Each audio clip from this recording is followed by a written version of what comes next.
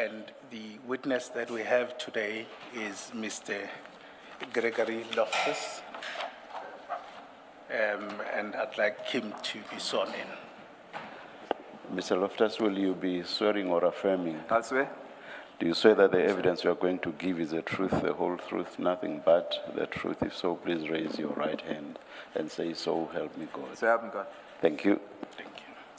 Just as a way of background relating to the witness is the father to the late Mr. Bevan Loftus, who was killed in a shootout with police, and his evidence fits within that context. And then as we go through, we'll then see how it fits in the entire stream. Thank you. Thank you. You should have 4 files before you. There's a statement file 1, which contains the statement of Mr. Gregory Loftus. I know there were a number of file 1, but it's that statement, if you can locate it. Then there's file 2, which contains primarily the application and the voice recording, and then there's file 3. File 4, for present purposes, perhaps you can pen it away. Then we'll start with file 1, page 1, which is the beginning of the statement of Mr. Loftus. Mr. Loftus, you have that file before you? Yes, with my statement, yes. With your statement? Yes. Correct. Do you confirm that this is your statement that you prepared for the commission? Yes, I do confirm. All right. And is there anything in that statement that you feel, at least for now, that you don't agree with? No, there isn't anything I don't agree with. But in any event, feel free to, if there is any issue, to raise it. I'll do that. Thank you.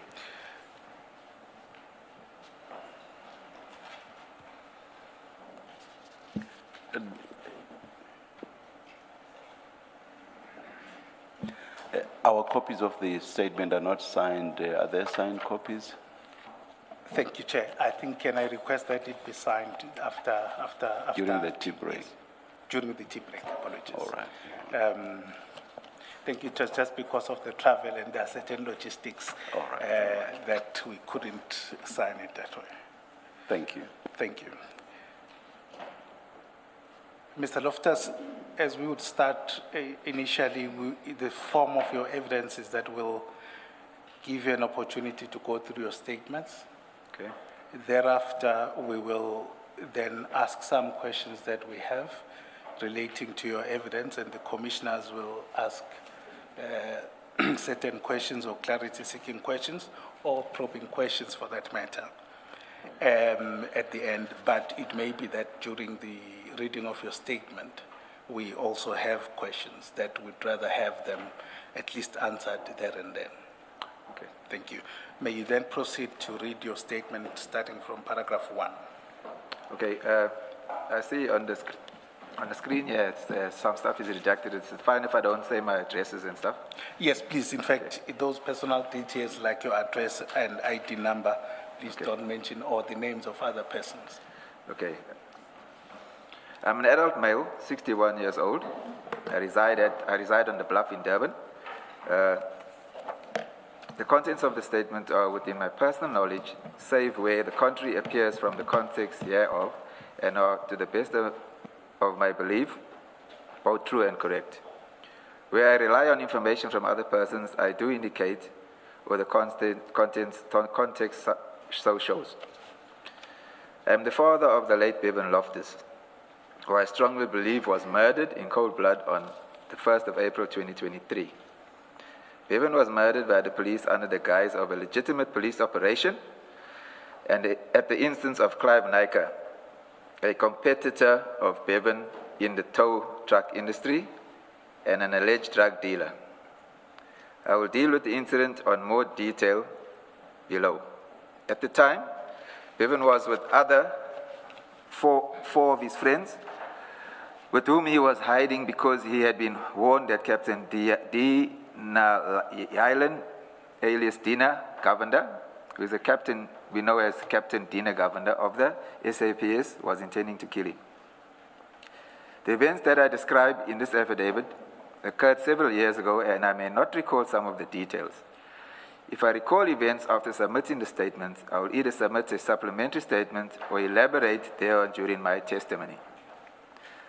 On March 31, 2023, the day before my son was murdered, I deposed to an affidavit in support of an interdict application which was issued that day and which sought inter alia to interdict Captain Dina Governor and the SAPS from murdering my son. If I can just say something here before I go on. It says here in support of an interdict application which was issued. The interdict wasn't issued, it was the summons that was issued. There's a correction there. Okay. A day after the application was issued, Captain Dina Governor and a group of SAPS officers under his command murdered my son anyway. I attach as Annexure GL1 the notice of motion and founding affidavit in the support of the interdict application which I had issued on 31 March 2023. I confirm the correctness of my founding affidavit in that application. That application, of course, does not deal with the circumstances around my son's murder because I deposed it the day before my son was murdered. For reasons of convenience, I therefore repeat many of those facts in the present affidavit before going on to address the murder of my son. Captain Dina's deposed to an answering affidavit in that application, which affidavit is of technical points and appears to be protecting Mr. Clive Naika. I am not formally employed. I provide panel beating services on an ad hoc basis. Sorry, before you proceed, I just want us to go to GL1, which is an attachment to your statement. Just to confirm, is that the application you are referring to? Yes, this is it. This is the application. Thank you. Please proceed with paragraph 7. Okay, I am not formally employed. I provide panel beating services on an ad hoc basis. I am the registered owner of 3 residential properties situated on the bluff. That one of the properties belongs to a trust, of which I am a trustee. I reside at my premises with my wife, and Bevan and his family lived at the adjacent house to mine. My other son, Nicholas, and his wife, Melissa Loftus, currently use the property, one of the properties, as a creche, or should I say a CD something. It's not actually a creche, it's a higher learning. It's for older children. The property at number 1, at where Bevan lived, was occupied by Bevan and his family from June the 20th. I have a history of approximately 20 years of service with the South African Police Service. I joined the police in 1986, where I was based in Langlaagte in Johannesburg. I was transferred back to KwaZulu-Natal in the early part of 1987, where I was based in Wentworth Police Station as a constable.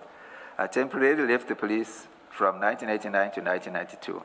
I rejoined the police SANAB in 1992. SANAB is SANAB, South African Narcotics Bureau. I held the rank of detective in 1992. Later in that year, I joined the Child Protection Unit. I went back to be based at the Wentworth Police Station in 1993. Although I cannot particularly remember the given passage of time, I left the police in 2009 because I had been victimized at the Wentworth Police Station and that was taking a toll on me and my family. At that time, I held the rank of a warrant officer. After I left the police, I worked in the construction industry for various companies on short contract basis. Bevan did his matric during 2007 and 2008. He failed his matric, and consequently, I sent him to do courses which he could use to sustain himself. The courses relate to welding. After completing the courses, Bevan joined me in the construction industry. He focused on welding testing and worked mostly with me. We were able to sustain our family and accumulated some savings, which Bevan used to buy and sell cars for profit. He was a business-minded person. Later on, with my assistance, he became involved first in the taxi industry and later in the towing industry. During 2005, Bevan bought a towing van which he used for his towing business. The business was registered as First for KZN, towing, panel, and paint. and has an office and vehicle storage facility in Clarewood, where he conducts his daily business. I do not know much about that industry. Safe to say, I know that there were the Durban South, the Durban Central, and Durban West regions.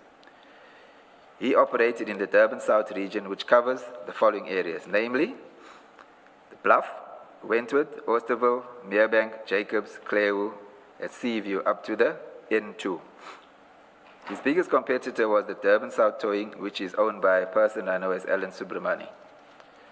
The towing industry is lucrative. I do not know details of the industry rules, but I was aware that operators operated within particular regions, not because of routes or permits, but because of understandings. Sorry, Mr.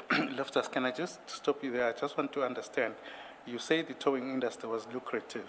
Can you just explain what do you mean with that statement? Yeah, there was money to be made. You know, if you had enough vehicles with enough drivers, yeah, you made a lot of money. So it was the lucrative, I say, is dependent on obviously how many vehicles you have. Okay, but there is money in the towing industry. It pays well. Okay. At the time of his death, Bevan had 12 tow trucks, 6 of which were operating.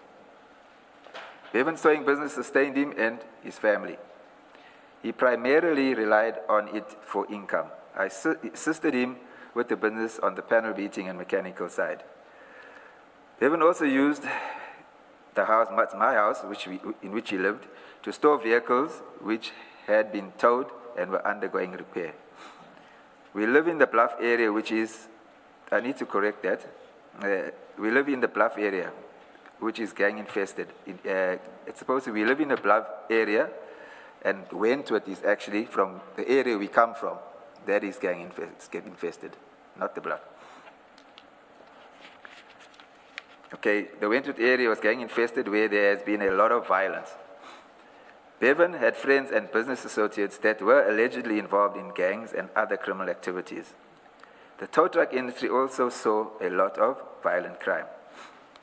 Gang violence involving the tow truck industry started in Wentworth during 2020. Bevan, his friends, and his drivers started being shot at by the members of a drug gang called the Cartel. Do you have any idea why that was so? At first, no. But we'll come to that. I'll explain it at a later stage. All right. Okay, his friend Antonio Goldstone, who was 21 years old, was shot and killed by members of the Cartel in his flat in Wentworth. A case of murder has been opened, but no arrests have been made. Antonio had previously been shot in his shoulder at the same flats where he lived whilst walking home. Since 2020, 5 of Bevan's drivers had been shot. In one incident, one of the drivers, Colin Pillay, was shot and killed on the N2 in Isipingo, and in another incident, a passenger of one of the employees, Nhlaganipo Dube, was shot and killed in Galma Crescent, Merebank, on the 10th of July, 2021. No one has been charged with the crimes yet. They were witnesses to all the incidents. However, I have come to know that 2 of the suspects are now deceased.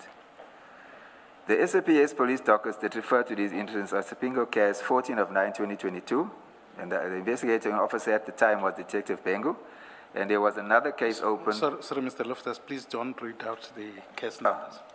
Okay, sorry about that.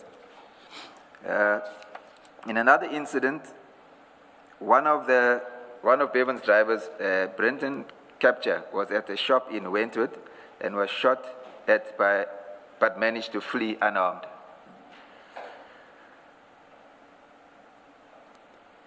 A while later, the same driver's father was seated on his veranda with his son and was killed in a drive-by shooting. The incidents were registered under a Wentworth case. A friend of Bevan, a friend of Bevan and his wife were shot in Tiflin Road in Wentworth while he was taking his wife to work. His wife was injured and he was hospitalized for a few months due to the severity of the injuries. He is now in rehabilitation to assist him to walk again. This shooting incident is also registered at the Wentworth police station. In another incident, one of Bevan's ex-drivers, Denzel De Silva, was shot while awaiting his food order in Wentworth. He survived the shooting incident. A colored male by the name of Dion Ismail Wood was arrested for the shooting and is currently in Westville Prison. A police docket that refers to this case is a Wentworth case. I now turn to the events leading to the murder of Bevan and his friends. The allegations against Bevan. There are allegations that Bevan was involved in drugs or killing people.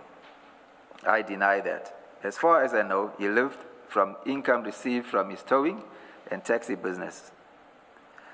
He did not live a flamboyant life and lived modestly. I have been in the service. I would have had some idea if Bevan was involved in drugs or in the killing of people. I vehemently dispute those allegations. The narrative that Bevan and his friends were involved in drugs were a cover-up by the police to justify hunting him and ultimately killing him. I now deal with the police harassment in the course of them hunting Bevan. If I may just pause you there. You say you dispute these allegations. Do you still stand by that version? Yes, let me just elaborate. When I said dispute these allegations, Bevan's been living at the premises next door to me from 2020, beginning of 2020. I can go on to say that as a father, I'm not with him all the time. I can comment on when I'm with him. I don't know what he does or what he did when he wasn't with me, but in my presence and while he was living at that premises, I did not see any evidence of any of the allegations. Okay, please proceed. Okay, the harassment and intimidation by the police began in 2022. But it is important that I set out the context which I believe is important and basis for the harassment. During 2022, both Bevan and myself received information that there was an assassination contract put on Bevan's life in the amount of 2.5 million. I also received information from a policeman I know that the hit on my son, Bevan, was genuine. The word was that I should be careful because if they cannot kill Bevan, they would kill my son, Nicholas, or myself. My son, Nicholas, was a Bolt taxi operator and had to cease operating because of the threat on his life and subsequently lost his income and the vehicle. Bevan and I were informed that Clive Nyker put up the 2.5 million contract to kill Bevan. On 23rd of January 2023, Bevan called Nyker, Clive, and confronted him in this regard. I have submitted a recording of that call to the Commission. A transcript of that call is attached as GL2.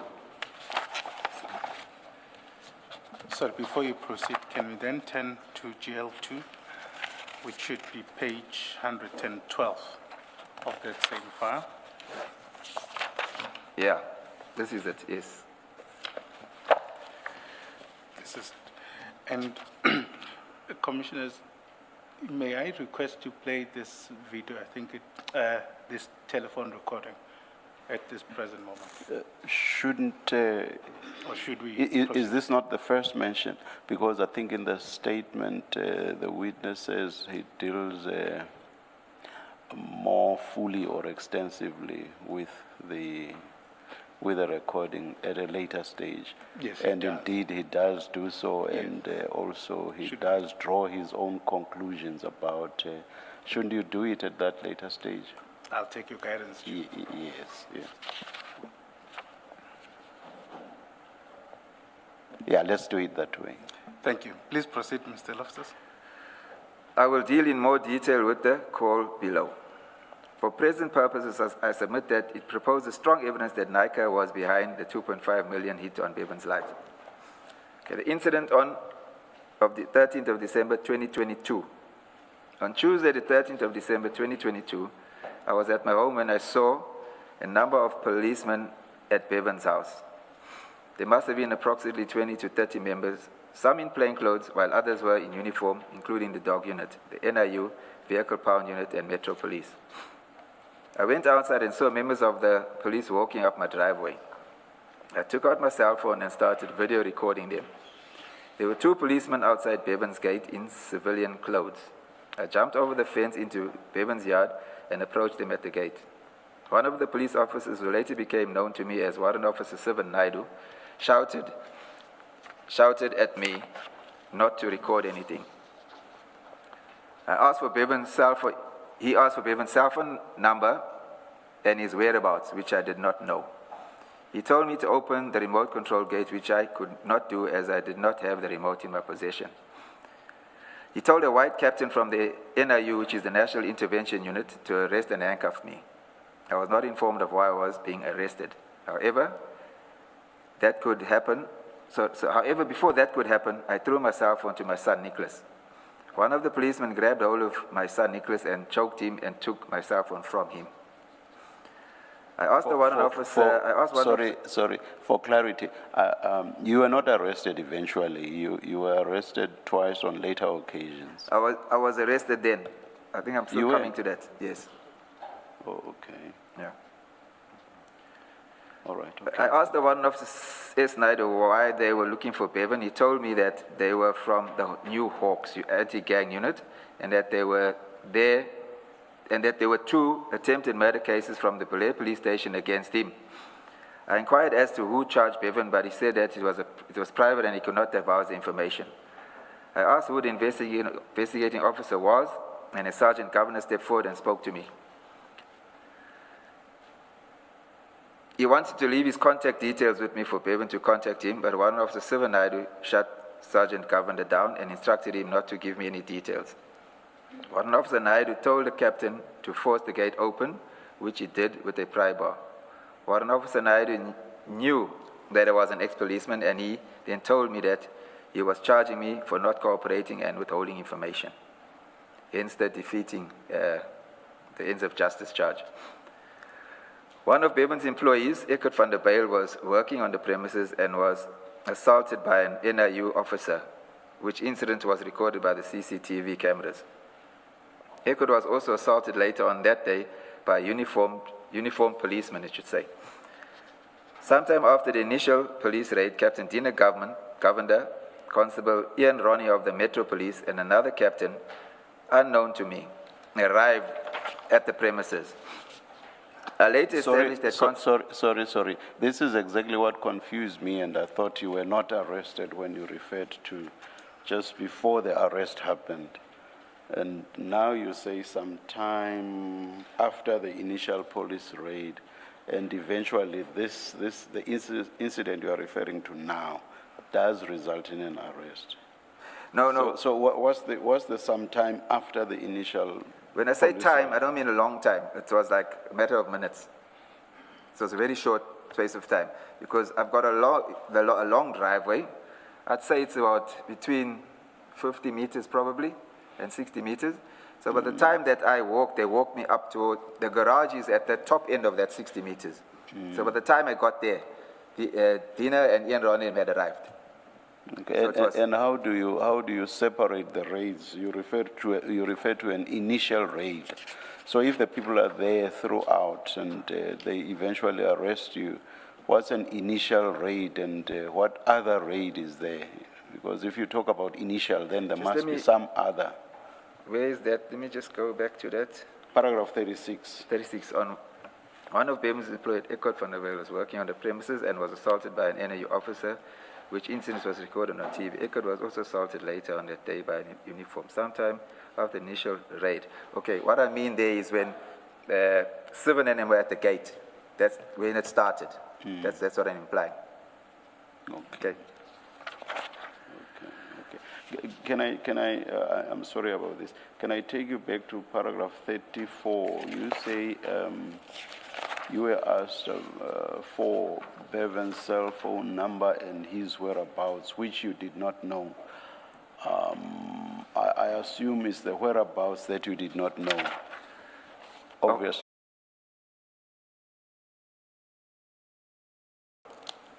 There appeared to be no reason why an off-duty member of the Metro would be involved in the police action on that day. Bevan's house, where he lived, was locked, and Constable Ronnie gave the go-ahead for the other policemen to force the kitchen security gate open, which was the NIU captain, and which he did. I asked them whether they had a search warrant, which they could not produce, and I was told that they did not need one. I told him that I do not live at that address and did not have keys to the premises. They insisted I enter the house with them. I asked that only 2 policemen enter for control purposes because I did not know if there were any valuables or cash in the house and did not want to be responsible for anything going missing. Many police members entered and went into different areas of the house without any supervision. A young man, namely Michigan Hippolyte, who was then 19 years old, is now deceased, was asleep inside the house. Constable Ian Ronnie from the Durban Metro picked up 2 Chinese-manufactured two-way radios from the shelf in the kitchen and said that they were police scanners. Constable Ian Ronnie and one of the Sivan Naidu took Michigan into the bathroom and questioned him about Bevan's whereabouts. I saw Constable Ian Ronnie push Michigan's head into the bath with water and hold it there on 2 occasions while Michigan struggled to breathe. I interviewed and told Constable Ian Ronnie to stop what he was doing to Michigan. He then stopped. Various other items, including 2 pellet guns and empty cartridge casings, including 9mm shells, a Ronnie rifle frame, which housed Bevan's Glock 9mm handgun, were taken. Later, I was informed that an AK-47 round was also allegedly found. I informed the policeman that both Bevan and his wife were licensed 9mm firearm holders. Sorry, Mr. Loftus, just before we move off that, did Mr. or Bevan own any high-caliber rifle or assault rifle? No, he didn't at that stage, no. At that stage? Yeah. Okay. When did he own it? Let me just correct what I said. He registered a security company and he had applied for firearms. They were shotguns, but they actually were in the license of being processed, which didn't materialize. Okay, so, yeah. Did he own any AK-47? No, he did not. Okay, thank you. Paragraph 40. Paragraph 40. Bevan sometimes towed vehicles at his address when his business premises were full. The policeman scanned the disc on a Renault Duster motor vehicle which was legally towed and stored with the owner's consent during the floods storm which occurred in April 2022. When the policeman, called it up and it came up as a stolen on a Brighton Beach case, the Brighton Beach policeman had previously come to the premises with the owner to remove the vehicle. However, the vehicle was left at the premises and had attracted storage charges which the owner had not paid. We showed the police the legal documentation together with the newspaper advertisement in the Independent newspaper on Thursday, 21 July 2022, indicating that the vehicle would be sold to defray costs. After seeing the documents, the police left. I was then forced to open the garage, which I did under duress without a search warrant. My old police issued bulletproof vest and handcuffs were hanging on the wall in a bag which was covered in dust and insect droppings mess. I informed them that it was my issue which had been hanging on the wall for the last 15 years. When I resigned in 2009, they only took my service pistol, and I kept all my uniforms and other equipment. Sorry, just before you go there, out of interest, aren't you under an obligation to hand back all the tools of trade? Some of them, yes. The bulletproof vest should have been handed back, but if I can just explain how it remained in my possession. When I resigned in 2009, I went to the station commissioner and told him that I'm resigning. I had accumulated 9 months vacational leave over the years. And at that time, I don't know if it's changed now, if you left voluntary or resigned, you lost your leave, whatever leave you had accumulated, and you didn't get paid out for it. So I said to him, I want to resign. Can he please sign my accumulated leave, which amounted to 9 months? He refused to do that. He actually said to me that he won't do it because if he signs it and the 9 months leave is completed, I probably will withdraw the resignation. So I said to him, okay, let me post-date the resignation and he can keep it in his safe, and on that date he can submit it. So I had my firearm with me. I handed in my firearm. The bulletproof vest was still at home, in the garage, because we didn't really wear it. So I left almost immediately. I went to Secunda where I had employment. So I hardly came home. It was every now and again on a weekend. So I didn't have the opportunity to hand it in, and to be honest with you, I totally forgot about it. And as well, none of them actually came to me and reminded me or came to looking for it to hand it in. So I totally forgot about it. Okay. Can I just to clarify, this garage you referred to at paragraph 41, is this at your property or where Bevan That's where Bevan was lived? living. Okay, Yeah. But I used to live there previously. yes, Okay. thank you. I was subsequently falsely charged for obstructing or defeating justice because I did not know Bevan's cell phone number and whereabouts, and also could not open the gate. Impersonating a policeman, possession of state property, possession of a stolen motor vehicle, possession of ammunition, which was a .357 Magnum rounds and one AK-47 bullet, which was allegedly found on the premises at Bevan's house. Just on that paragraph 42.5, you say allegedly. Do you dispute that? Yes, I dispute it. Firstly, if I can just explain further, Commissioners, the .357 Magnum rounds, I'm a licensed firearm holder of that caliber of weapon. And on the day, there was a captain from the Durban Central actually asked me if I have a firearm, which I said I do. So he went with me to my premises next door, and he took possession of my firearm. The AK-47 bullet, I know nothing of that. Let me get this. You were in possession of state property because you had the bulletproof vest, the uniform, and the handcuffs. So why would that charge be false if, even on your own version, you forgot to hand them back? I wouldn't say that charge is false, because I agree with you, Commissioners, because it was in my possession. Yes. But I'm saying it wasn't maliciously in my possession, because the implication on the day was that I read from Captain Governor and Warrant Officer 7 ideas that I'm using it for malicious purposes. That's why when it was taken off the wall, it was hanging on the wall, I actually said to them, please take a photograph of the condition of that bag to show that it wasn't open, because there are a whole lot of insect droppings on it in the zip area. So I wouldn't say that's false. It's not false because I was in possession of it. And the badge, where was the badge? No, they didn't find the badge. The badge, did you hand it back, the badge? No, I didn't. I destroyed it because they didn't take it. And there are other policemen that will tell you the same, that they also left with their badges and they themselves destroyed it. Thank you. Just for context, Commissioner Kumalo, I think the photos relating to that raid are in the bundle. Just, I don't know, in the interest of time, whether you want to go through them, but the one of the badge, of the bulletproof vest and the handcuffs appeared page 951, which is file 2.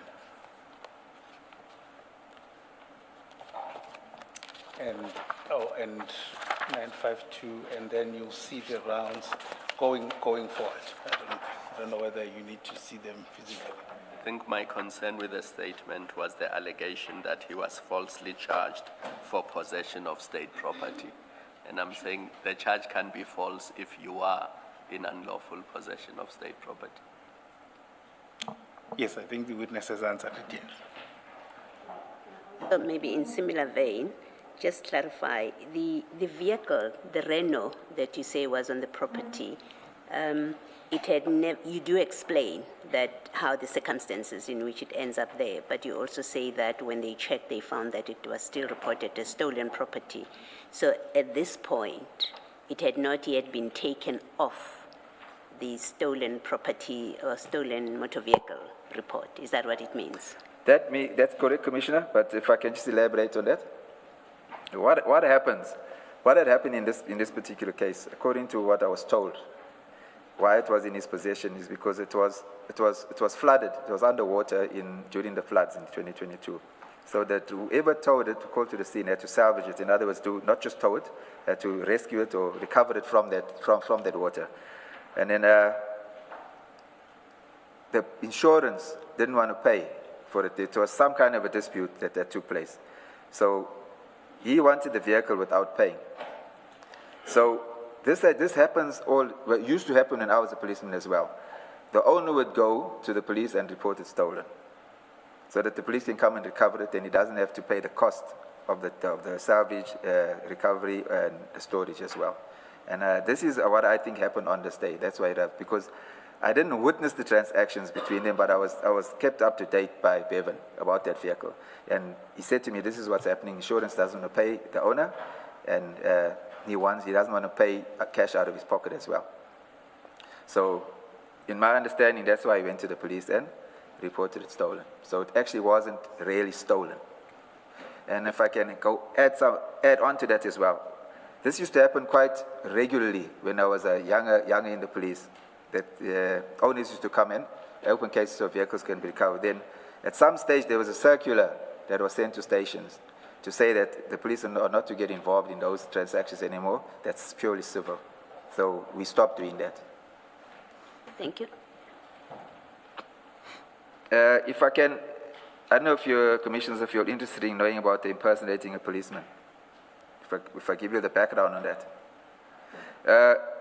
That charge is, when they came, Dinner and Seven, when they entered the premises at the garage, Dinner Governor related to me that he knows about me. He knows I was working at Sanab with Warrant Officer Swanepoel, Warrant Officer Jones at that time, who's now retired. He retired as a colonel, and another gentleman who worked with us as a reservist. His name was Sunil Kara.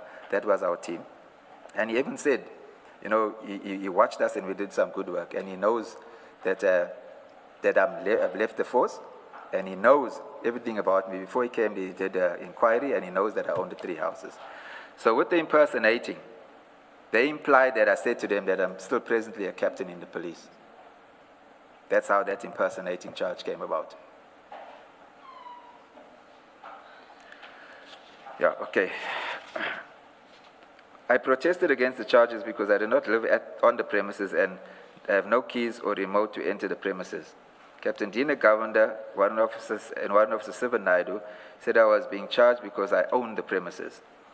They took me and I was detained at Durban North Police Station from Tuesday, the 13th of December 2022, and I attended the Durban Court 10 and Thursday, the 15th of December 2022, and was remanded to Westwood Prison for 7 days, for a formal bail application, that is. On appearing at Durban Court 10 on the 22nd of December 22, I was released on a 3,000 and bail, and the case was later withdrawn.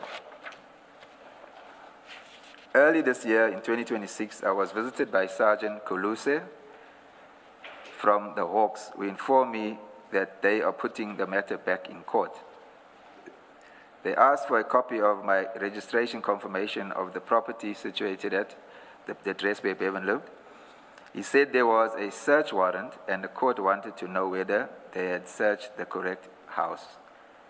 He also asked for a copy of my firearm license, which I later sent to him. It emerged from Sergeant Governor that the raid on our family homes on the 13th of December 2022 was ostensibly related to the 2 Belair dockets, which are both Belair cases. Bevan had no knowledge of these cases and was never contacted by the Belair police officers who were assigned these cases. I later established that the Belair cases had been signed out by Captain S. Naidu and assigned to Warrant Officer T. Naidu from Durban Central Detectives on the 4th of December 2022. The dockets were returned a week later. Bevan was not contacted in that time, and we have never seen any evidence suggesting that there was any case against him. Sorry, just to clarify certain things, you talk of Sergeant Govender. Is that someone different to Captain Govender? That is somebody totally different to Captain Govender. And then there is Captain Naidu. It was Captain Govender, it was Warrant Officer Naidu. Okay. And Sergeant Govender. Okay. All right. Thank you. Please proceed at 46. at 46. Whilst I was in custody at Westwood Prison on December the 22nd, I received a message from Bevan's best friend, Marlon Stewart, who's known as Sticks, that's his nickname, and another male known to us as David, who is a tow truck driver for Durban South Towing. They were shot and killed near Moses Mabhida Stadium. Bevan knew both deceased as he grew up with them, and Marlon was his best friend. According to Captain Dina Governor and Warrant Officer Sivan Naidu, Bevan and his manager, Hendrik Nunes, were persons of interest in the matter. This was mentioned to me and Bertie Lang, who was my attorney, by the officers. The allegation was suggesting that Bevan was involved in the murder of Marlon and David is fanciful. Marlon and David were his close friends. Moreover, Bevan was in Johannesburg when they were shot and killed. Okay. Sometime in January 2023, Bevan came home one day and told me he got a phone call from a friend that is in the Sydenham Taxi Association together with Clive Nyker. The friend told Bevan to be careful because Mr. Clive Nyker had put a hit on him.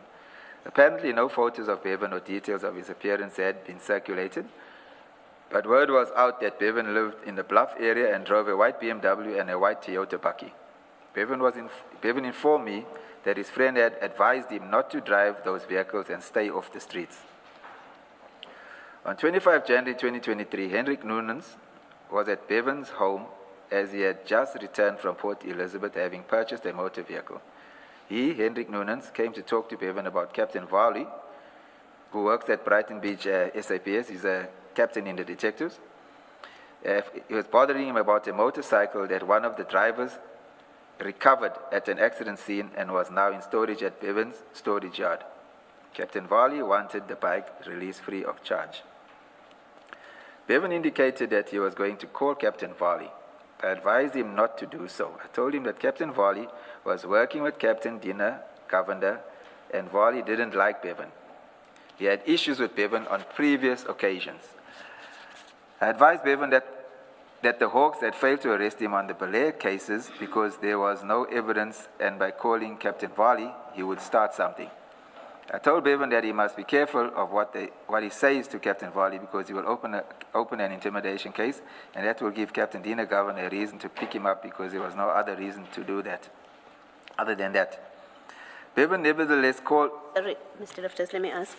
At this point where you are warning Bevan about Captain Govender, or Colonel Govender, what did you know about Colonel Govender to do with Bevan at this point when you give him this warning?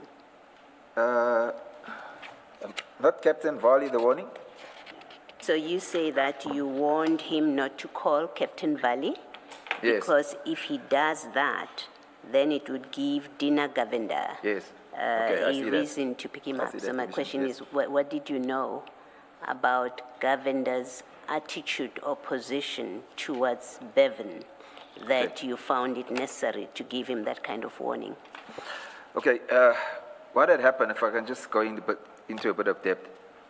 Captain, far as I was concerned, because what was happening, I was concerned about Bevan's life now, because there were threats made against him. So I started conducting my own inquiries to see who Captain Govender really are. And then I established that after they had come there in December, obviously they didn't return until February. I established, from my police experience, the cases that were from Belair. As an experienced detective, I have an understanding of how it works. When you receive a docket for investigation, you have to, within 24 to 48 hours, you have to do some work on it. So if there's evidence in the docket, you'd obviously approach the accused person or the suspect in that matter. Should there be any witness statements, corroborating witnesses, etc. And I established that there weren't any of the above. So I took it from that is why Dina Governor and his team didn't return for Bevan, because had it been such a serious case, they would have been relentless to arrest him. Because I asked the question, why would a specially formed anti-gang unit go to a small station in an area and draw 2 attempted murder dockets, which the investigating officer hadn't pursued or made any attempt to contact the alleged suspect. So I thought it quite suspicious, why this can't be falling in their mandate. And then I established that Captain Govender was at Brighton Police Station and at Wentworth Police Station trying to find dockets where Bevan is implicated, outstanding dockets. And the information I got from my sources was that Captain Varley was working with him, looking for dockets so that they can arrest him. So in my opinion, I was saying, if the cases were so strong against him, why are they going further to look for other dockets? So I was of the opinion that there was no real evidence to arrest Bevan on those 2 Belay cases.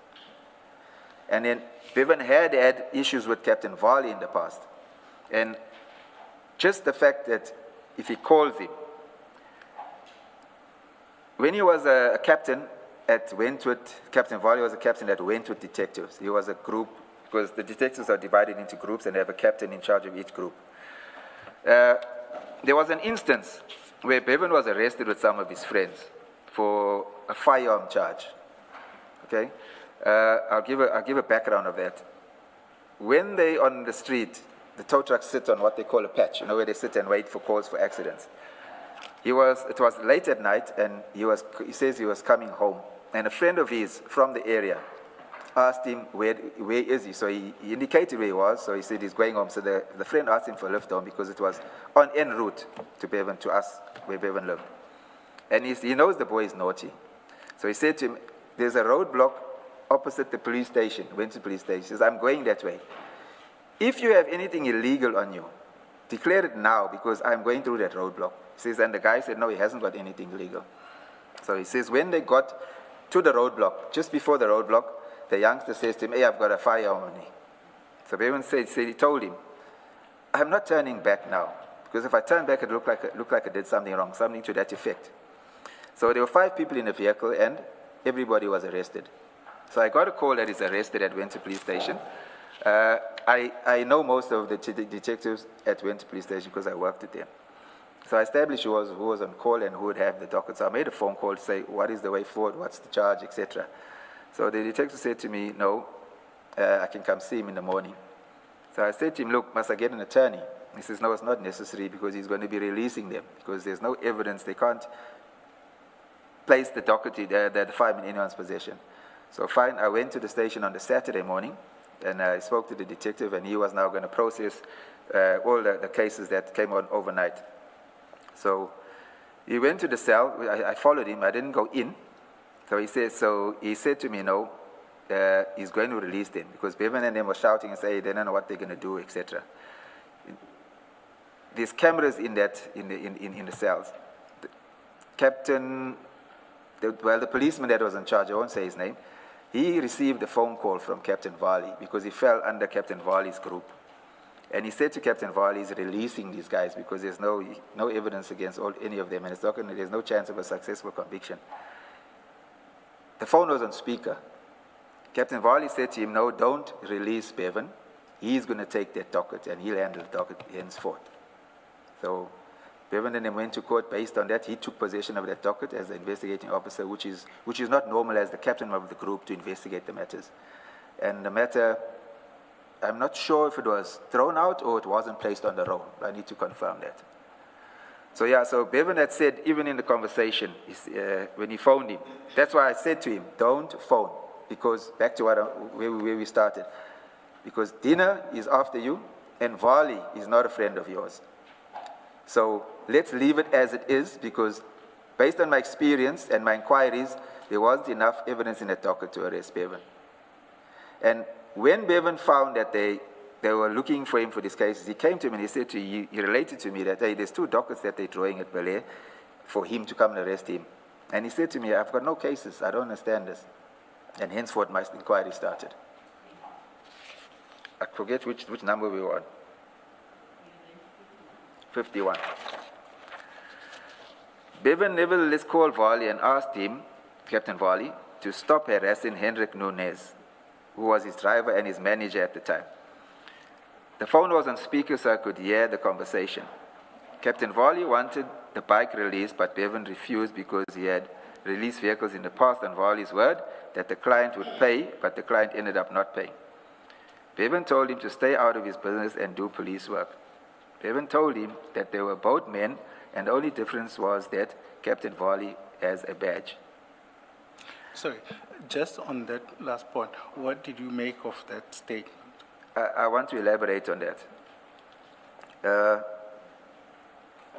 The words actually used was, look, Bevan was furious because he was under such pressure. He's getting pressure from these guys for a case he says he knew nothing about, and Wali now. So the words were something to the effect of, Wali, you're a man, I'm a man. You've got blood and bone, I've got blood and bone. You're a policeman, I'm not, you've got a badge. You do your police work and I'll do mine, stay out of my business. It was to that kind of effect, In other words, stay in your lane, I'll stay in mine, Sure. After calling Captain Wali, Bevan called Mr. Clive Naika of Roadstar, towing again against my advice. The transcript of the call has already been referred to above and is GL2, as stated above. I have sent the recording to the Commission and I believe it will be played for all to hear. Again, this call was on speaker and I could hear the conversation. I wish to highlight that the following...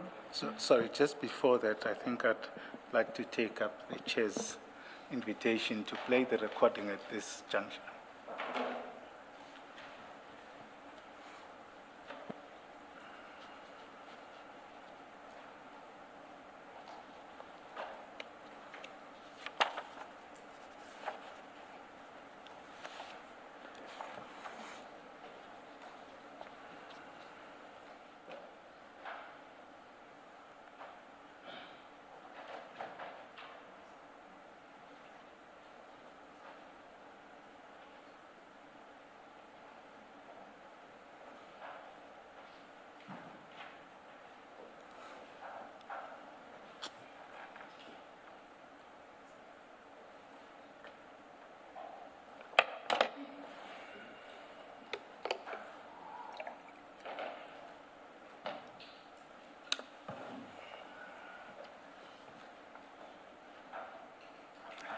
Chair.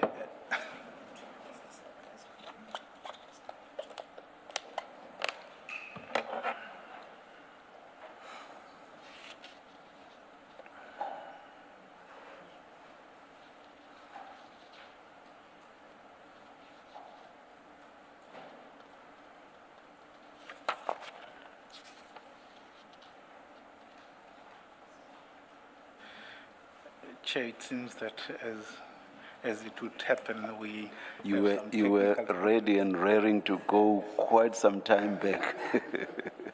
Should we, let's just carry on, perhaps you'll come yes, back. can I request if indeed we get there, we'll play it. Yes, But yes. it's quite important for the context of, all right, I all think right. also for the question that was put to Mr. John. I don't know whether I can do it because my colleague tells me. I don't even think it's necessary for us to go to the transcript because we went through it and I think it was read into the record as well. We can proceed so long. I'm not saying you should not play when you are ready with it, we can always go back to it. Can I perhaps just offer an explanation why I need to go to the transcript to explain? I'm not even stopping you, but please, if you want Okay. to explain it. It's because there was an issue about identification of Bevan and Mr. Naika, and Mr. Loftus was in that room, so I'd like him to explain, and perhaps if you have a question or the commissioners have a question, they can come from there. Oh, so are you suggest, for example, in paragraph 52, just before the sub-paragraphs, Mr. Loftus says he wants to highlight something, and then we have the sub-paragraphs, which are what he highlights. Are you saying we should not even go there until we've played the recording? Perhaps I just want, maybe, I don't know how the technical issues will be, but at this point, not to lose the point, I'd prefer that at least he explains 52.2. Okay, maybe let's just go to paragraph 53 then. We'll come back to the recording and then Mr. Loftus's observations. Before we move on 52, I didn't include it yet.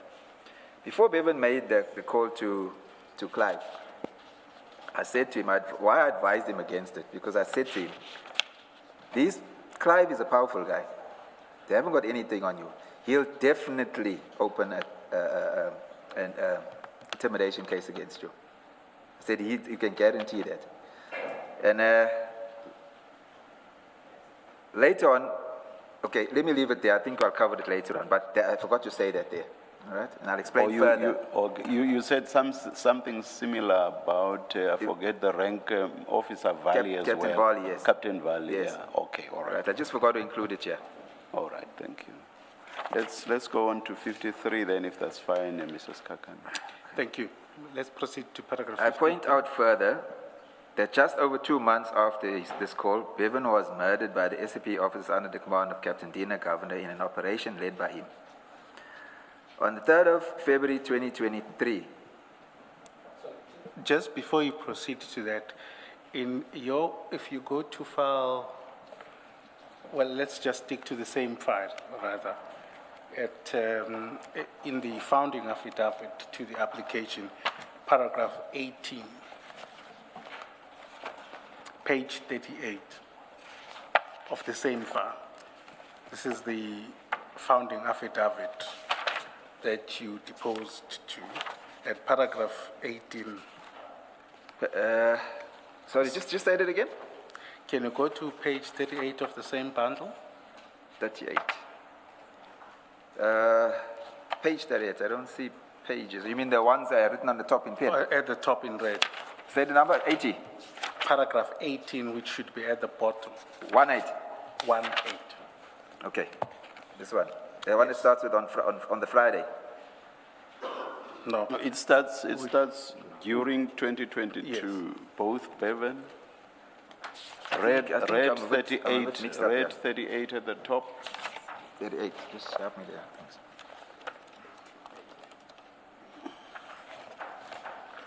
Oh, okay, all right. Okay, can I go Are on? you there? Can you just read that entire paragraph 18? During 2022, both Bevan and myself received information that there was an assassination contract put on Bevan's life in an amount of 2.5 million. I also received information from a policeman I know that a hit on my son Bevan was genuine. The word was that I should be careful because if they cannot kill Bevan, they will kill my son Nicholas and myself. Thank you. I just want to probe just two things there. So you, according to this, you received the information in 2022. Yes. Do you remember when about? No, I can't remember. And this information was in what form? Verbal, From a source. from a source, yes. And in terms of this, was it at the same time you at Bevan, or you received it separately from separate sources? It was more or less around the same time. Yes, because we discussed it, yes. So I think the question is, was the source the same person? No, it wasn't the same source. Mine was, if I can recall correctly, Bevan told me that the hit was put on him. And then we were discussing this all the time with people. It was a thing that was going on in the area. And then this friend of mine approached me and he said A, B, and C, which now corroborated with what Bevan had said to me. I just want to make sure that I understand. So you're saying that Bevan tells you for the first time that this is in 2022, Yeah. that there is a hit on Yes, him. yes, And he tells you that it's for 2.5 million. yes. Does he say who it is, who's the person? At that time, no. I don't recall that he said who was the person. At a later stage, At a later At stage. a later stage, the name came out of who it was. Okay. And then you then get information, or you confirm independently from a policeman.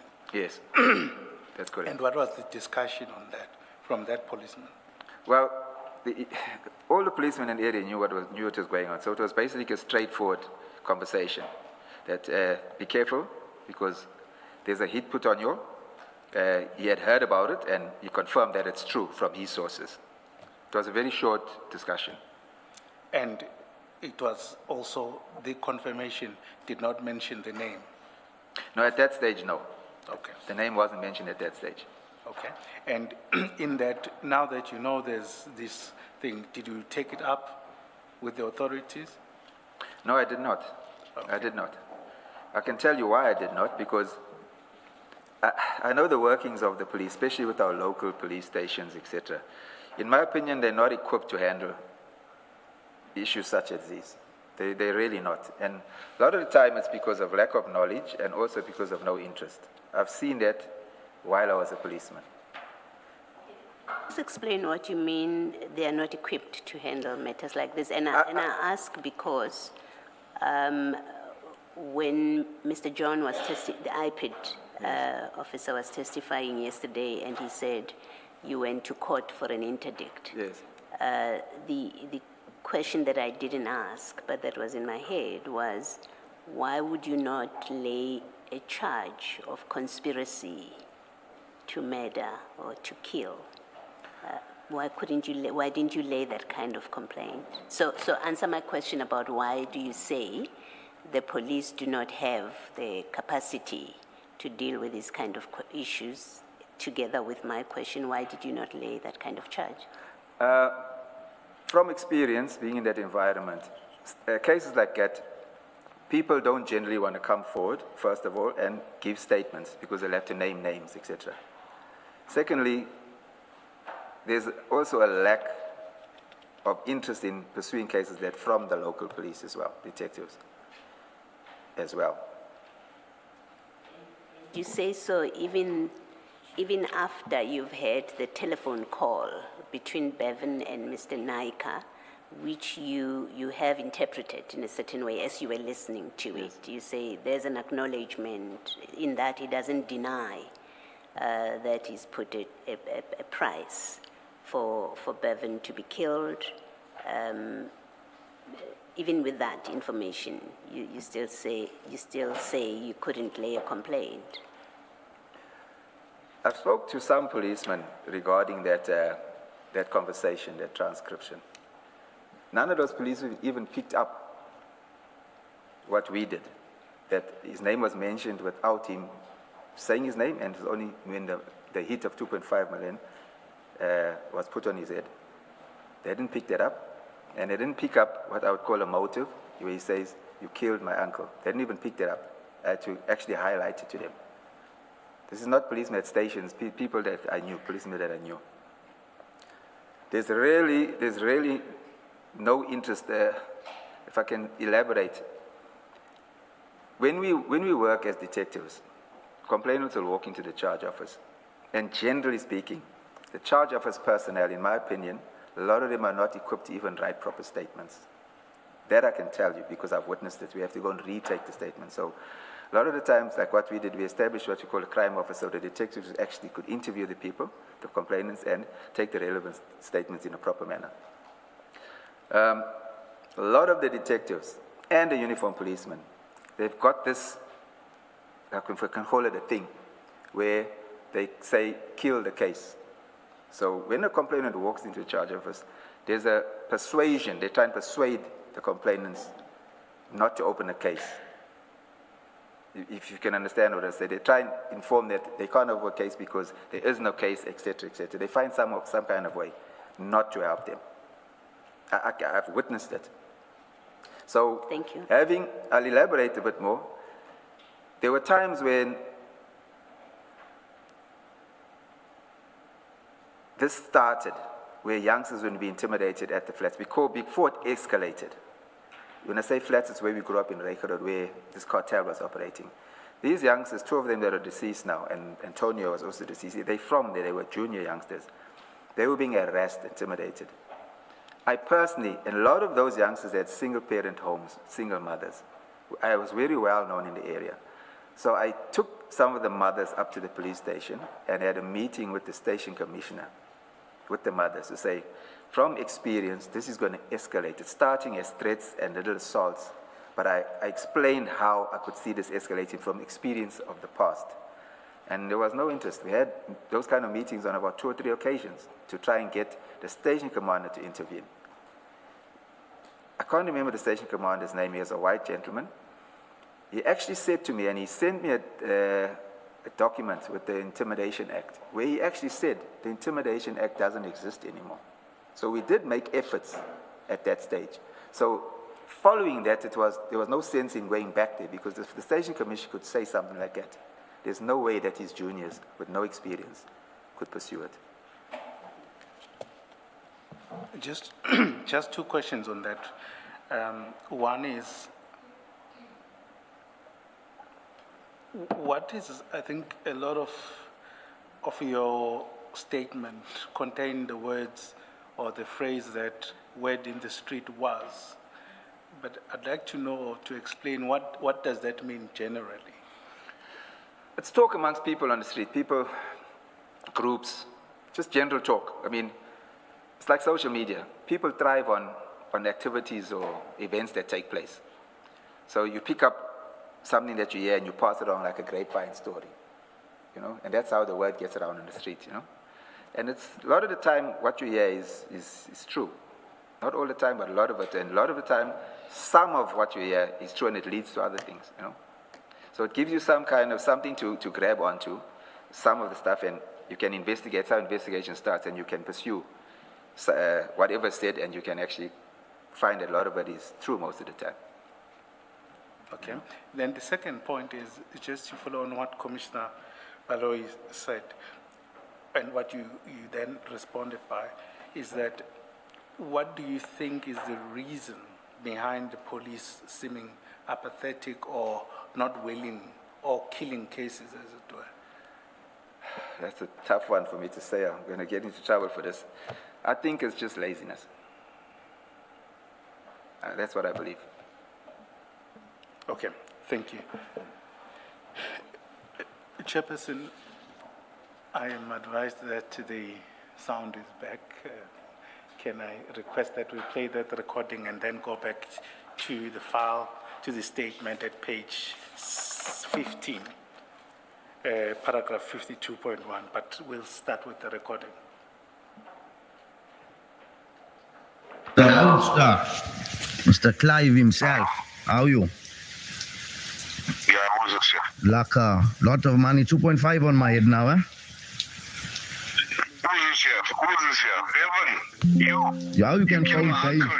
How you can phone Dane to tell Dane to set me up? You can phone Dane, the roadster. The roadster, Mr. Clive himself, how are you? Yeah, who's this here? Like a lot of money, 2.5 on my head now, eh? Who's this here? Who's this here? Bevan, you? Yeah, how you can You phone my Dane? uncle. How you can phone Dane to tell Dane to set me up? iPhone Dean, I don't even Yeah, fucking know. me, I who never this is. ever fought with you. I got no problem with you, but look like you after me. You paying dinner, governor, you paying all the carols. You went back to do all these things to me. I never had nothing to do with you. I never minded your business. I got no flop with you. But Bali, you went out of your way to do all these things to me. You wanna kill me and all. What kind? Bali, where's the numbers? Are you making allegations against me, or are you telling me the facts? I'm asking you, where's the numbers, Bali? I never Let's do start fuck off all now. to Let's you. start off. Check your word. I'm Firstly, fuck all to you were you. telling the people I killed Regan. See our Bali. See our checker. No flop. You wanna kill me, right? No flop. The fastest lives the longest. Right? Laka. Was it? Thank you, Commissioners. I think, I'm not sure whether it was audible enough for your purposes. Yeah, In any event, the transcript is Yes. at page 113, just to contextualize things. Now, this is the recording. Is this the recording that you were referring to earlier? That's correct. That's the recording. And at page 130, 113 is a transcript. Yes. Is that an accurate? That's inaccurate. Okay. And you were present when that call was made? It was made presently. It was his phone was on speaker. Okay. And what was the purpose of the call? After he phoned Vali, or let me say before he phoned Vali, he was agitated and he was quite angry and he was under a lot of pressure because he was tired of this. You just remember, he hadn't been out of the premises for a long time. Because when he heard that there's a hit on him, he said to me, they're not going to get me because I'm not going to leave the premises. So, like he says, he can't go out. Sorry, just repeat that. He couldn't leave the premises. He says he's going to stay in the premises because there's a hit on him, and if he stays at home, they can't get him. Henceforth, Hendrik Noonan ran the operation in the yard and on the street with the tow trucks, etc. So he was angry. So when Hendrik Nunes came over, he was on the phone with Wally. Wally phoned him a few times, harassing him about this motorcycle. So Bevan was agitated by that, so he said, no, I'm going to phone him. I need to put him in his place, kind of, He didn't use those words, but that was the gesture, so to say. And then afterwards he said, you know what? I don't know this Clive Nyker. He says, I'm going to phone him and ask him why he's doing this to me. And that's where the phone call came from. And where did he get the cell phone of Mr. Nyker, if it is Mr. Nyker? Yes, to be honest with you, I was quite surprised that he could get the phone call, but he was resourceful. What happens, you get a tow truck driver that drives for the operators on the bluff. And from time to time, they jump areas and they go and drive in other areas. So obviously, they make connections and friends with the guys that work for the different. So those guys have the contact numbers for their employees or their bosses. So he didn't tell me where it got, so I'm assuming that's how he got it. Because you hear conversations when a guy would ask, one of the drivers would say, have you got so-and-so's number? Then he'll be like, no, let me phone so-and-so, and that so-and-so will phone so-and-so, and the number will come, with the information, so to say. Yeah. But I wasn't present when he actually got the number. Okay. Yeah, I think I can't take that further with you as such. Yes. Then you confirm, or seem to confirm, that on the call was Mr. Nyker on the other end. Yes. How do you come to that conclusion? Well, look, okay, let me retract that. I can't say that it was him because I don't know him and I've never met him and I've never heard him speak. Based on the conversation and the phone call, I'm assuming that it was him.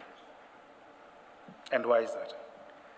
Well, from the conversation, when Bevan called him Mr. Clive, Mr. Roadster, he acknowledges, he continues the conversation acknowledging, I would say that's an acknowledgement that it's him. Do you know whether his company is Roadster? Yes, I do know that he owns Roadster Towing. Okay. Can you then read paragraph 52.1, which are the points you wanted to highlight? 52.1. Page 16 of your statement.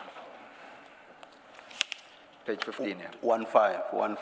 Yeah, 15. 52.1. Yes. When he answered the phone, Mr. Clive Nyker was not able to identify Bevan at first. As soon as Bevan mentioned the 2.5 million hit, Mr. Clive Nyker immediately identified him. And the accused, sorry, let me say that again. He immediately identified him, Bevan, and accused Bevan of killing his uncle. When Bevan accused Mr. Clive Nyker of paying Captain Dina Governor to kill him, Mr. Clive Nyker did not deny the allegation. I want to take issue with that. I think you should listen to the recording in the context of everything that was said. Let me take you to page 113, 113. Read 113 at the top.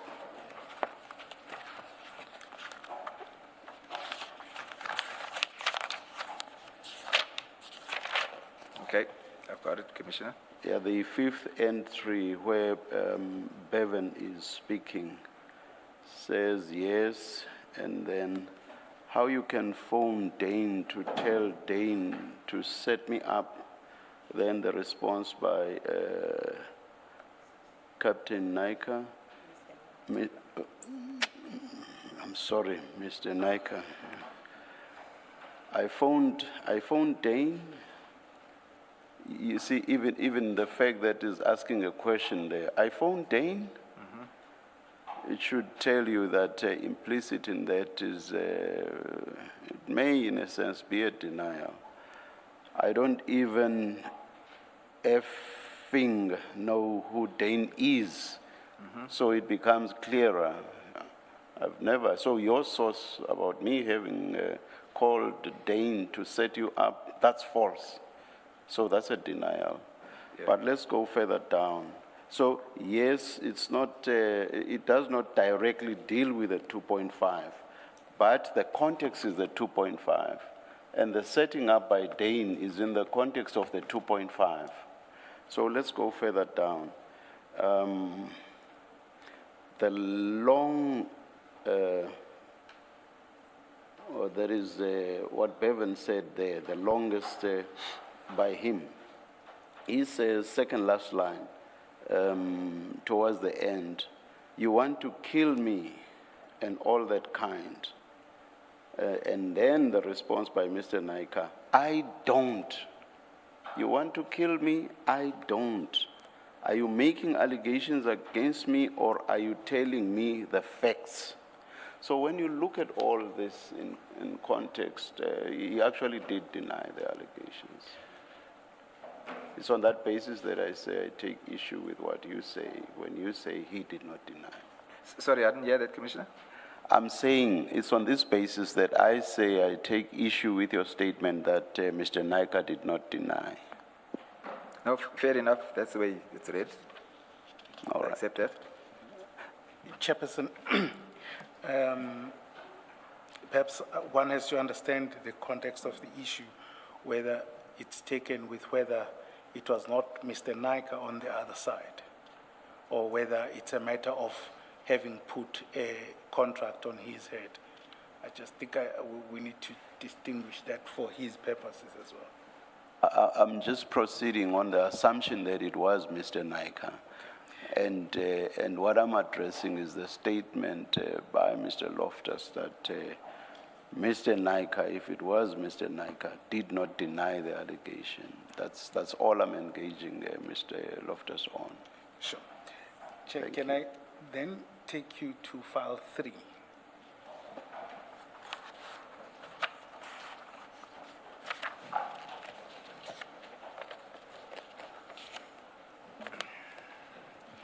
Page 118.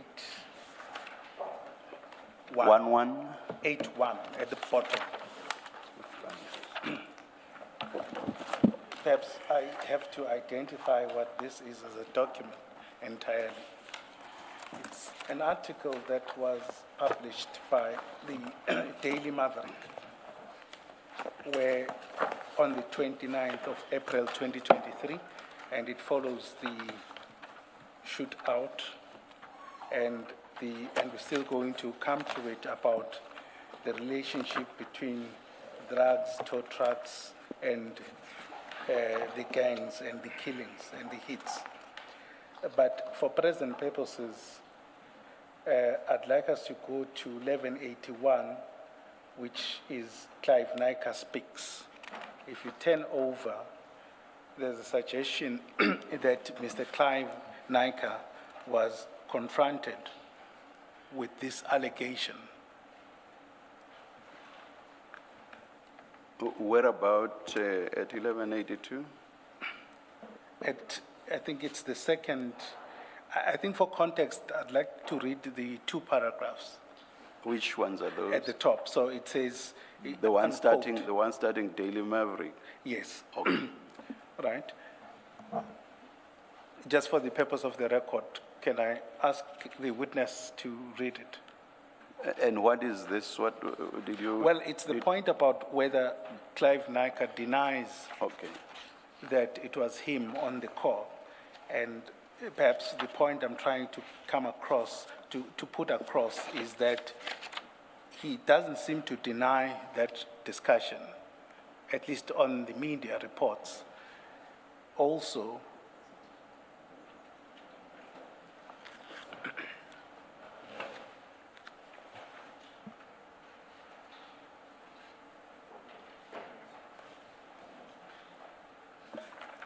Please go ahead.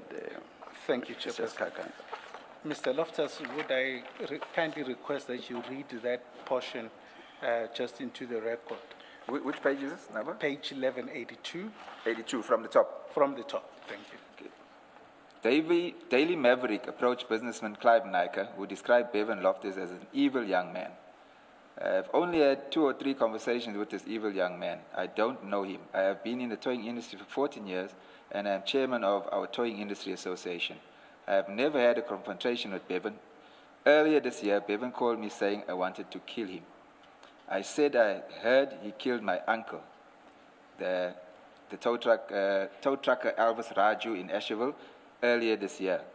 I heard on the street that it was a case of mistaken identity, that I was meant to be the target of the shooting. Bevan ended the conversation with, let's see who dies first. Thank you. I think I'd like to stop there. Chairperson, it's that evidence that I just want it to be there regarding Mr. Naika's, regarding whether it was him on the other line. And it seems to be consistent with the transcript and what the witness states and what is on the call. Or which is that it was Mr. Naika? Correct. All right, thank you. Or this has nothing to do with whether there was or there wasn't a denial by Mr. Naika. It's just to show that It's just to show... it was Mr. Naika on the... Yes, he confirms that, and he confirms the contents because Okay. you'll see where the last, not the last statement, it says, let's see who dies first. Yeah. And that's the other thing I want to take with Mr. Loftus. All right. For me, it was just to place that before you, Commissioners. All right. Thank you.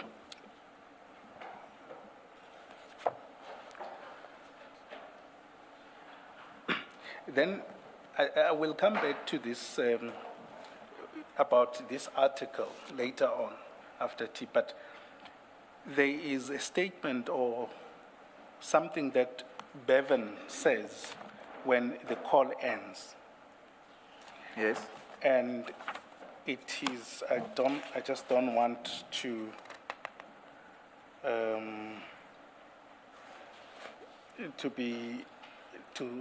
to rephrase it. It says, the fastest lives the longest. You recall that? Yes, I that recall it. sentence. What did you understand that to mean?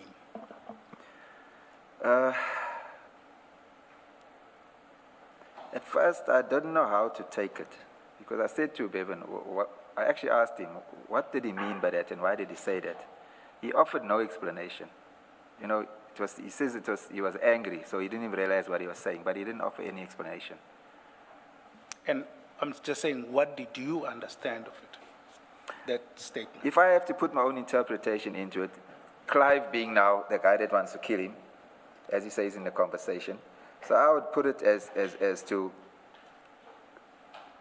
the fastest lives the longest, who gets who first. That's how I would interpret it. Would it be accurate to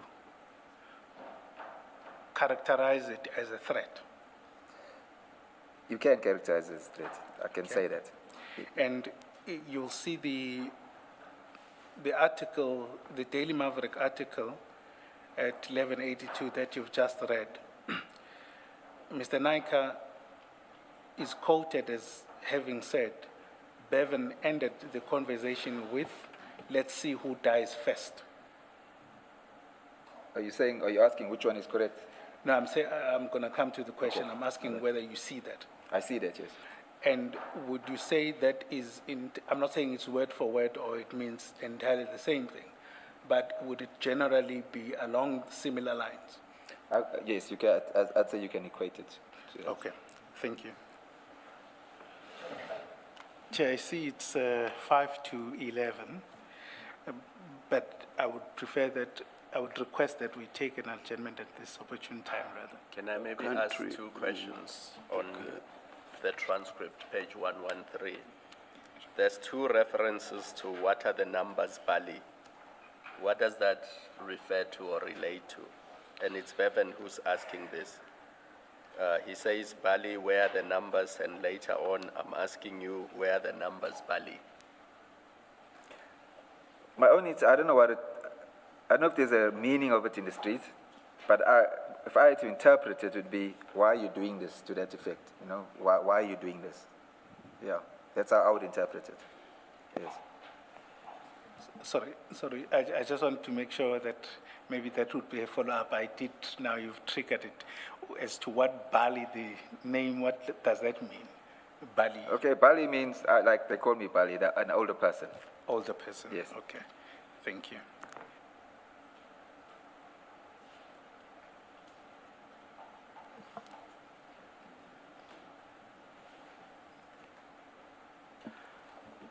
Let's adjourn and resume at 11:30. Thank you, Chair.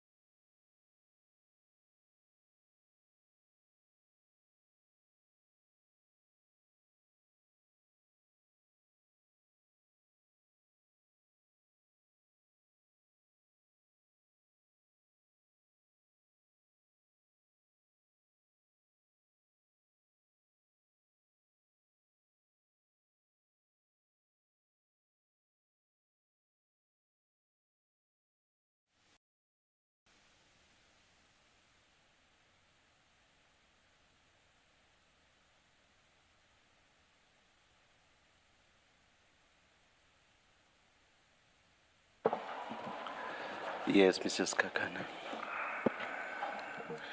Thank you, Chair. Can I just request an indulgence? The witness requests an opportunity to clarify that telephone recording on certain aspects. Yes. Yes, Mr. Loftus. Yes, Commissioner.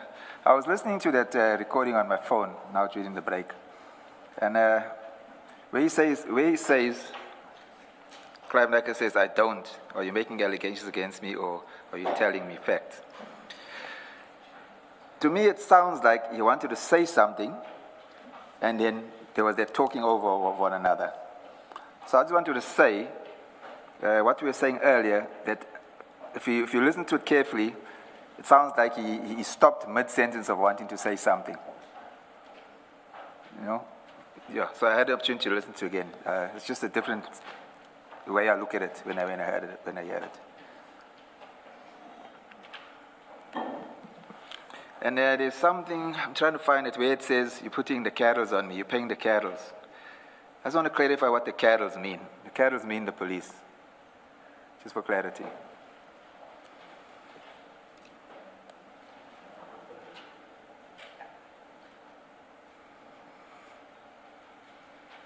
Why do you say carols means police? It's Durban slang. Yeah.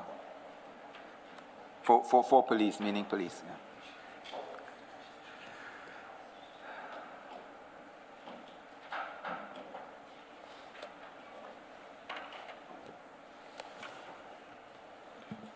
Can we proceed, Chair?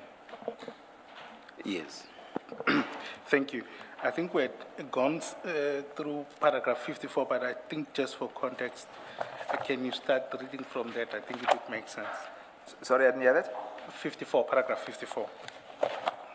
Sorry, page it over. Okay. On the 3rd of February 2023, Captain Dina Governor and his team arrived again at Bevan's premises. I was in his yard assisting the welder in making a gate. I told Bevan that there were police at the gate, and he immediately fled. I just want to add something there. There was a security vehicle, Fidelity security vehicle with them, and they stopped at the gate. And he fled because he was expecting them. He knew that they were there to kill him. He was clothed in sleep shorts with no shoes and no shirt. I told Michigan to go with him because of their visit on the 13th of December 22 when they waterboarded Michigan. Bevan and Michigan managed to flee. The police came in unmarked vehicles, stopped at the gate at Bevan's premises. Captain Dina Governor, Warrant Officer S. Naidu, and a dog unit policeman, Warrant Officer Naika, approached aggressively and said they were here not to arrest Bevan, but to kill him. Because according to Captain Dina Governor, Bevan had threatened to kill the members of the Hawks and Captain Valia of SAPS Brighton Beach Detectives. The police searched my premises and Bevan's home, where Bevan resided. No search warrant was produced, and the bedroom door of the house was damaged. I was arrested by Warrant Officer Naika whilst I was handcuffed on the roadway. While I was handcuffed on the roadway, Captain Dina Governor and Warrant Officer Sivan Naidu and the dog unit policeman, Warrant Officer Naika, repeated that they intended to kill Bevan. I'm not going to mention other names. There's 4 other people involved. They kept insisting that Bevan was at the Bluff Butchery early that day, and that is why the Toyota engine was hot. Captain Dina Governor and Warrant Officer Sivan Naidu said that I must get Bevan's funeral policy up to date because I'm going to bury him, and my wife and I are going to mourn for him. Captain Governor said that Bevan shot his friend, Alan, which is Alan Subramani that I mentioned earlier. He's the Durban South Towing Company owner. He said Bevan shot him in the head. Warrant Officer Sivan Naidu said... Sorry, just before you go there, did he pass away?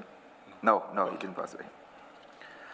Warrant Officer Sivan Naidu sent policemen into 190, into Bevan's premises, into my daughter-in-law's premises, where my daughter-in-law Melissa runs a creche. She protested because of the upset of the children and further because they did not have a warrant.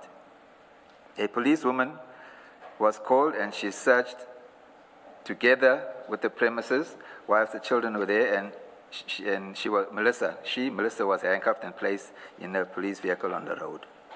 Mr. Loftus, just go back to paragraph 57. Yes.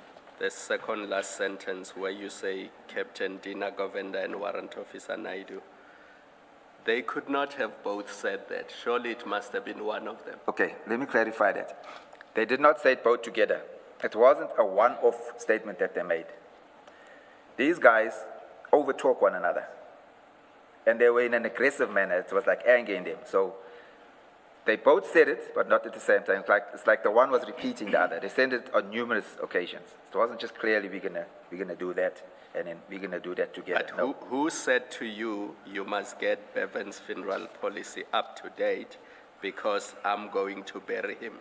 They both said it. Dina Governor said it first, and one of the Naidu, he repeated it. But as I said, it wasn't said once, it was on a number of occasions. They speak fast and they don't stop talking. And again, why did you not open a case? Because now they're making a direct threat. I didn't believe that the case would be accepted and that anything would become of it. Because I can say why, I can elaborate, because my wife, my daughter-in-law, both daughter-in-laws, went to the police station and they tried to open cases at Brighton Beach. And there was a captain on duty there and he refused to accept the charge. They ended up going to the attorney who took them to IPID.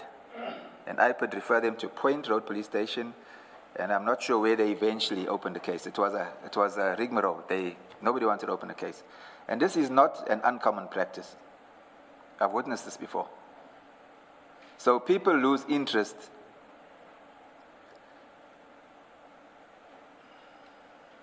So people lose interest and faith in the police. Just when you say the wife and daughters tried to open a case, Yes. Was it in relation to the same incident or a different No, incident? no. It's a different incident. And what was that incident about?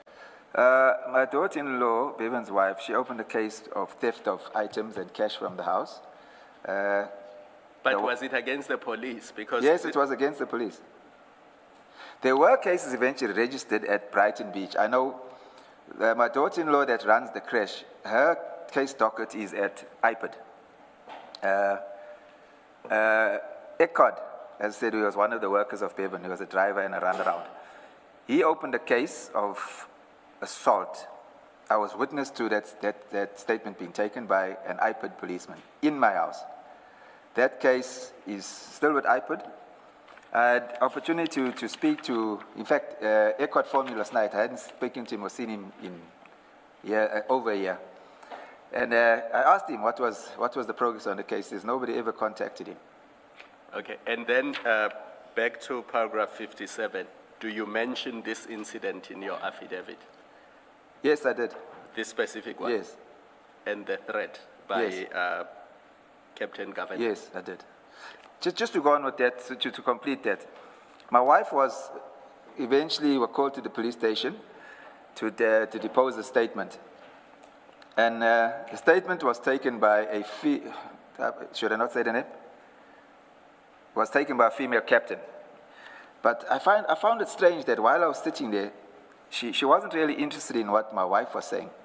She started taking a statement from me as to what took place. Then I realized what she's doing. Then one of the policemen whispered in my ear to say, no, she works within the government. I shouldn't be talking to her. Those matters, I think there were 4 cases. Besides the cases at IPID, the cases that were opened at Brighton Beach are filed as undetected and false. Hendrik Nunez's wife also opened a case. I don't know what the charge was. That case is filed as false. Coincidentally, the cases were filed. Mr. Loftus, Yes. I'm going to stop you because you have to be careful. In this commission, when you mention people's names and you make allegations against them, we will have to call them to provide their version. So maybe stick to the question I asked so that we limit ourselves. Okay, only okay, to- Commissioner, because I- if you end up mentioning 15 people, Okay, I acknowledge we will that. have to give them the opportunity to come and give their side of the story. So let's limit ourselves to Okay, I the acknowledge that. question I asked and only the answer to that question. Point taken. Thank you. Was the shooting of Alan supposed to have taken place at Bluff Butchery? Was the shooting of who, Commissioner? I didn't hear that. Alan. No. That was in Durban Central somewhere. All right. Were you told was supposed to have been shot at Bluff Butchery? That Bluff Butchery shooting, the alleged Bluff shooting, was supposed to have been Bevan shooting at the police. Okay, Yes. all right. Thank you. Just to follow up on what Commissioner Kumalo is alleging so that we complete it. In relation to the threat in January, now you know the details. You know the person who's allegedly had put a hit on your son, or you both now know. Did you report or take this up as well? No, I didn't, because we were at a point where opening cases or trying to open cases were futile. I will say this. Brighton Beach Police, a lot of the policemen and detectives, and Wentworth, they didn't have time for myself or for Bevan. So it was futile because there's an instance where one of the deceased, Michigan Hippolyte, was shot in an area in Wentworth. At point blank, like very close in the jaw. He survived. He went to the Wentworth police station to open a case, and they did not take a statement from him. There was another instance where he was shot in Clarewood, which falls under the Brighton Beach policing area. He went to the police station when he came out of hospital. They refused to take a statement. So no cases exist for those two incidents. And why is that particularly, it would seem that you are targeted? It does seem that way. I wasn't popular when I was in the police. I wasn't one of the guys that did anything illegal. So I always tried to do the right thing, and henceforth, unfortunately, you get shunned when you do that because you're seen as working against the grain. Because I spoke out against any injustice that I saw while I was in the police. And a lot of my colleagues didn't like that. I can go further to say that none of them would work with me. When I was in uniform, only my black colleagues would work with me. Nobody else. Because I didn't do what they were doing, I was against what they were doing. As far as Bevan goes, there are policemen at Wentworth and at Brighton Beach that I listened to what Len John said yesterday, that there's certain policemen that would favor certain tow trucking companies. There were instances and certain policemen that did that as well. And Bevan didn't participate with that relationship between policemen. It was purely business. I know that there's money is exchanged as favors between tow trucking companies and police. When I was in uniform, I witnessed it. That's a fact. So what I'm saying, why against me? I've got no idea. I can just put it to that I'm not part of the team, part of the clique. Mr. Loftus, you mentioned that you, at some point, you speak to someone from IPID, and then they say to you, you must go and lay a complaint at a police station. Did I? I wasn't present Okay. when this happened. So you've never have you personally had any dealings with IPID to do with what was going on with you and Bevan?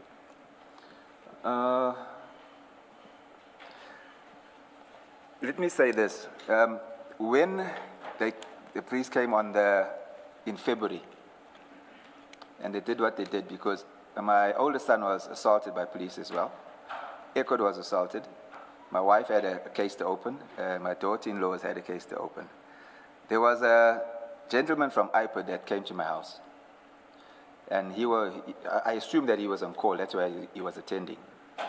This was after the cases were open. So he came to follow up further. So at that time, only my one daughter-in-law's case, the one that runs the crash, she had opened the case. So he followed up on that. And he seemed interested because he said they've been watching this group of people doing these kind of things for a long time. So he went a bit further to say they had a little team that was looking into this, where these guys were doing this kind of thing on alleged crime scenes. So from there, he actually interviewed Ecod, and he took a statement from Ecod, and he opened the case there. And then he interviewed my son as well, but he didn't end up taking a statement from him. Then there's a guy from, this incident happened on the 3rd of February. That was a Friday. The Monday was the 6th. There's a guy from Newlands East who I met for the first time, but Bevan knew him. I was liaising with Bevan while he was ducking. So he was liaising with that guy. And that guy was called. This detective from iPad actually said to me, he should come over. He came over and he interviewed him about an assault that he'd been through at the hands of the team. I can't say which policeman it was, and another youngster. So that's the interaction I had. It happened right in my lounge. And you don't know what has happened with those IPID cases? Because my understanding from other evidence is that when there's been a complaint against or relating to police conduct, IPID then takes over the matter from the police station and then they do the investigation as it falls within their powers. Now, you've not had any report backs, any dealings with IPID about the cases that you say you've referred, were referred? My daughter-in-law that runs the creche, I went into hiding, which I'll come to later. While I was away, they followed up on the case of, when I say Bevan, I'm including the other guys that were. They followed up on the case at IPID, and she said she approached that investigator that had her docket, and she asked him what's the progress, and she says that he said to her that he's got much more serious cases. Hers is just assault common. He hasn't got the time to attend to a minor crime. Thank you. Thank you, Mrs. Skaka.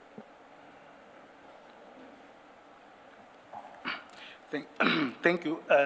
Just while on that, we know that on around 31 March, at least there's some steps that you took against the police. Yes. Now, that's a period of, let's say, approximately 3 months. 2-3 months, yes, give or take. Yeah, approximately, yeah. And if you trace it back to the telephone call, I think it would comfortably be a matter of 3 months. So or 2 months, let's say we give that period. Are you referring to the phone call, the time factor between the phone call and... The phone call. The phone call and remember, it's the phone call, and shortly thereafter, you then have this operation on the 3rd of February. Yes, the phone call, if I can recall correctly, was in January. Yes. Yes. Late January. Late January. I think it's about the 25th or so. Correct. I'm trying to just wait for me. In that period, you say you didn't find it prudent to make any action, for example, to take any action rather against what you now see on the 3rd of February. Let's say on your theory, you now see that, look, there are police coming in, they are threatening about updating a policy and all of this. Now, don't you see it prudent to, in any event, register a case and then complain to IPID, or take even the court application earlier? That's a good point, but as I said, with the history that has been happening with Bevan over time, being harassed by some of the Brighton Beach detectives, because they ultimately end up with it.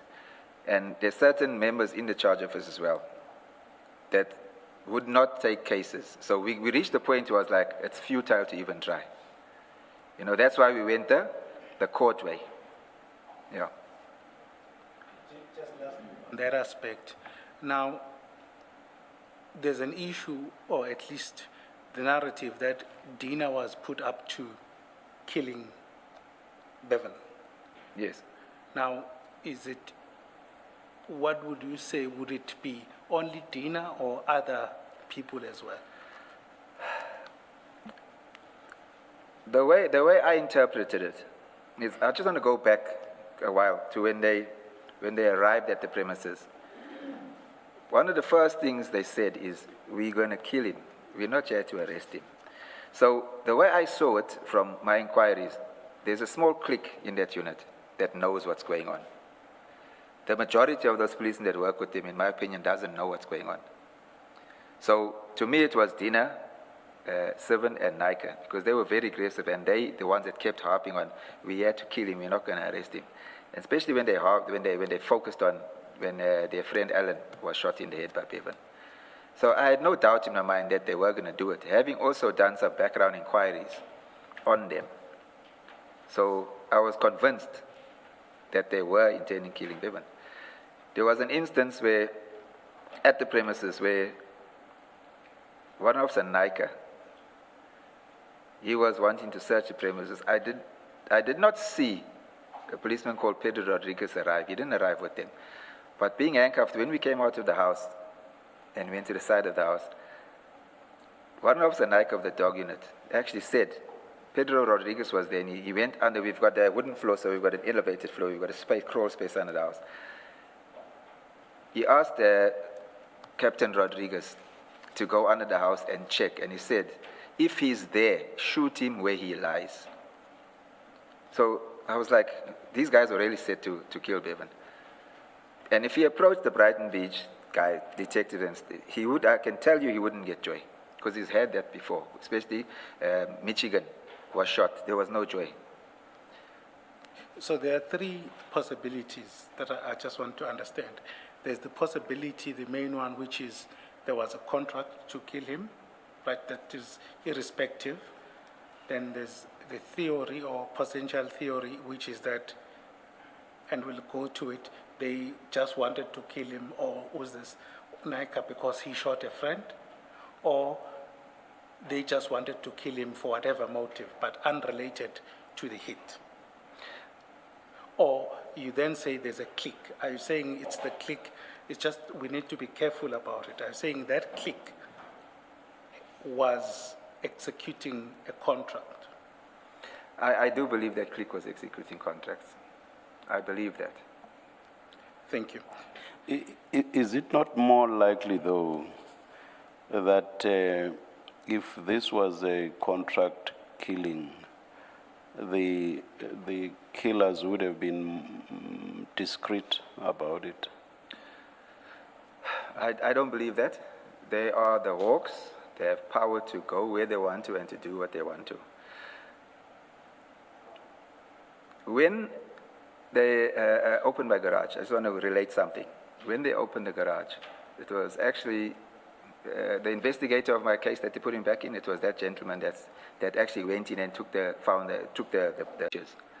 I can't remember who it was. One of them made a call and said, "General, we've got him."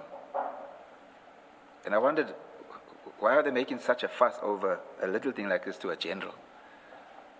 You know? So to me, there was a narrative that they were targeting us. I'm not sure that I follow how that answers the question I asked.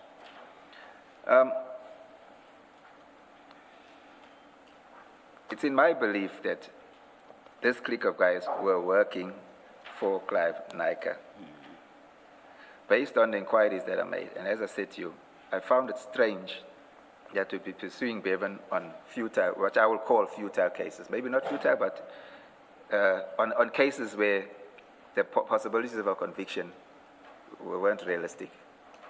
Because in my belief, they shouldn't be wasting resources on something like that. And if I go back further, the information that was received while they were doing that, when they started doing that in Belair, when we got in fact, Bevan first got the information. It's a friend of his that told him about these Hawks guys signing for dockets, looking for dockets and signing for dockets at the Belair. He actually told him the case numbers. This is what they're taking from here. And I made further inquiries, and I got to the bottom of it, and I established that these are like futile dockets, because had it been serious, they would have arrested him almost immediately. So I questioned and said, why are they doing this? Straight away, when we started getting further information from inquiries, I realized that this is serious and that guy's got a lot of power. There's someone that I know that is from the Sydenham area that's in the taxi association, because Clive is also a member of the Taxi Association in Sydenham, with a lot of influence.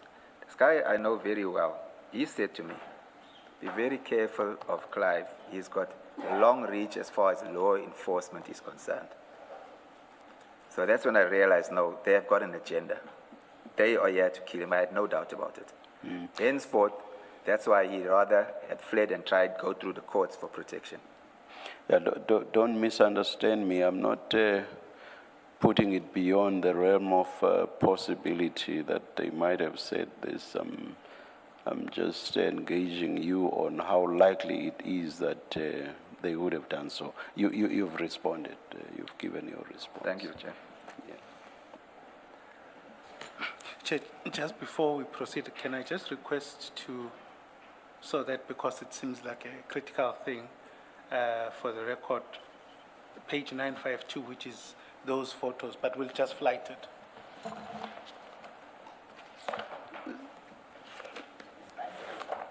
File 2, should be file 3, sorry. 3.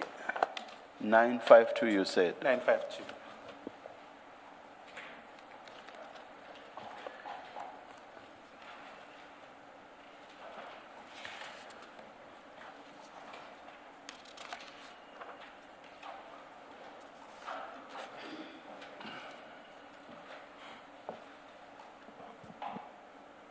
So these photos, are these the photos that you were referring to earlier about the bulletproof vest, the handcuffs, and That is correct. These are the that were photos. taken? Yes.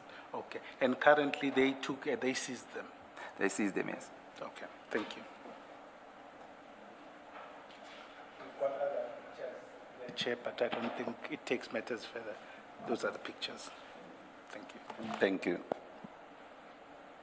Maybe show 57, because on 58 there are 2 items missing there.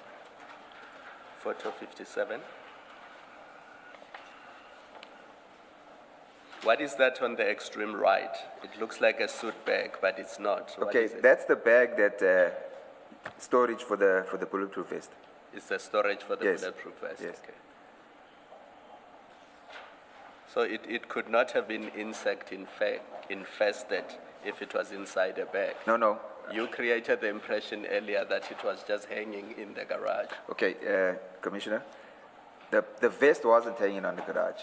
The vest was in the bag hanging on the garage, though the top of the vest where the zip is was folded. Yeah. So obviously the insects and the geckos and stuff, their droppings would have landed on that. With a lot of dust, with years of accumulated dust. Got you. Yes.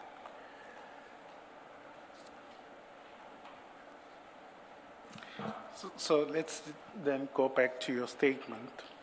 I think at paragraph 58, Yes. or rather it would be 59. Okay. The other teacher had to try and calm the children down as they were traumatized by what was happening. Before Melissa was placed in the van, she was taken to the granny flat at my premises, where she lives, in the granny flat, right?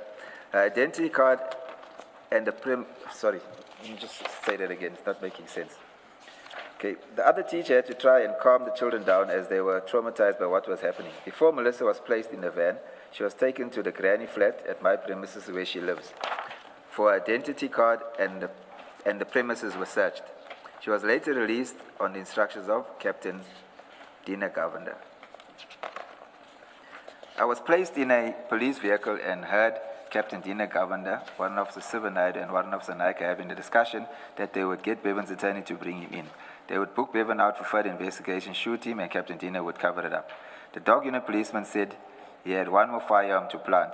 Captain Govender also said that they were going to sort out the Newlands East boys. This is a reference to the people who live in Sawfish, Newlands East, Sawfish Road in Newlands East, and who were people who grew up in the Wentworth area before being shifted to Newlands East. While I was handcuffed, I also heard one of the policemen, Captain Bevan of the Durban Metro Police, phoning Hendrik Noonans, who was Bevan's manager, and telling him to come to my house. When Hendrik Noonans arrived, he was immediately handcuffed and placed in a police vehicle. He was questioned and taken to his house in Garmouth Road, Bluff, which is about 100 meters from our premises on foot. He returned later with the policeman. He was arrested for possession of an unlicensed firearm, which was allegedly found in his premises. Before we left to go to the police station, Captain Dina Govan told Warrant Officer Naika to remove the Toyota Hilux. He sent other policemen to remove the hard drive of the CCTV footage in Bevan's house. I asked him why he was taking the vehicle which was used in the business, and he said it was used in the commission of a crime. I was taken to the Brighton Beach police station. When we were at the station, I was told by Captain Dina Governor that they were charging Bevan for attempted murder for shooting at the police at the Bluff Meat Supply. These allegations were blatant lies because Bevan was never at Bluff Meat Supply and in fact had not left the premises at our family home that day. The police removed the CCTV hard drive because it was evidence that Bevan did not leave the premises. It is for this reason that in my interdict application, I sought the return of the CCTV hard drive that would prove Bevan's innocence and cover the conspiracy to implicate him falsely. At the Brighton Beach police station, Mr. Loftus, did you receive the hard drive back? Because I did not receive the hard drive, Commissioner. I have a report in the response, in the police response to my application. There's a statement by the electronics department where the guy says, the policeman says that he received it, he opened it, and he downloaded footage, but there was no footage for the day of the 3rd of February. He says then at a later date, he was asked again to download it because the relevant policeman handling the case had lost the footage. He says he tried to go into the hard drive, but there was a password on it. He couldn't get in, and he says he found it very strange that happened. But he had a copy of the download on his file, so he took it from there. And then on the 3rd time, the policeman came to ask for the footage again. He says, but he couldn't get into it. And he said he found it very strange. So we did not receive the hard drive back. Okay. At the Brighton Beach police station, I was charged under the Communications Act for being in possession of a Chinese-manufactured two-way radio, which the drivers of the tow trucks used to communicate. The radio was handed to Warrant Officer Naika by a white male, which I later established to be a private security that was working with the Hawks, but was employed by Fidelity Guards.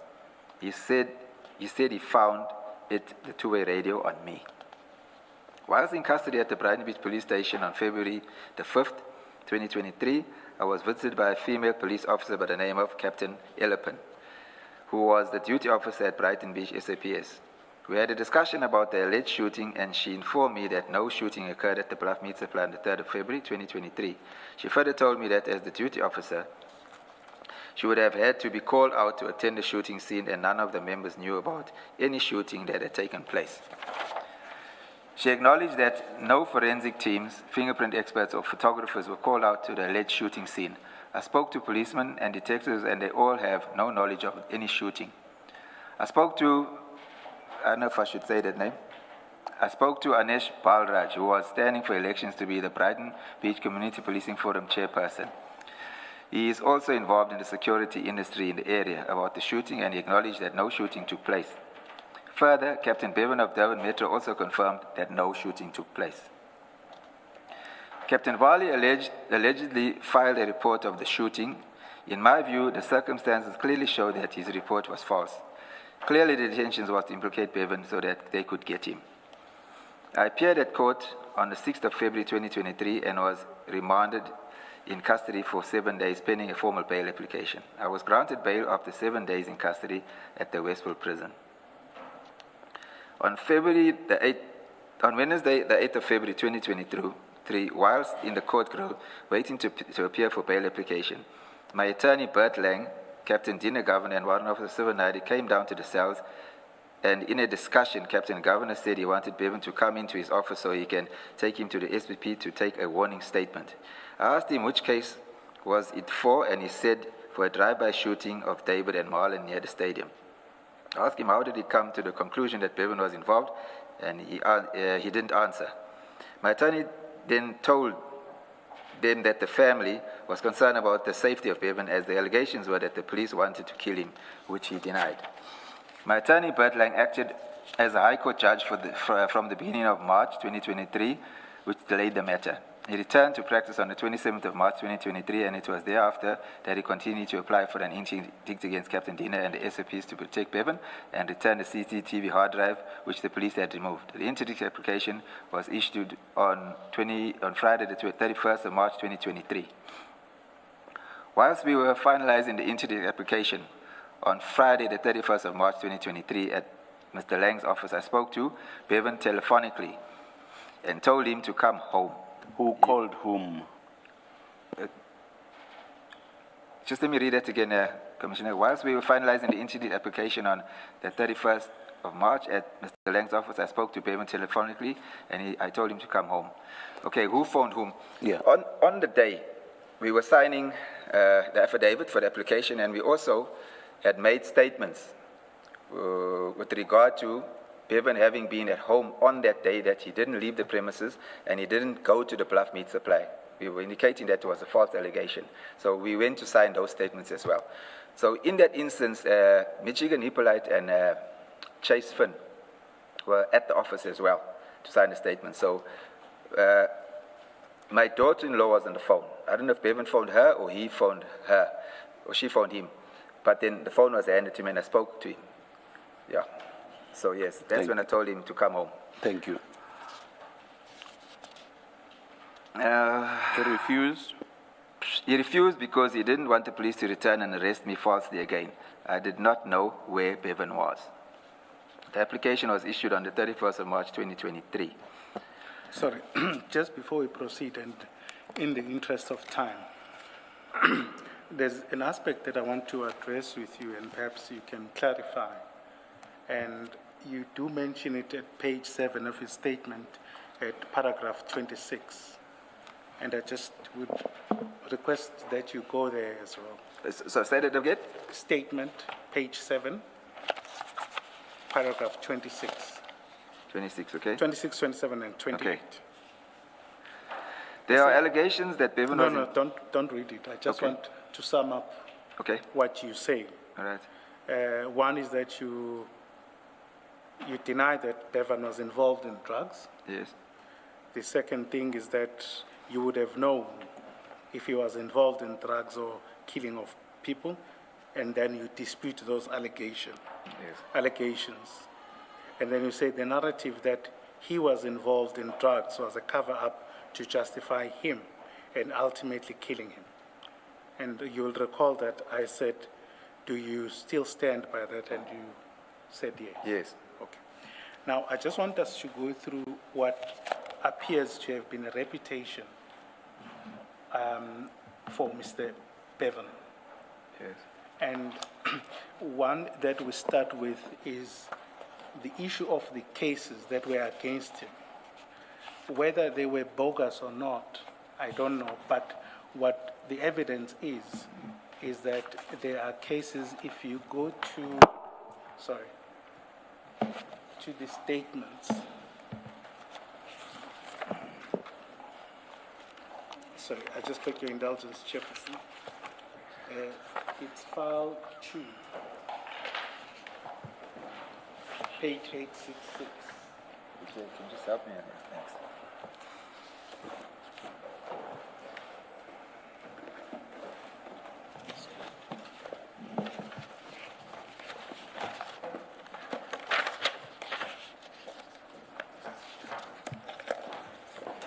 Sorry, it's file 3. It's file 3. 866, starting from 865.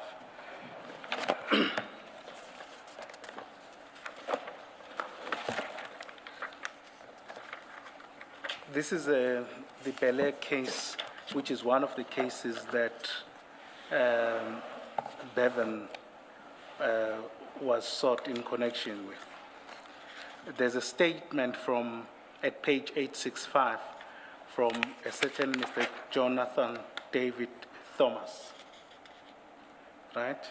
He relays what transpires, but I would like for you to go to page 866, paragraph 9 of that affidavit or statement. And just for the record, I will read it out. And it says, Bevan and Coupon then drew pistol-type firearms and started to shoot at me. I immediately tried to hide and open my passenger door and managed to dive out. By then, I noticed that the vehicle was being driven away, but they were still shooting at me. Let me just stop there. Would you dispute that statement? I can't dispute it because I wasn't there, depending on the date that this happened. If it happened before we had our CCTV in, I could have disputed it because what we had done, we had, every time something happened, we downloaded footage to show that it wasn't him. But I wasn't there, and I don't think we had the CCTV at the time, so I cannot dispute it. Okay, maybe my question may be slightly different. Would you think that this person may have fabricated these events? Yes, it's possible that he fabricated it. It's possible. Yes, it's a possibility. Can I just add to that? This case was, let me see, does it say which month it was in? Does it say which, okay, 2021.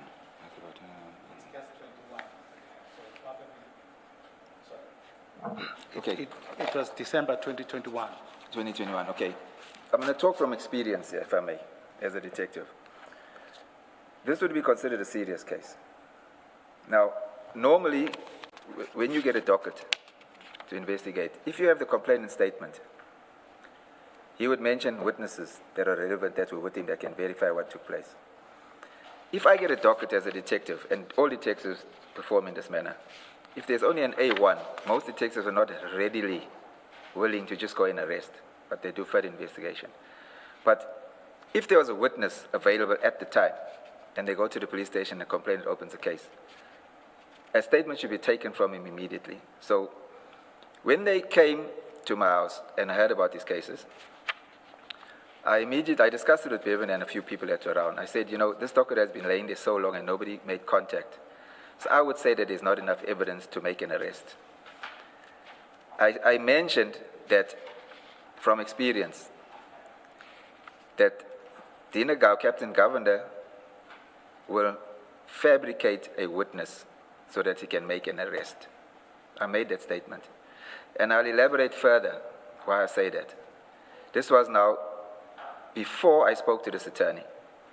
There was a stage when Bevan wanted to go see a different attorney.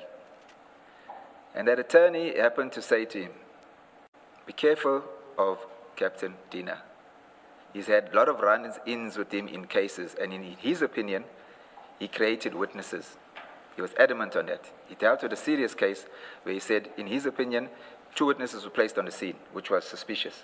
And he actually questioned how that the conviction happened. So he warned us, he says, this guy will create witnesses. Sure. Be cautious. Just so you would say, you'll see at 868, this statement was taken on 14 December 2021.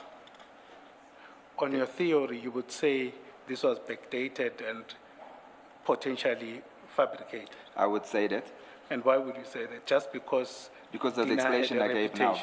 Yes, because of the explanation I gave now and the reputation of Captain Dina, from what information I received from an attorney. Would you be able to say that with certainty, or you think that is a possibility? I think that's a possibility. Okay. If you then go to page Let's 8. do this before you leave. Assume it's not backdated. Assume that the statement was taken in December 2021. In your experience as a former police officer, would it make sense that armed with this statement, the police would wait a year and a couple of months before they want to arrest the suspect? Not at all. I'll say why. Because when you receive a docket within 48 hours, if I'm not mistaken, it's long since I've been in the police, you have an inspection on progress made by the new dockets you receive. So your commander will actually make instructions before you receive the docket, because he'll read through the docket and he'll see if there's any evidence, and he'll make instructions to execute an arrest. But even the investigating officers at the original police station, if they had obtained this statement in December 2021, one would expect that they would call him in or they would arrest him. Correct. Because there's a witness that says he's the one who fired a weapon at me. So it wouldn't make sense that for the whole of 2022, nothing happens, and in February 2023, he still has not been arrested. That's correct.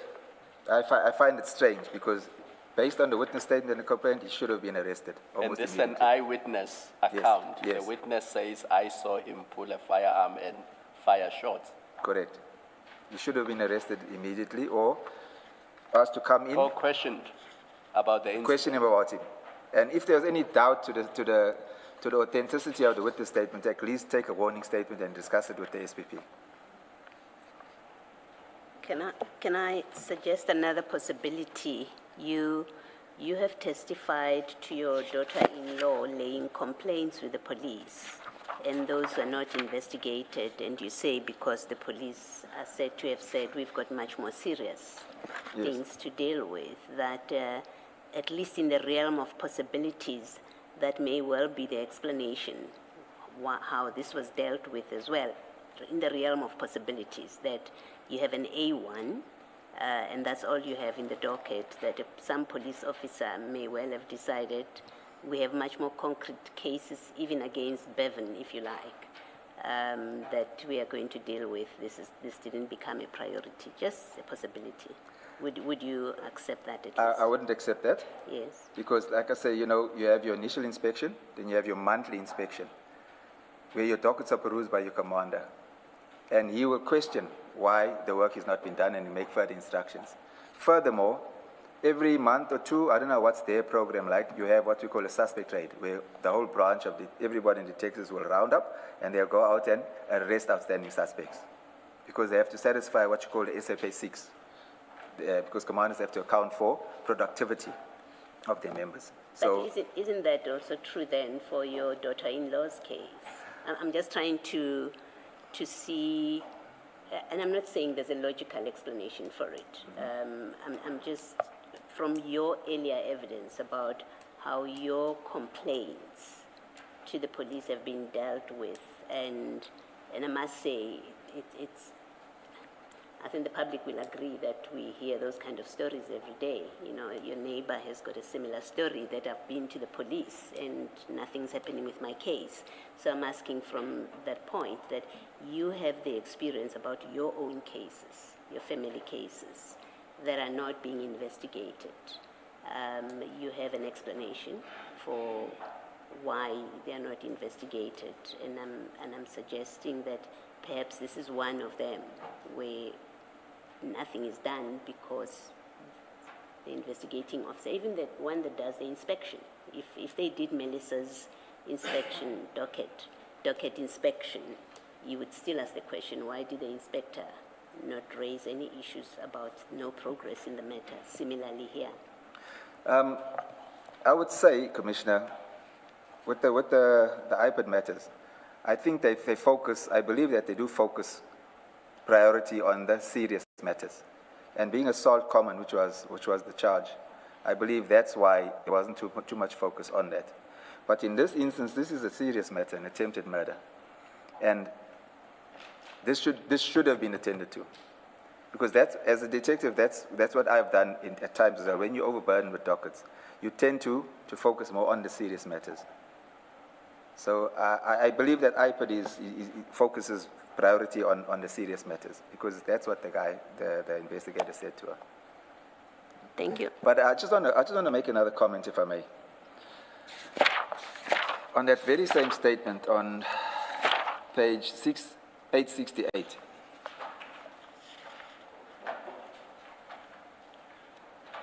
I find it strange that a captain commissioned this statement. I do find it strange, because generally when we take statements, a statement, if the witness statement is not taken at the charge office with the complainant, the detective would take the statement, and he would commission the statement. I find it strange that a captain has commissioned it. This is not, to me, not normal practice, because generally they don't get involved in the cases to this extent. Because if I'm depositing the state, taking the statement, I'm with him, so I do the prescribed oath. Is there subtext in what you are saying now? This is some text. Subtext. Are you suggesting something? Yes, I'm suggesting that this statement was taken at a later stage and backdated. Because this is not normal. So are you, sorry, what does that mean? Are you now implicating even the captain who commissioned this, that they're actually part of the scheme? I wouldn't say implicating. I'm saying that I'm finding it strange that the captain would take time to commission a statement like this here. The chairperson asked you what is the subtext of what you're saying. I find it strange. You're repeating it. Okay. What in All right, fact let me are you ask- saying about it? All right. I would say that he was involved in the fabrication of the statement. Thank you. Can I then take you, and please don't misunderstand me. I'm not saying the cases were not utilized for one reason or the other, but I'm just pointing you to certain affidavits, what they say about Bevan, and what's your view about it. And it goes to the reputation that is out there versus what you know, Yeah. right? And on the same file, if we go to page 1003, 1003, same file? yes, same.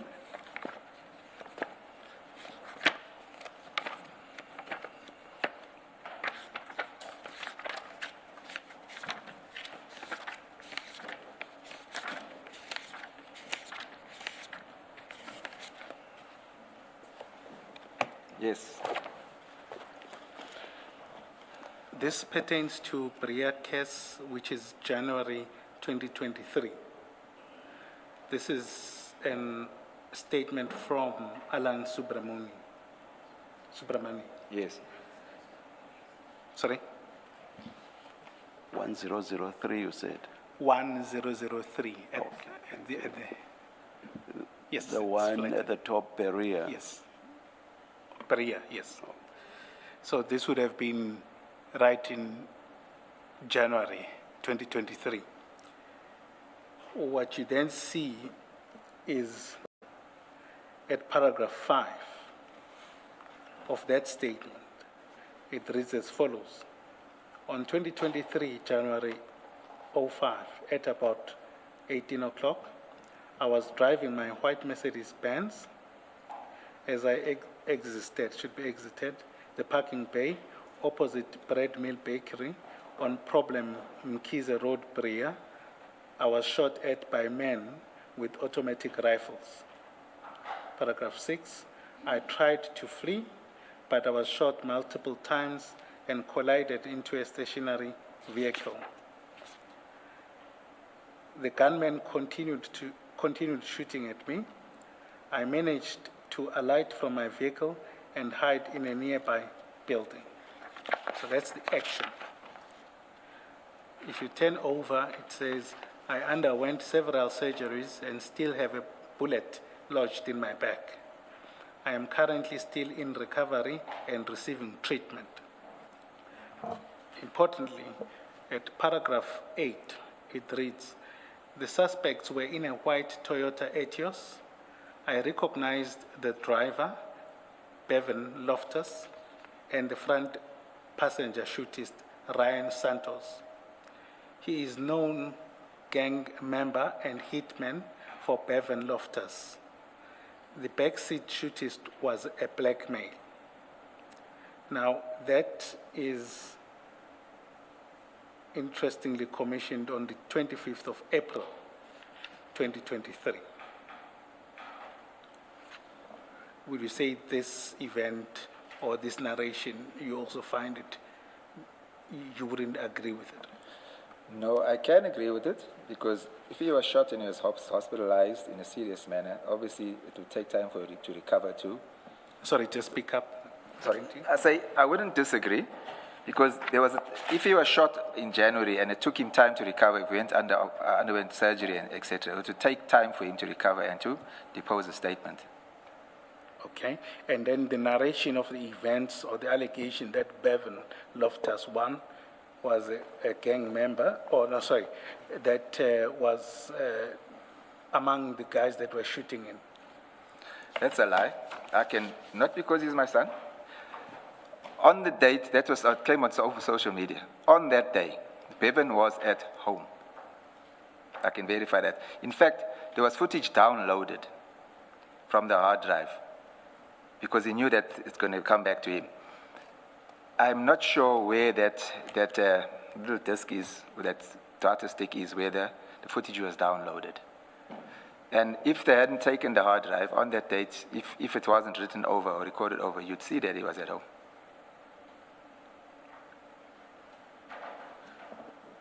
Okay, thank you.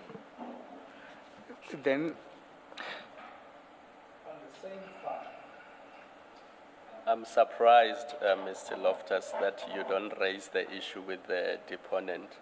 One of the things that we almost never get wrong is our names and surnames.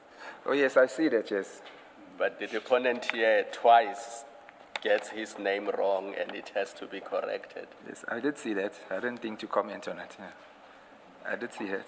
And they spelled Bevan's name wrong as well. No, that one is somebody else. I mean, that happens. I can also get your surname wrong. But I never get my surname wrong, ever.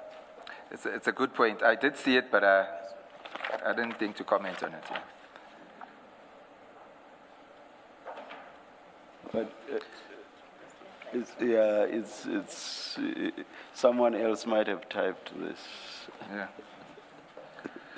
And then when he read through it, he then saw the mistakes or not.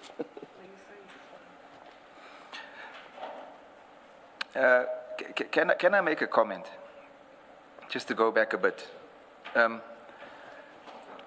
This Belair case where this witness statement is now submitted, which I believe is fabricated, I asked the question.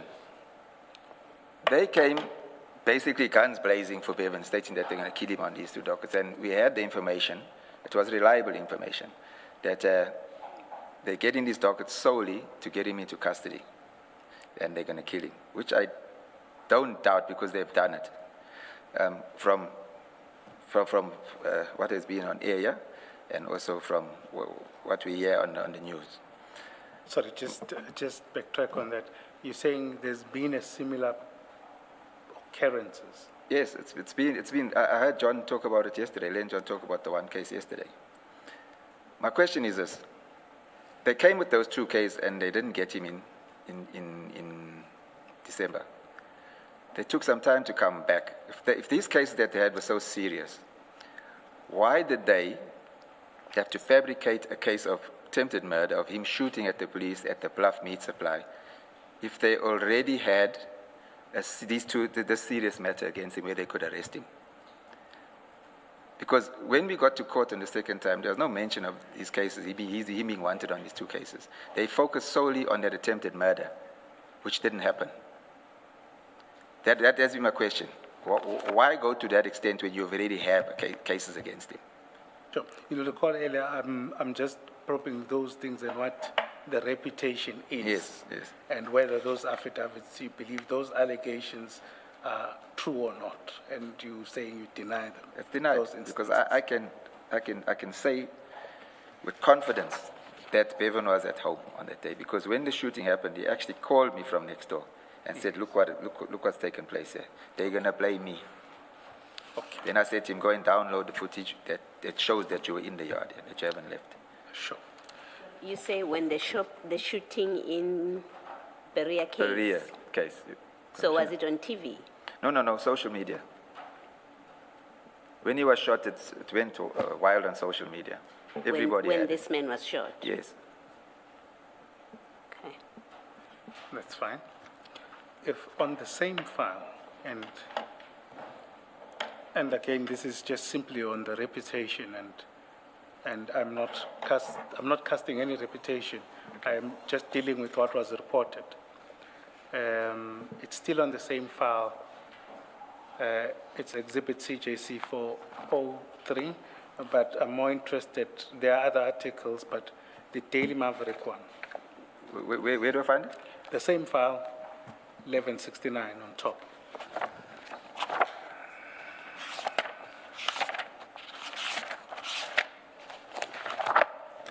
Okay.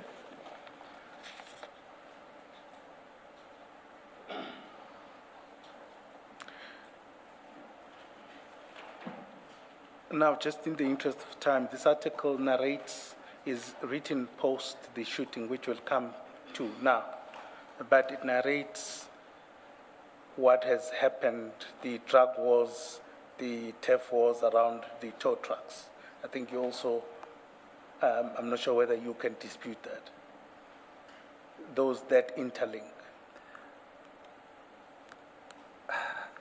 Are you saying that there's drug wars? For example, that, you know, between the tow trucks, there was turf wars, and then there were allegations of, drugs being used via tow trucks. Okay, when you say turf wars, my understanding of it is for turf war is if someone that from another area would encroach on another area, like in the taxi industry. Yes, exactly. No, in my opinion, that didn't happen because everybody that was running in the Devon South area were normally running in that area.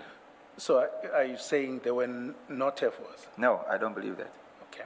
So these reports about turf wars and the deaths that are there, you're saying they are false? I'm saying they are false. What I can say, as far as disputes in a particular area, what I can say is that there are disputes amongst tow truck drivers and, if I can say, owners at some stages, where there will be maybe disputes on the accident scene of who arrived first, because how it works is first at the scene picks up the first car, second at the scene picks up the second car. So sometimes there is disputes with that regard. But as far as turf wars, I'm not aware of any turf wars of anybody coming from another area and trying to encroach, which I would say would create a turf war. I'm not aware of anything like that. So there's just a lot of news reporting around that you would see in the file that they say that, but in any event, you're saying there were no such things. There were no such things. Okay. Then at 1169, then it talks about the shooting, but interestingly at page 1170. Sorry, I had it on the wrong page. Let me just get that, 1169. Yeah, but let's go to 1170. 1170.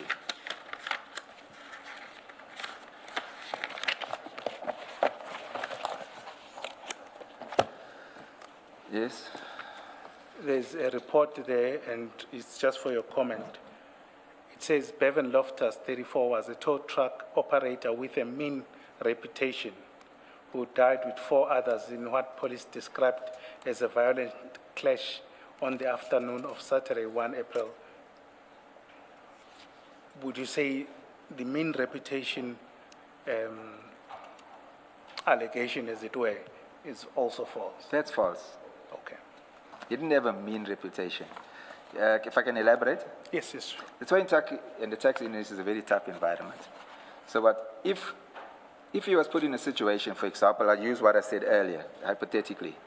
If he got to an accident scene, which he only did when he started his business, when at later stages he didn't drive, he'd never driven a tow truck, he wouldn't go to accident scenes. But in the beginning, to establish the business, he didn't drive, but he used to attend accident scenes. So if he got to a scene, for example, and one of the other operators who came after him were trying to take that tow from one of his drivers, he'd step in and dispute that action. When they say tough, I would say that's the kind of tough I would say that it was. Mr. Loftus, you, without in any way commenting on the circumstances of his death and what you say were the threats that were being made, what you say about the cases that were being pursued against him and the allegations, without me commenting on that, it's fair, is it not fair to say that you were not around the clock with your son, as no parent can ever be around the clock with their child? You have also testified, for example, that because he changed his phone so many times, you didn't even know his telephone number at the time that the police were there, that you really are not in a position to categorically deny the description, for example, that he was mean. He may well have been mean out in the streets, and out of respect for you, would never show that to you, but as a parent who's not around the clock with their son, it seems to me that you may not be in a position to say in every case that allegations are made about him and where he's described in these terms. You may not be in a position to say all of that is lies. You have to make room, at least I think, you would have to make room for, well, I didn't live around the clock with him. So I don't know what exactly he got up to, but the son that I know could not be described as a mean person. Is that not, would that be a fair proposition? I agree that would be a fair proposition. Okay, thank you.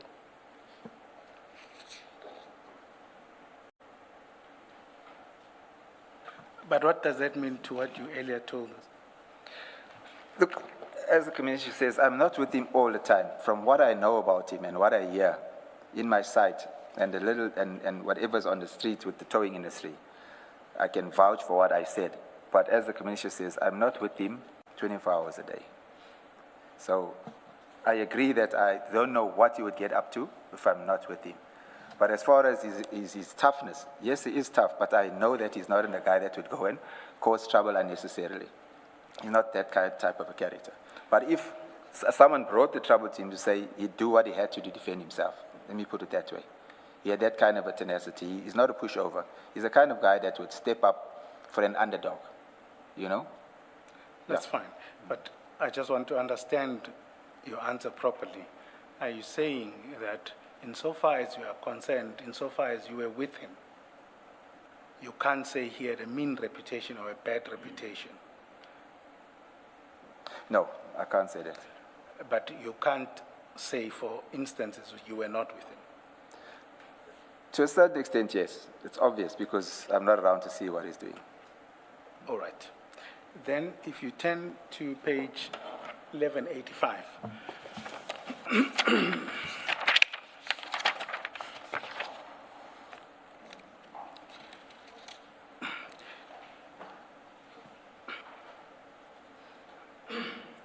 And then this is after the shooting. Cele was, former Police Minister Cele was interviewed by ENCA.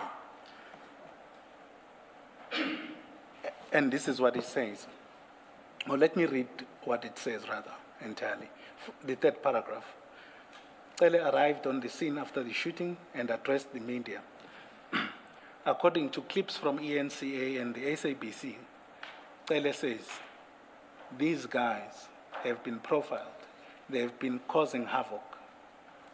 He continued, the syndicate seems to be much bigger than what we see. It's a group of guys who looked like the nucleus of this nonsense of drug turf wars. Cele said they went around eliminating their opposition. The stacking thing, Cele said, was that Loftus had a very long list of cases against him that were withdrawn. Let me just pause there. You would say, based on what we discussed, that insofar as you are concerned and insofar as you've been with Bevan, let me just push it further, you would say this is not true. Of the cases being withdrawn? Of what Cele says, which he says, as the police, they've profiled the Bevan and friends, they are part of a syndicate, this whole thing is part of drug turf wars. I disagree with that. You disagree with that? I disagree with that. Okay. But then if you follow Commissioner Baloi's proposition, which you accepted, in instances where you would not be with him, you can't for sure. I can say for sure that he wasn't dealing in drugs. I can say that for sure. Okay. And the other instances, for example, he says they've been profiled, but I suppose you can't comment when they say they've been causing havoc. You don't know what... No, I can't comment on that. All right. And you can't certainly... What I can say, as I said earlier, a lot of the times when they say Bevan was shooting, the CCTV and the downloads to show that he was at home because he hadn't left the premises for a long period of time because of the heat that was placed on him. Can I comment on the cases? Sure. Okay, I'm presuming that he's told if they profiled, I'm presuming that they went to the stations on the system and checked if he's been charged for stuff. Yes, he had been charged for stuff, even before he became a tow truck driver. But cases were withdrawn because they were found to be false in most of the instances. I can't say that I know the contents of it, but he would relate to me if someone charged him. And I can categorically state on a few occasions where he was falsely charged. I can quote the instances. There was a Belair case on one occasion. Okay, he was just newly in the industry. There was a driver that, I can't remember which company he was driving for. A case was opened against Bevan for, I can't remember if it's attempted murder or assault GBH, where he said Bevan assaulted him. Bevan was arrested and placed before court with, I think, other people. I don't know how many. The victim or the complainant, his wife, came to court and submitted a statement saying that that was a false case that her husband opened against Bevan because when he came home with an injury on his, I think it was on his forehead if I recall, she says, she asked her husband what had happened and he said he was in an accident and his head hit the windscreen. The case was subsequently withdrawn. There was another matter. So sorry, before I think it may be unnecessary to go through those matters. It would seem, let me understand you correctly. Are you saying, or maybe the other way is that you're saying in some cases, Bevan was falsely accused? I'm saying that, yes. But not in all the cases? I don't know, yes, I don't think he's an angel. I know he had domestic issues with his, well now, who became his wife while she was his girlfriend. I think she charged him that domestic issues and she had applied for the protection or the domestic violence interdict, and I think he was convicted on that.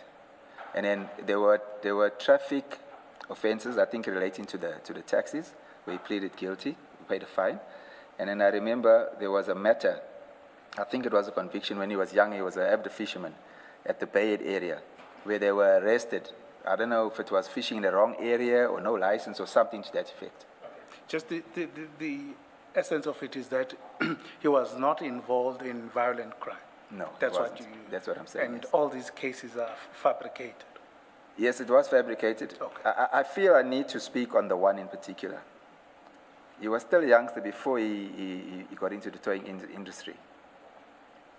He was arrested for an attempted murder, allegedly shooting at someone, him and a few others, at the local service station. He was detained, I think, for a long weekend, and the case was not put on the roll because there was no evidence. But we work in the construction industry, so when you go there, they do police clearances on you.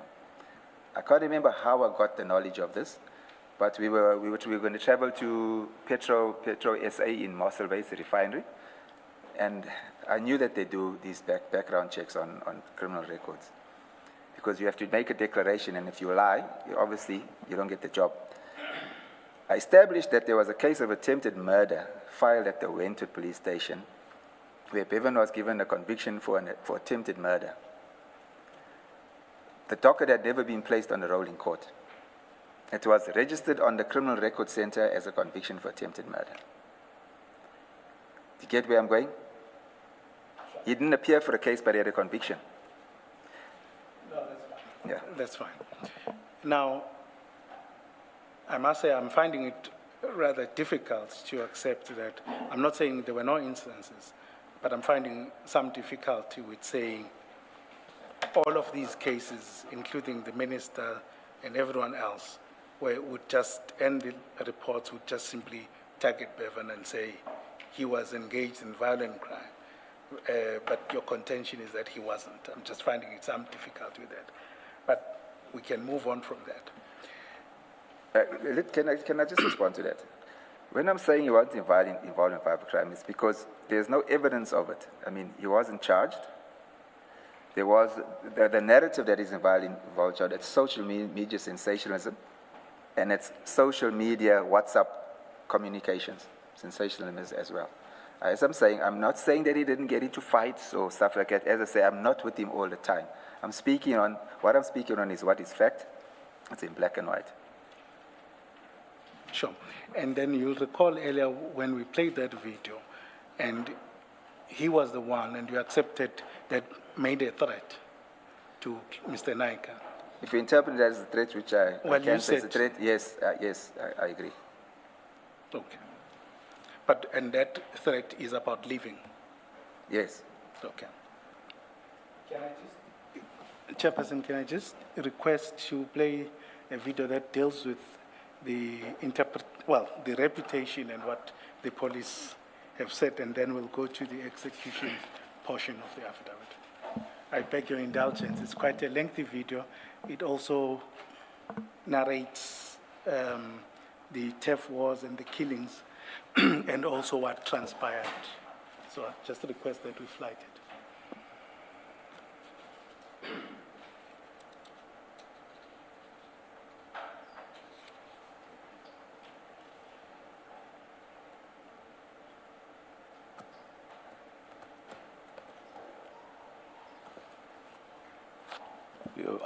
I'm looking at the warning there. Just pause, please. I'm looking at the warning there. So do we want to play it? It's not those photos, but I can see the difficulty, but it's not further up.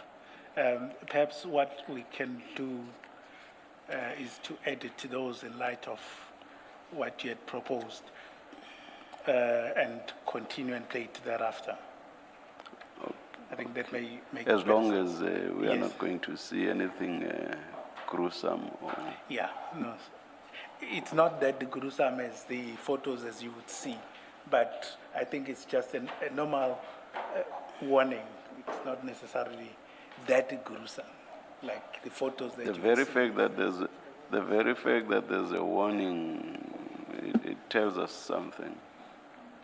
No, I'm not saying there isn't Yeah, any. okay. Maybe any- let's stop and see if the editing process will Yes, sure. result in something positive. Let's continue then with Mr. Loftus, please remove it.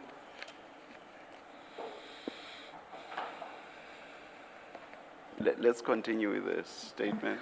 okay. Please continue to paragraph 72 of your statement.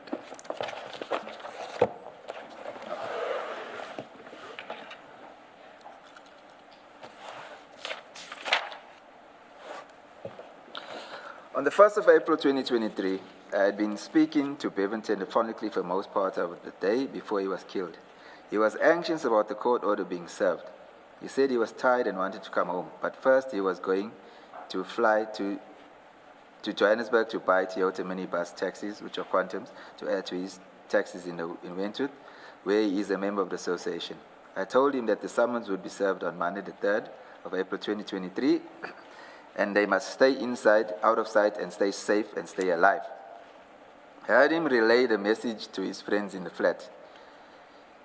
What seemed like about 10 to 15 minutes later, I received a call that Bevan and them were dead.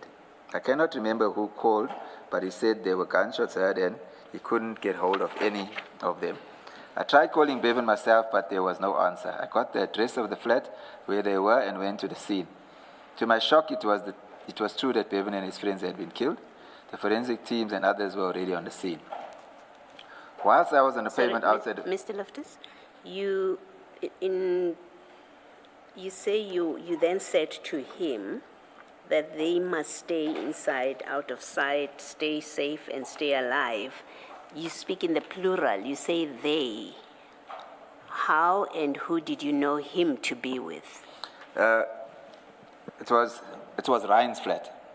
Although the flat had been rented by Bevan through his company for Ryan. It was Ryan, Bevan, Michigan Hippolyte, Chase Finn, and Cecily Zondi. Yes. They were all hiding, and you knew that they are together and they're all hiding there. Well, at the stage, Bevan was the focus to me, Bevan was the focus. And the fact that they were there, that made it plural, say, you'll all stay safe. Because at some stage, I know that Din and them were talking about Ryan as well.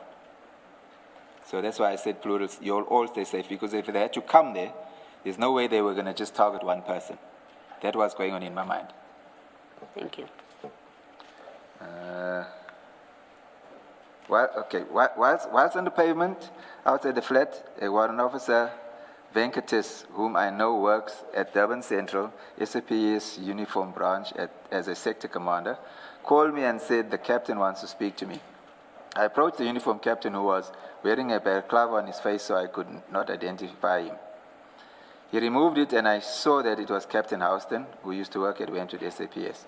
Captain Houston told me that he was on duty in the area when a message came over the radio that there's a shooting at the flat in Percy Osborne Road in Morningside, Durban. He responded that he would attend shortly after his response. After his response, he was informed on the radio that it was not a shooting, it was a domestic issue, and it was sorted out. He said he was close, so he drove by the flat and stopped outside. It was quiet, but he decided to enter the premises. Upon entering, he saw Captain Dina Governor and Warrant Officer Sivan Naidu. He knew Captain Dina Governor and did not know Sivan's name. As he approached, Warrant Officer Sivan Naidu was rude and aggressive and tried to prevent him from going into the flat, but Captain Dina Governor allowed him to pass and to enter the flat so that he could help them identify the 5 deceased. Captain Houston relayed that when he entered the flat, he first saw Sihle Zondo, but at the time he didn't say Sihle, he said a black male. We established it was Sihle Zondo after that. So him laying in the Zondo or Zondi? Zondi. He first saw Sihle Zondi laying in the passage in a pool of blood. He then saw 4 more men in the lounge laying side by side. He at first did not recognize any of them, but on a second closer look, he recognized Bevan. They were all laying in blood on the floor. He said that it was one of the worst scenes he had been in. He said, I must not leave it because they were executed. Sorry, just before you go forward with that, when you say, he said, I must not leave it because they were executed, how did you understand that? I just want to elaborate. As far as I'm concerned, execution, if you're bound and you've got no form of defense, and if they understand killing is if basically you're confronted and you've got freedom of movement, etc., and a killing happens. So I understood execution as you had no freedom of movement, you were actually bound. That's how I understood executed. So Not necessarily. I mean, that was my understanding. You may be executed even if you are not bound. Anyway, let's continue. What was your focus on execution, or was it not leaving it? What was your focus, Mrs. Kakani? I wanted to get his understanding and also of execution or of not leaving it? Of execution. Okay, all yes. right. Then, if Captain Houston were to dispute what you narrate here, what would you say? If you would what? If you were to dispute that he said they were executed. There's nothing I can do about it. Okay. That's his choice. Okay. Please proceed. I assume that there have been consultations with him. Captain Houston. Captain Houston, yeah. Is that what he says? In his statement, I think he does indicate, he does dispute that he said that. Okay. But he'll testify as well. Okay. I guess, in a sense, we do get what your response would be based on your last response to. Yeah, as I said, that's my understanding of executed. Okay, please proceed. It's no longer about your understanding. It's more about what's being put to you is he denies that he ever said this. What's your comment? Well, I won't be able to dispute. If he says he didn't, that's what he's saying, but I know what he said. All right. Do I go on? Yes, please proceed. While we were on the road, we had already received pictures of Bevan and the other murdered men laying on the floor, dead. Having seen the photos and the bodies laying on the floor as depicted, I was convinced that they were killed. On the 3rd of April 2023, I attended at the Phoenix Government Mortuary to identify Bevan. The post-mortem was done on the 5th of April 2023. The report was compiled on the 10th of May 2023, and I only saw it a few weeks later. I went to the flat on or about the 6th of April, and I looked at the scene carefully to assess what had happened, and particularly if the police reporting was correct. It became clear to me that Bevan and his friends were executed, and there was no shootout. I have tried to understand what happened. From the pictures I have seen and taken, and the markings on the walls and the floor in the flat, I do not believe there was a shootout. There is a video which I would refer the commission, which my nephew did based on what we believe happened. Okay, we'll come to that. These have been handed to the commission, and I believe will form part of the bundle exhibit. No, that's fine. Just on this aspect, before we go to the photos, I want you to explain the scene as you see them. But just to put one issue aside, you say the execution as you understood it would have meant that Bevan and them would have been cable tied Yes.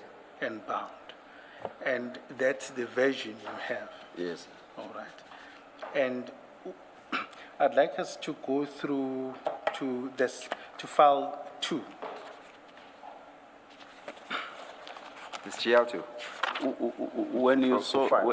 when you saw the bodies, did they have cable ties on them? No, I saw them at the mortuary. They didn't have cable ties on. They did not. No. Or you did not enter the apartment? No, we weren't allowed into the scene. Oh, No. you were not allowed. Okay. All right. And what do you base your theory on? That is that they were tied. When I was at the flat on the 6th, I spoke to neighbors. And from their responses, I could surmise that there was no shootout. And if there was no shootout, the normal procedure when you do an action like that, obviously it should be arranged by the detectives or investigators. So they've got specialized units around them, National Intervention Unit, etc., which are trained in house penetration. And their job is to make the area safe, subdue the suspects for the investigators to enter. That's their specialty. They don't do investigations. So when I interviewed neighbors, they said to me that they heard screams, well, shouting, I would say, from the police saying, get down, get down. They clearly heard that, get down, get down, get down. So I'm saying the normal procedure when they enter, that is what they would do.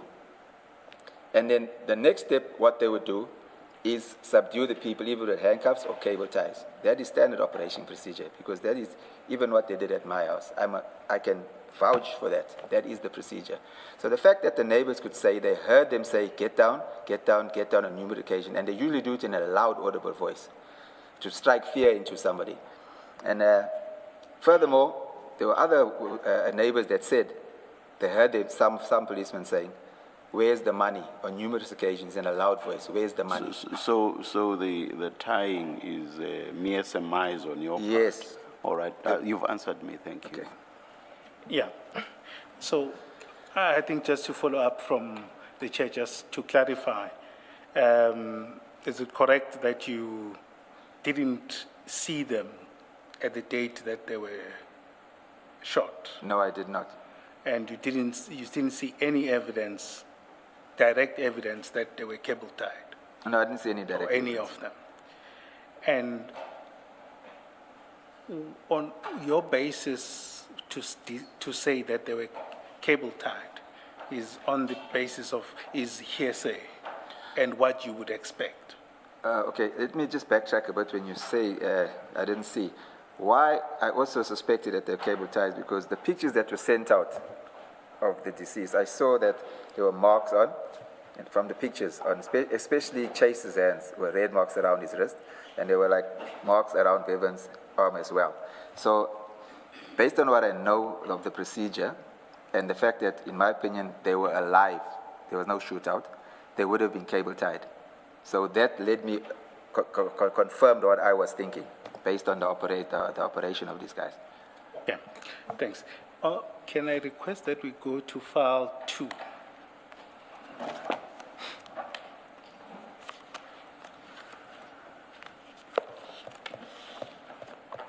Page 833. Sorry, which page? Let's start at page 824. 824.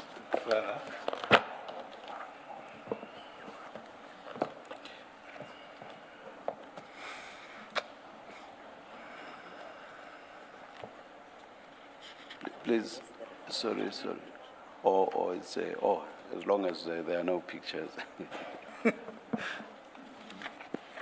So this is an autopsy report on Mr. Bevan Anthony Loftus, right? Yes. And this report, you provided it? To the commission? Yes. Yes, I did. Okay. And you took photos of it, it would seem? Yes. Of the pages? Yes. Okay. And can we take it as accurate of what at least you saw? Yes. Okay. If we tend to just... Yes. It's written, there is no evidence or suggestion of any restraint type injury to the wrist. Now, you would dispute that based on... From what I saw in the pictures and what I understood of the events that took place, I could dispute it. But this pathologist is a private pathologist which we hired specifically to see whether there were restraints or not. That's why we actually hired him to observe, to monitor and observe and to do the report for the post-mortem. I'm not following your answer. Are you saying you dispute this conclusion? I cannot dispute it because he's a professional. Okay. I cannot. You say this is your own pathologist in the sense that Yes. the pathologist was engaged by you. Yes. All right. There's one of the deceased that you mentioned by name specifically, and you said you saw marks on the wrists. Yes. What was the name again? His name was Chase Finn. Chase. Are you able to take us to a similar document, Chase? Of a similar autopsy? No, I don't have a You similar don't have autopsy that. report. Oh, all right. There's post-mortem reports, but Okay. we'll go through Okay. them. But Okay. normally they just record the bullet wounds. All right. Okay. Thank you. Can I make a comment? Yes. Okay. I was at the mortuary on the date of the post-mortem. So when the pathologist came out, because I said to him, you must focus on that and see if there was restraints. He said to me, there was no evidence of it, but he says it doesn't rule it out. He told me that verbally. Of course, the report came at a later stage. Sure. But obviously we have to accept what the report Yes, but I accept what he's saying. Yeah, okay. Chair, I see it's just after 1. Can I request that we take the adjournment, the lunch adjournment at this point? I don't see that we'll go that much further after lunch. I might be 30 minutes or so.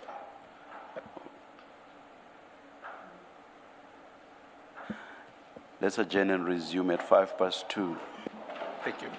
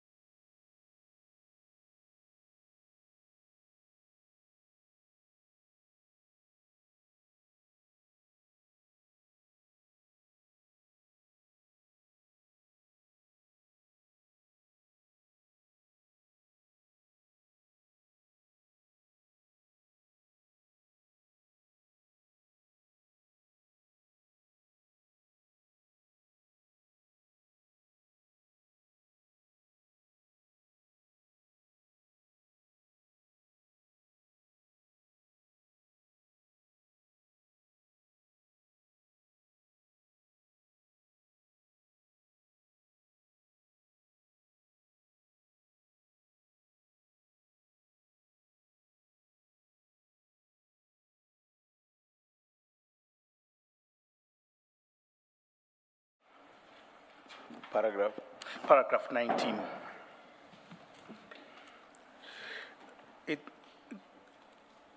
So in that statement, what you are saying, in line with what you were saying, is that Bevan had friends and business associates that were allegedly involved in drugs and other criminal activities. Who were those friends? Is that not going to take us to the issue that Commissioner Kumalo raised? Which is? People get implicated. Are we planning on calling those people or affording them an opportunity to respond? Unless you think it's crucial and it establishes something that we want to consider and decide. Otherwise, in my language, sinika ilike elinembovane. I can't translate this. No, I do want to press on it a bit, Chair, because I want to just proceed on the issue of gang activities. And perhaps I just want to understand around him who were those and whether he was part of those gangs. And Can we do it without mentioning names? Because the moment you say Kumalo is a drug dealer, Kumalo is a member of a gang, then you're implicating him and he has to come here to clear his name. Can we not limit it to he was part of a gang and they were involved in criminal activities?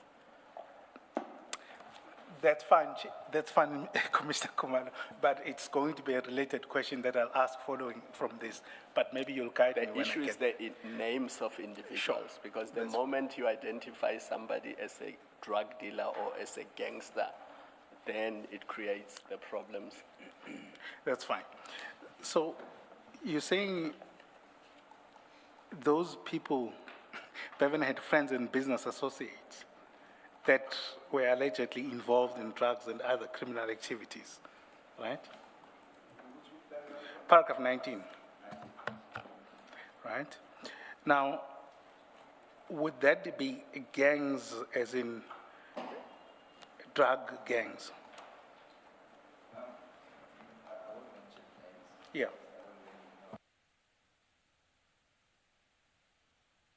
Your mic, Mr. Loftus. Sorry, I apologize, And start from I the beginning of what you said. Yeah, I won't mention names because I can't really mention names. But what I was inferring there is that I grew up in the Wentworth area. From young, there have always been gangs in that area, different areas accumulating and giving themselves names, etc. And that, like, when the older guys realize that this is silly, fruitless, then the youngsters that come up, they carry on with that because they are associated with an area that has got a certain gang name. So we grew up in an area called Reicher Road.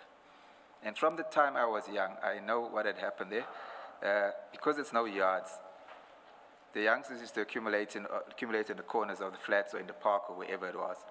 And eventually they gave themselves a name. I don't know the history of where it came from. That area where I grew up in Reicher Road was known as the Young Destroyers. But that was way back. So other areas, likewise, also adopted that names for their areas. And there was gang fight, but those days it wasn't shooting, it was running battles with knives, etc., bush knives, etc. So I am still known, because I grew up there and my mother still lives there. I'm still known. If they talk about me, for example, or anybody else, and they're not familiar with who the person is, the person would actually say, Greg from Destroyers. You understand? Now, Bevan grew up in that area, so he became friends growing up with youngsters from there. Some of them ended up associating with that name, Young Destroyers. Now, from that area, there was drug dealing going on there. The older guys that started it have passed away now, but younger guys have risen to take that place. And there is one, in that area, there is one particular guy that was like a protege to one of the guys, the senior guys, and he's passed on. So he now is the kingpin in that area with the drugs and with the, I can say, violent activity, because he actually got hitmen around him, which have been arrested for killing people, etc. So Bevan knows them all. He went to school with them. He grew up with them, and it came to a stage when they started this cartel story. There was never a name called a cartel in Wentworth. So the guy from that Reg Road area, young destroyers, he had, I think, subject to correction, a family member who is now deceased. He came out of prison and he started hanging around in that area. He came up with Simone Jasmine with the name The Cartel. And the thinking was that they will combine all the areas into one unit and name themselves The Cartel. So that's where this cartel came from. And then they actually started the violence. People started getting violently killed after that. So my point I'm making to the question is Bevan knew the majority of them growing up together. But he was never part of any... Never part of them. I can go further, can be researched. No, not the cartel of any gang. Of any gang. Okay. Now I'm going back to young destroyers now. Yes. Because Bevan was from there, he played football with them, he hung around them, he schooled with them. When there was running wars between another flat area, which was, I'd say, about 200-300 meters down the road, they were known as the G section. And it was violent. People died and got injured in those battles. But during that time, with whoever they fought, Bevan could walk freely in any of those areas because they knew that he's not part of any gang. So that's why I'm saying he wasn't. Is it also not so that one of the, remember 5 people were killed on the 31st of March or the 1st of April? We seem to have different dates depending on who's telling the story. One of the people who was killed was a convicted robber. I think that would be Ryan. I don't know his background, but what I've heard, I think that's possibly him, because I know that he did serve prison time. Santos. I believe he was a younger guy at the time. Yes, Santos. Yes. Yes. I didn't know him personally, but... So at least to deal with the point, he hung around. He hung around, people yes. Yes. Who had trouble with the law. Yes. And I'll add on that is because you're from the area in the Wentworth scenario, the guy was charged with GBH for shooting someone, attempted murder, dealing in drugs. But it's people you grew up with and they're from the area, so you still associate with them as normal friends. Understand? Yeah. Sure. And then, can you then, just to explain what is sort of publicly reported, so you're saying there is no cartel, as it were, gang? There was a cartel. Okay. Yes, but a lot of the role players, the main role players, are now deceased. Okay. So you don't hear a lot of activity or that name coming up too often anymore. Okay, that's fine. And then the Hollywood gang? The Hollywood gang would be from another area in Woodville and Hyme Street area. That's, yeah. I don't think they exist anymore because you don't hear about that as well. Since the cartel members and some other role players have died, the activity has kind of simmered down. So let's take let's say in the beginning of 2023, how was the existence of these gangsters? There was tension and friction between the cartel and the Hollywood, because cartel being now the whole of the Wentworth area. So basically the fight was with the cartel, which is basically the whole of Wentworth, fighting against these Hollywood guys. Yes. Okay, that's fine. Can I just take you back to your the telephone call between Bevan and Mr. Naik, for example? It's you don't have to go there. Okay. It's at page 113. It's an attachment to your first file. You in the call, there's a reference of a Dane. Yes. Who's Dane? Dane is a guy, Bevan was friendly with him. He's from the so-called Hollywood area. He grew up in that area. He's native, if I can say, to that area.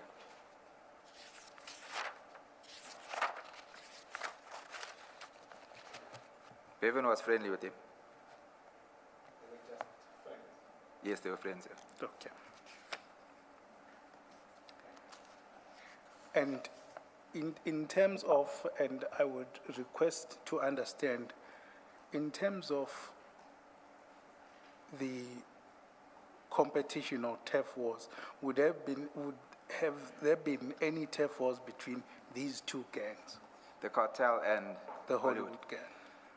I wouldn't say that because the Hollywood guys are from a very small area. They were concentrated in a very small area. So whatever they did would happen in that area. The cartel guys were the bigger organization that encompassed all the areas in Wentworth where different gangs were allegedly from. So they combined those, and then they were fighting against those Hollywood guys who were concentrated in a very small area. So I wouldn't say turf because if we talk, we're talking drug turf, right? Yes. So the the cartel guys basically controlled the whole of Wentworth and obviously outer areas, which I can't confirm. It's just social media that would speak on that. And in terms of the reports, if I may just ask, and you, with sympathy from your side, where was Bevan associated between the two, if he was? Okay, I'll go a bit deep with this one. Bevan is from the Reich Road area. When the cartel thing rose up, Bevan, there's an area where in the flats where they would sell the drugs from. It's actually got a carport and a pool table. It's like a little club area. He would go there. When this cartel thing started, he withdrew from going to that area because these cartel guys were now, he could see that what the agenda was. And they were starting to harass people from the area.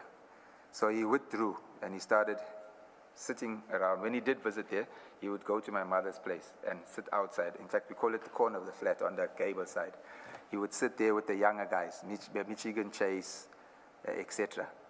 So it came a stage when he said to me, the guys that he grew up in school with, when they greeted him, he would say to them, please don't greet me anymore because I don't approve of what you're doing. I'm not your friend anymore.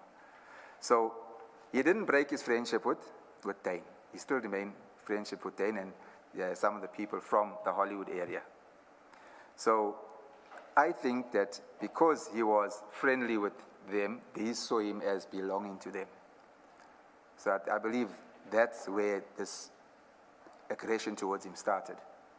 And those youngsters, Michigan Chase, to name other few guys.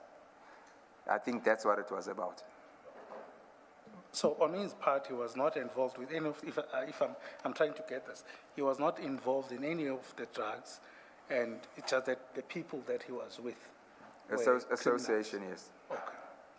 Okay. Which is a normal thing, Yes. because I know of cases where youngsters were shot and killed in this whole conflict that had nothing to do with either side. It's just that a youngster was friendly with maybe a Hollywood guy, and he was seen as part of that, and vice versa.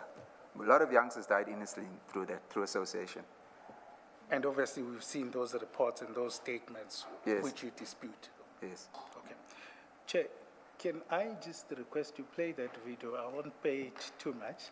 The only graphical material is, I suppose, is a car that is shot at, but there is no blood that is there, and perhaps just that nothing too serious, not to sound insensitive at all. But wasn't someone killed as a result of the shooting or not? Yes, there was people. There were these alleged gangster people that were shot at, and killed. publicly there's been reports about them. And I don't think it's a matter of something that is. It's a public video that has been circulating in the media. I don't think it would be a bit of an issue per se. But I'm in your hands.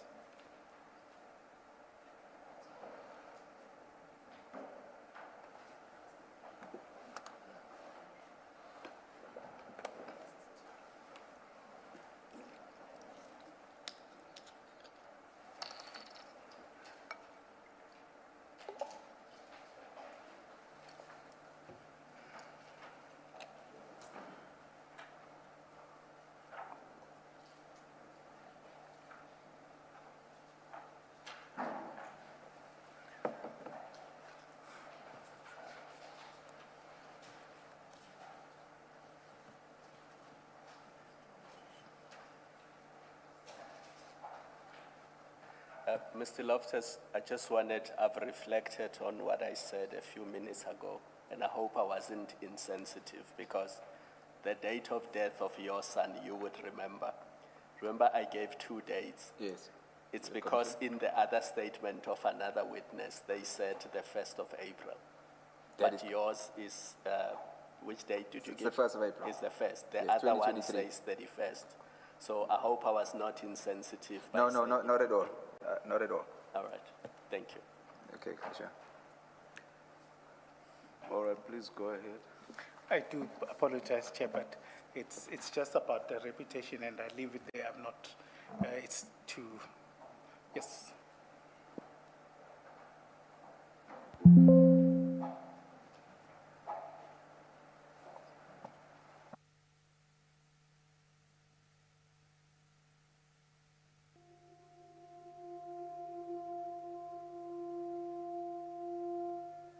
This is Wentworth, a large Indian and coloured township located south of Durban. Wentworth is currently facing a severe humanitarian and security crisis.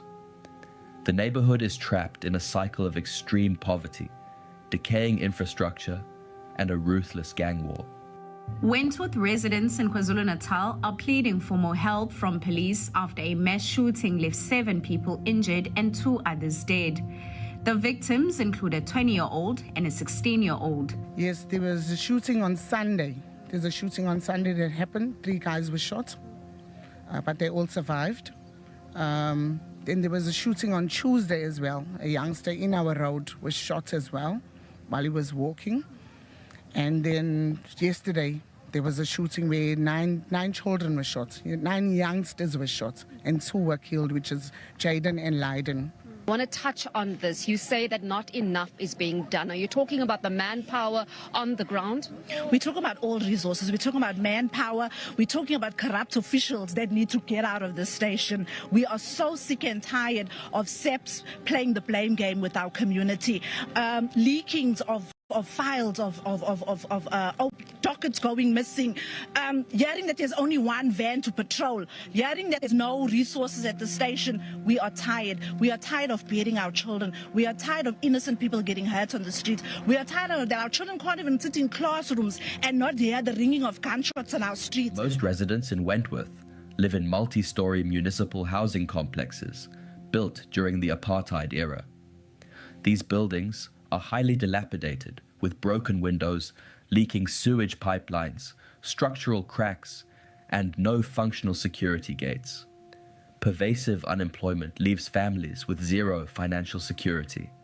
Without legitimate job prospects, local youth face intense peer pressure and economic desperation, viewing the illicit drug trade as their only viable means of financial survival.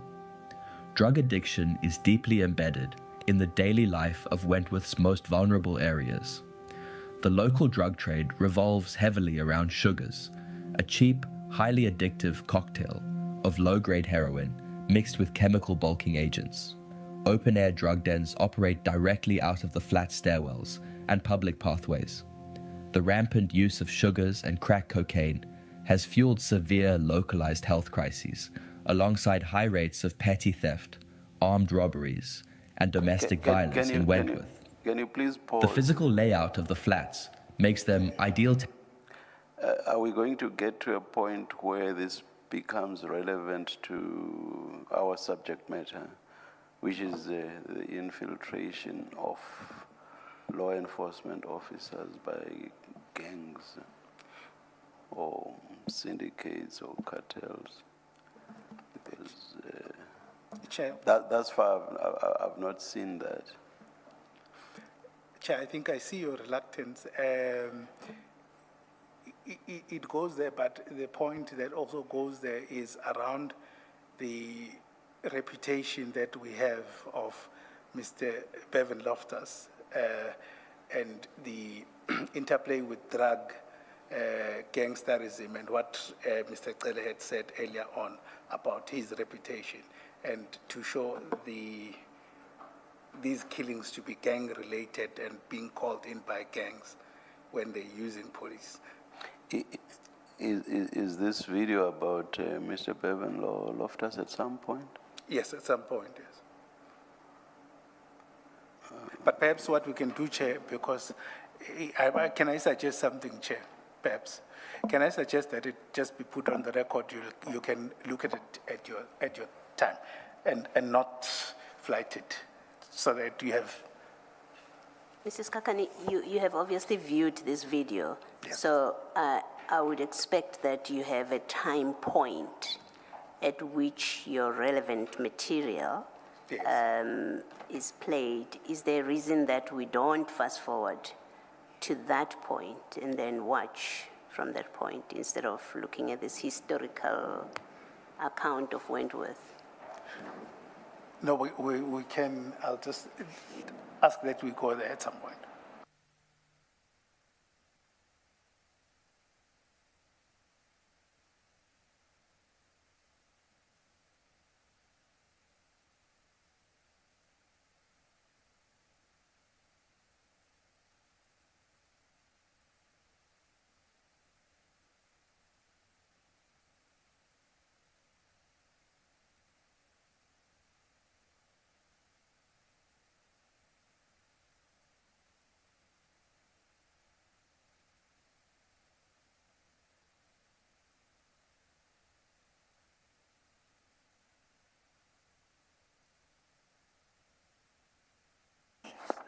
Why don't we finish the statement so long, please? Yes. Thank you. I think we're left with one paragraph, literally, yes.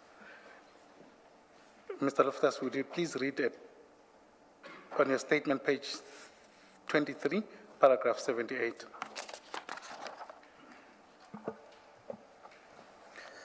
A few days after Bevan was killed, someone sent me a picture of Brent Thompson's WhatsApp status showing a photo of a tow truck labeled Roadstar with the captions, "The fastest lives the longest," with the hash emoji. A printout of the WhatsApp status is attached as GL3. Brent Thompson is Mr. Clive Nike's friend and associate.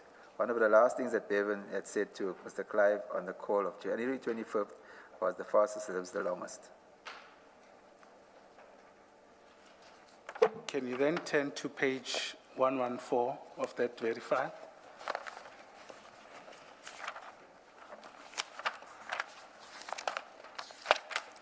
That's annexure GL3. Yes, I'm here. Is that what you are referring to? Yes, that's what I'm referring to. Okay. And who's Brent Thompson? Brent Thompson is from the Wentworth area. He was associated with the cartel organization. He was, I would say, one of the main operators in the cartel because it was known that Clive Nike was the supplier of their drugs. And he was associated with another player called Puffy as well, Brandon Kalicharan. So he was, if I can put it simple, he was the main player for the cartel, the in-between between Clive and the cartel, as far as the drugs are concerned. Sorry, just repeat that. I So he was the main player between Clive Nike and his organization, the cartel, as far as the drugs were concerned.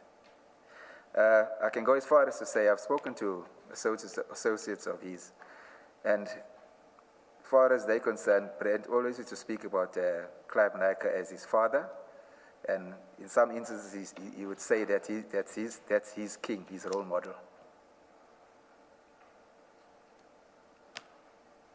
So just to take back what I think Commissioner Kumalo had said, there's a suggestion that we are making, and I just want to make sure that we are correct in it. We are saying that Brent Thompson, Mr. Thompson, was an associate of Mr. Nike. That's correct. But then you are putting drugs in it.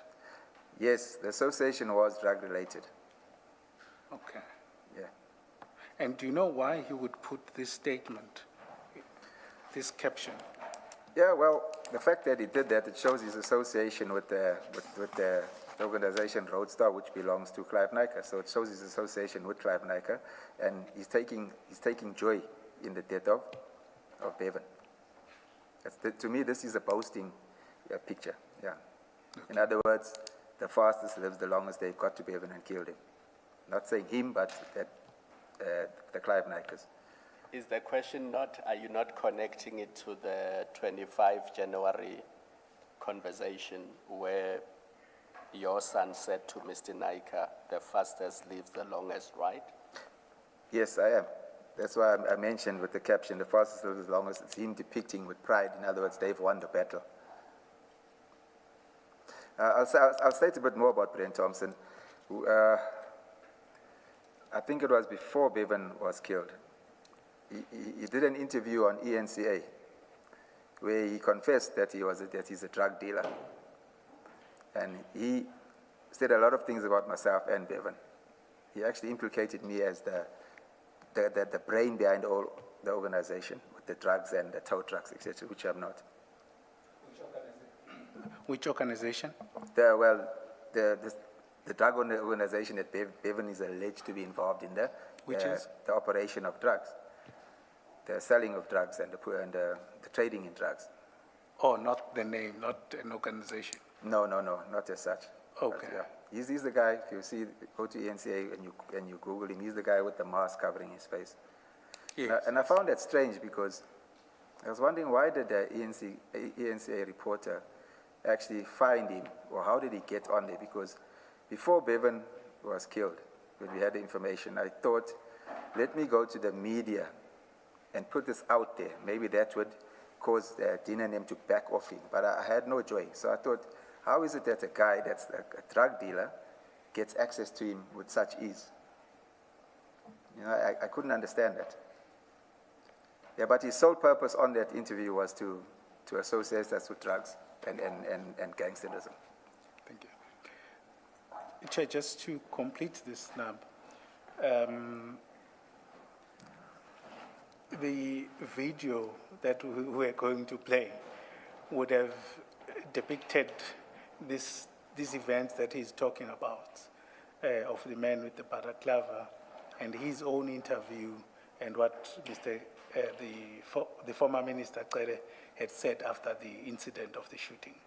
And that's where I think the important part that we wanted to contextualize this whole discussion in about being gang-related and the use of law enforcement for this.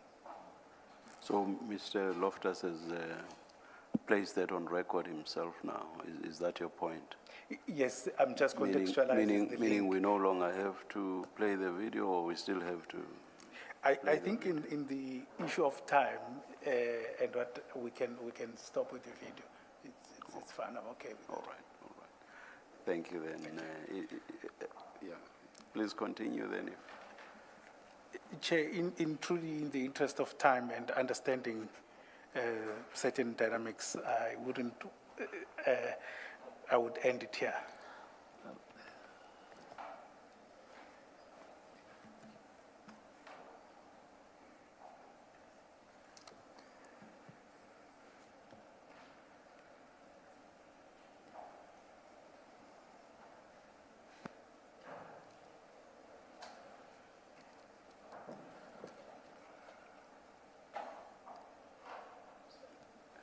Mr. Skakan, perhaps please consider summarizing your own impressions of the video insofar as it relates to Mr. Bevan Loftus, and put that to Mr. Loftus Sr. For his response. Okay. Thanks, Chairperson, for your guidance. You would have seen the video, I presume. Well, you did an interview. Part of it is the allegation that, the allegations are that the late Mr. Bevan Loftus was involved in drugs, and was a very ruthless, that's what it portrays him as, a ruthless gang member or criminal, and he was involved in eliminating his opposition, and they depict him as a very dangerous man. That's the one thing, and that is from that gentleman, as you say, and also from the Minister of Police's side, right? And your comment, your interview was to dispute that.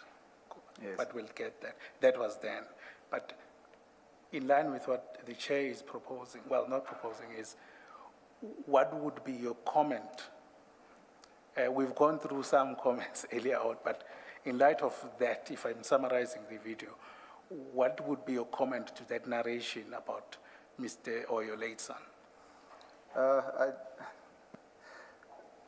would go back and say again, that's new sensationalism and social media, because I don't know where they get that from. So I would dispute that he's a killer and he's a drug dealer. I would dispute that. But having said that, as we said earlier, I'm not with him 24 hours a day. But in the last year or two of his death, he was at home all the time. So I've got no control over what social media and the news says. It depends on who they interview, you know. Sorry, I do have to take this point. You truly can't say that. I mean, he went into hiding and you were not with him all the time.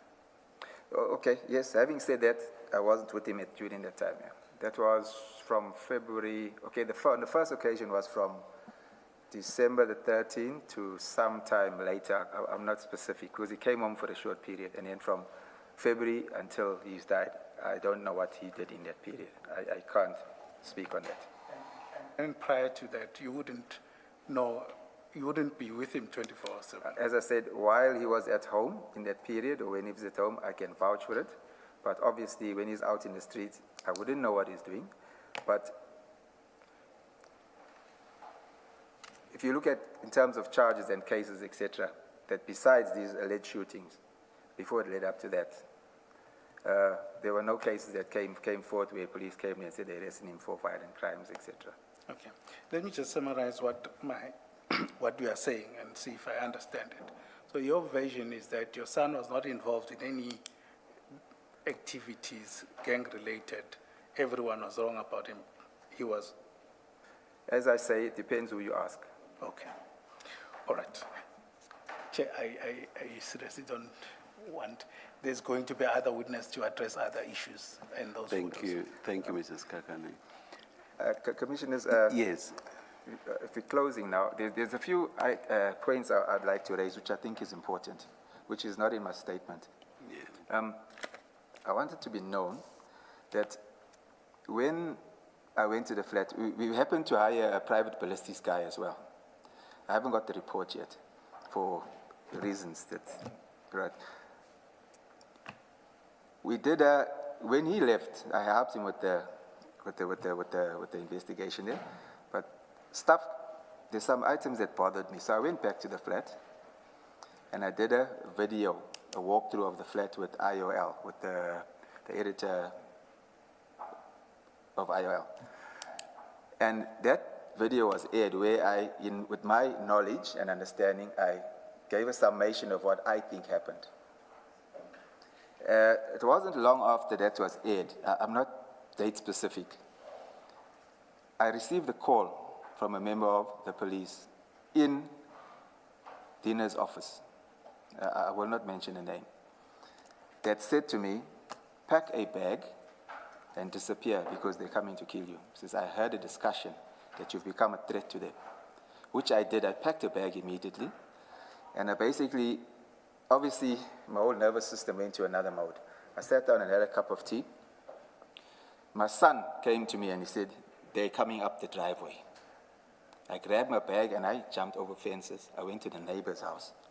So while I was there, my daughter-in-law, who lives in my granny cottage, the police went to her. And there was, I think I need to say this policeman's name.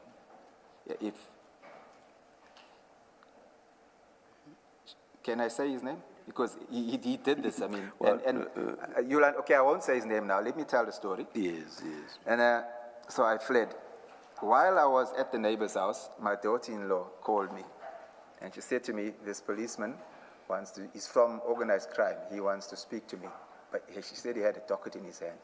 And he didn't come alone. I got pictures and a video of how they came. There were a lot of them. There were a lot of vehicles, etc. So he said to her, he wanted to speak to me. I says, no, I don't want to speak to him. Has he got a case against me? why are they there? So he says, no, he hasn't got a case, but he needs my help to, I can't remember what he says, identify somebody or locate somebody, because I was in another state at the time. So he said, there's no case against me. He just needs to speak to me. So I said to tell him I've got nothing to say if there's no cases against me. Then I could hear the conversation. He says, tell him that he can meet me at the police station of his choice and he can bring a lawyer along if he so wishes. So I said to her, if there's no case, I'm not cooperating. I don't want to see them or speak to them. Then he went on further to say, because I was still appearing for these cases that I was charged for, I can't remember the exact date, but an appearance was coming soon. So he said, okay, it's not a problem. You'll get me at court when I appear. So I managed to get someone to take me somewhere where I went into hiding because I know that I didn't do anything wrong. So when it came to the court appearance, I happened to catch the flu at that time. So I went to a doctor. I was actually under the protection of my pastor. So he took me to the doctor, and I got a certificate, and I submitted it to the court. On the day, the attorney and friends of Bevan's that were at the court called me and said, you know, you are lucky you didn't come here because these guys came in here guns blazing looking for you. So at that, I was away from home for about 18 months, and I didn't hear anything of the case.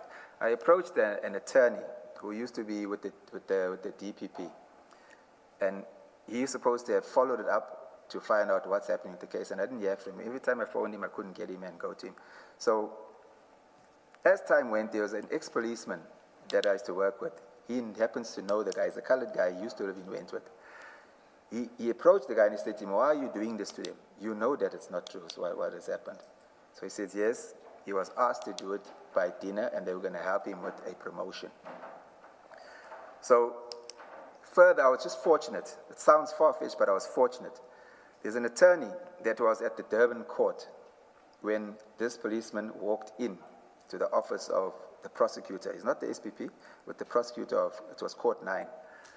And they had a discussion. This policeman was discussing the case with him, and he said to him, the prosecutor said to him, you can't arrest him. You need to take a warning statement. But earlier, when this ex-policeman said to him, a question about what he's doing, he had said to the policeman, tell him to come to my office and take a warning statement. But I didn't trust them. I thought they had an agenda.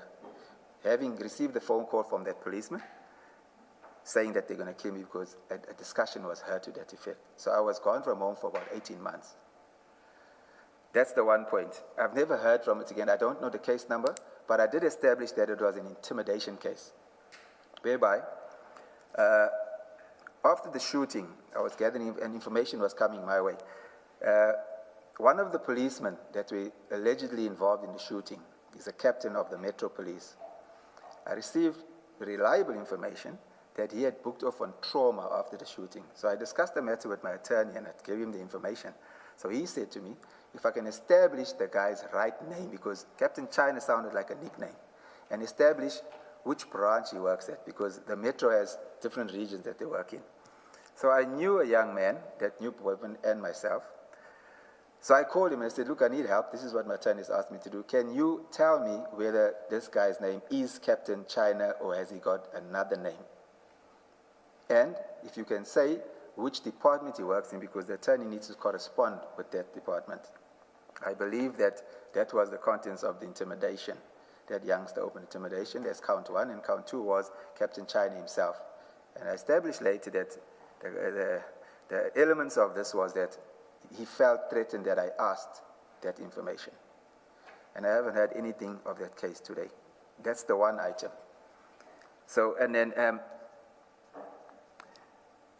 when Bevan was in hiding, and the same IPA policeman that was handling my daughter-in-law's case, he called me the one evening, and he said to me, Greg, do you know where Bevan is? Which I didn't know. So I said, no, I don't know where he is. So he said, can you establish where he is? Because they've got reliable information that Clive is sending guys to kill Bevan. They believe he's in a hotel in Madlanga. So I went to his wife and I asked her to call him, and I gave him the information. He denied it at first, at that time. So I went and reported back to this policeman, and he said, look, there's nothing they can actually do because they've got their team together, but every scenario that they look at, if they approach, it would result in one of their deaths, so they can't intervene. Later, when I spoke to Bevan, he said to me, yes, he was at the hotel. He didn't say the name of the hotel, but he said when I phoned him and told him that, he left the place. That's number two, which I think is important. So what I'm saying that is because it would show from the information that there was an intention by Clive to kill him, because the policeman said so, and I believe it's from a source that can't be revealed for identity purposes. Yeah. So that's the second one. The third one I want to say is, earlier I spoke on Captain Varley. I'm saying his name because I already mentioned his name. I'm going to raise this again, or I'm going to mention it again, which to me was important because when these guys came with the Belair cases, they never mentioned it again after that. They pursued the case of attempted murder, which they say happened at the Bluff meet. Captain Varley was, I'm not sure if I said it earlier, Captain Varley was the duty officer. So when a shooting happens, he has to go to the scene and write a report. I believe that report was written in the office under direction of Captain Dina Govender, because he didn't attend the scene, because there was no scene to attend. Then they pursued this youngster based on that attempted murder, because when we were even at the court, he kept saying that they kept saying it to myself and the attorney, the attempted murder he's wanted for, which did not happen. So basically they pursued him on that.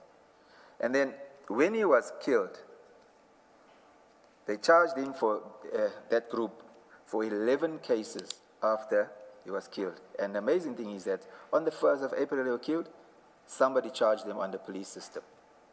So they were charged for 11 cases after they were dead. So I find it's important because if they had to make a case, create a case, that tells me they didn't have anything on him to arrest him. So I think they didn't want to lose face with Clive that had paid them. So the way I understood it was they had to get him at any cost, then they could do with him what they wanted. I thought I just needed to raise that. Last item. One of the guy that used to drive for Bevan, I didn't mention his name earlier, but I won't mention it now. He attended an accident scene not too long ago, and he called me out of his own, and he said, you know, I got to tell you this. I did mention Captain Bevan's name before because he was part of the team. He's the guy that mentioned to someone previously that this shooting didn't happen because he was with them at the Blue Lagoon when a phone call came through and it's saying Bevan's driving around the bluff, and they rushed through. And thereafter, the shooting incident was created. But at that time, Bevan was at home, and the driver, Mr. Eckhart, he had been the driver. And we got video footage of the butchery where Eckhart is going in and out, yes? And they would say, maybe Bevan stayed in the vehicle. But I'm saying that the hard drive was taken because we could have proven that Bevan was at home at the time. In my opinion, they had no reason to remove that hard drive because it wouldn't help any case of theirs. I think it was to hide the evidence that they were acting incorrectly or against the law. So on another occasion, the same Captain Bevan, this guy phoned me, the driver, and he says to me, Captain Bevan met him at the scene. And Captain Bevan, they would discuss the matter, and Captain Bevan said to him for the second time to a second person, that he was present and there was no shooting that took place. They created that whole crime. So to me, that is key for them pursuing him on that matter.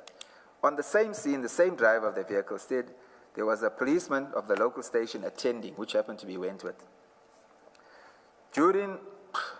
Before the time of his death, I think from between January and the time he died, there had been a shooting incident in Wentworth where people drove past in vehicles. It was on social media, and they were shooting at the flat area in what they call the F section area. That was where one of the cartel leaders, who is now deceased, had lived and he was operating. The policeman related to the driver that on the day he was working, there's a picture on social media where one of the police vans had holes in the windscreen where they were shot at by these guys. He said, Dina approached him and said to him that he must say that he saw Bevan shooting him. Now my question was, why I think it is important, if you have solid cases to arrest Bevan, why do you want to create another false case?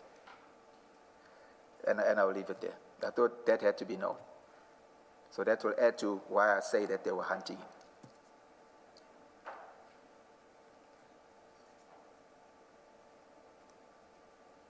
Any questions on what Mr. Loftus has just said, Mrs. Kakani? No comment. Thank you very much, Thank you, Commissioners. Mr. Loftus. Thank you. You are excused. Thank Thank you. you. Thank you. Good afternoon, Mr. Musigiri. Afternoon, Chair. Afternoon, Commissioners. Chair, we have a witness. And you are excused unless you are supporting Mr. Musigiri. Thank you, Chair. I'll take that. Chair, we have a witness, Captain Houston Cumming. He's just on the other wing, but I've asked them that they bring him down. So perhaps we'll need about 5 minutes just to set him up with the files, Chair. You'll indicate when you are ready. Let's adjourn. I'll do so, thank you.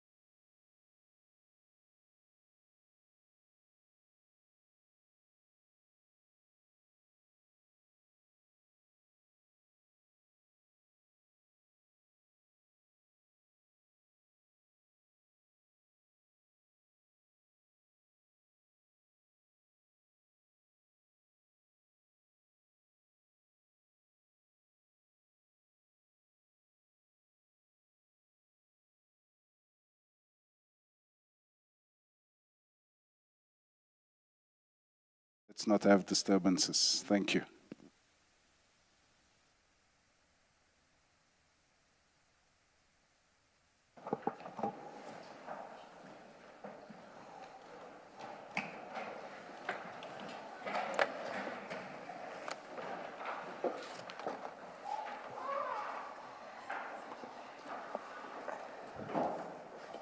I don't want to take a chance and pronounce your surname because I've heard different versions of the pronunciation. Can you place your full names on record, please? Good afternoon, Chair. First name is Ashley, second name is Linton, and the surname is Houston. Houston. Thank you very much. Yeah, I will tell on him. Mr. Loftus pronounced the surname Houston. That sounds like school. It's like the first name, Chair. If they say Ashley, I know it's receiver of revenue. But I'm called Linton at home. Thank you. Good afternoon to you too. Thank you very much. Will you be swearing or affirming? I'll be swearing, Chair. Do you swear that the evidence you are going to give is the truth, the whole truth, nothing but the truth? If so, please raise your right hand and say, "So help me God." So help me God. Thank you. Thank you, Chair. Chair, Captain Houston would have been the first respondent to the shooting incident in the Morningside. That is the one that we've been discussing relating to the 5 young men that were deceased, with obviously Bevan Loftus being at the center of that incident, Chair. And his evidence will be confined to that, but also given his experience of 38 years in the police and having worked in Durban, he will share some of his views on the connection between the tow trucks, the drugs, and to some extent the interaction with the police, Chair. Chair, we'll be using 2 files. So there's a file that it's written Ashley Linton Houston statement. And then we'll be using file 2. So we concentrate on only those 2 files, Chairperson, for the purpose of this witness. And for now, Chair, let's look at file 1, which, it's file 1 in terms of his statement. File 2.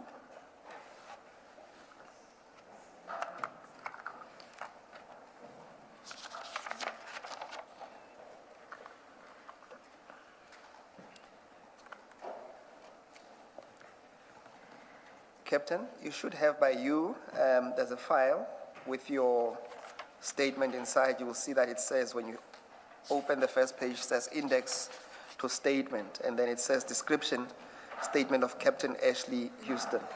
Do you have that, Captain? I do. And then if you flip over, Captain, you'll see the actual statement. Do you see that? I do. And then if you go to page 12 of that document, Captain, you will see that there is a signature there appended under the name Ashley L. Houston.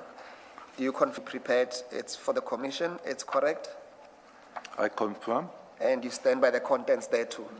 I do, Chair. Thank you. Captain, I would want us to go through your statement just to assist the commission on the evidence that you need to give. But do feel free as you go on to give better explanation where necessary, and there might be some questions that are asking for clarity, either from me or the commissioners. I would want you to start with paragraph 1, dealing with the introduction, but please, Captain, don't read out your ID number, and also don't read out your cell phone number there, and also don't read out your home address. So basically in paragraph 1, you may just say he's a 60-year-old adult.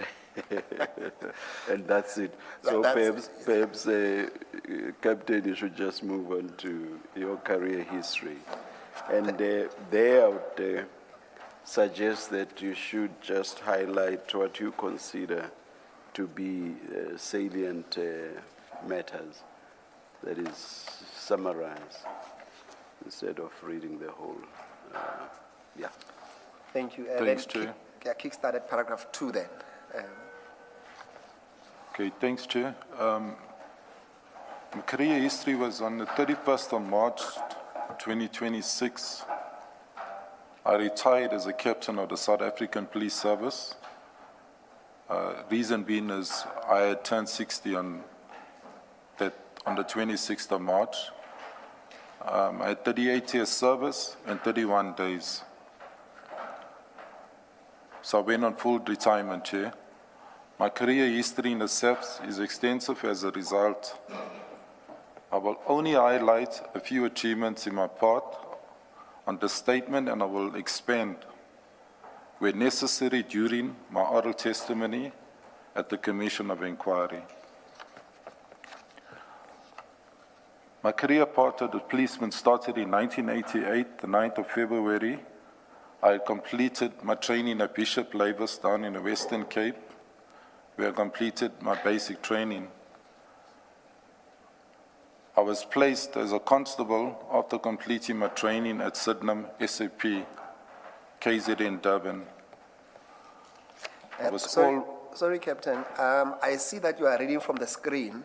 There is an actual physical file. I don't know if it will make... I can read off it will be easier. Are you happy to read from the screen? I can read off the file. I'm good to read off the file, Chair. Yes, can you then give Okay, it just caught my eye. I prefer to read off the file. I saw your posture that it seems to be struggling from the screen.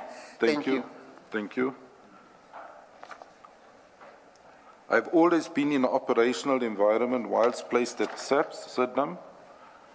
I was promoted 2 years later in 1990 to a full sergeant. The reason why I speak about full sergeant, pre-94 there was a rank in the police as a lance sergeant. You did not require to write any exams, you did an internal assessment, but I was busy at technical and RSA furthering my studies. In 1990, I was thereafter promoted to a warrant officer 4 years after serving as a full sergeant. I continued my studies, my second year studies at Technical and RSA. I've served 18 years at SAP Sydenham, which ended in 2004. During my time at Sydenham, I underwent different training courses, including,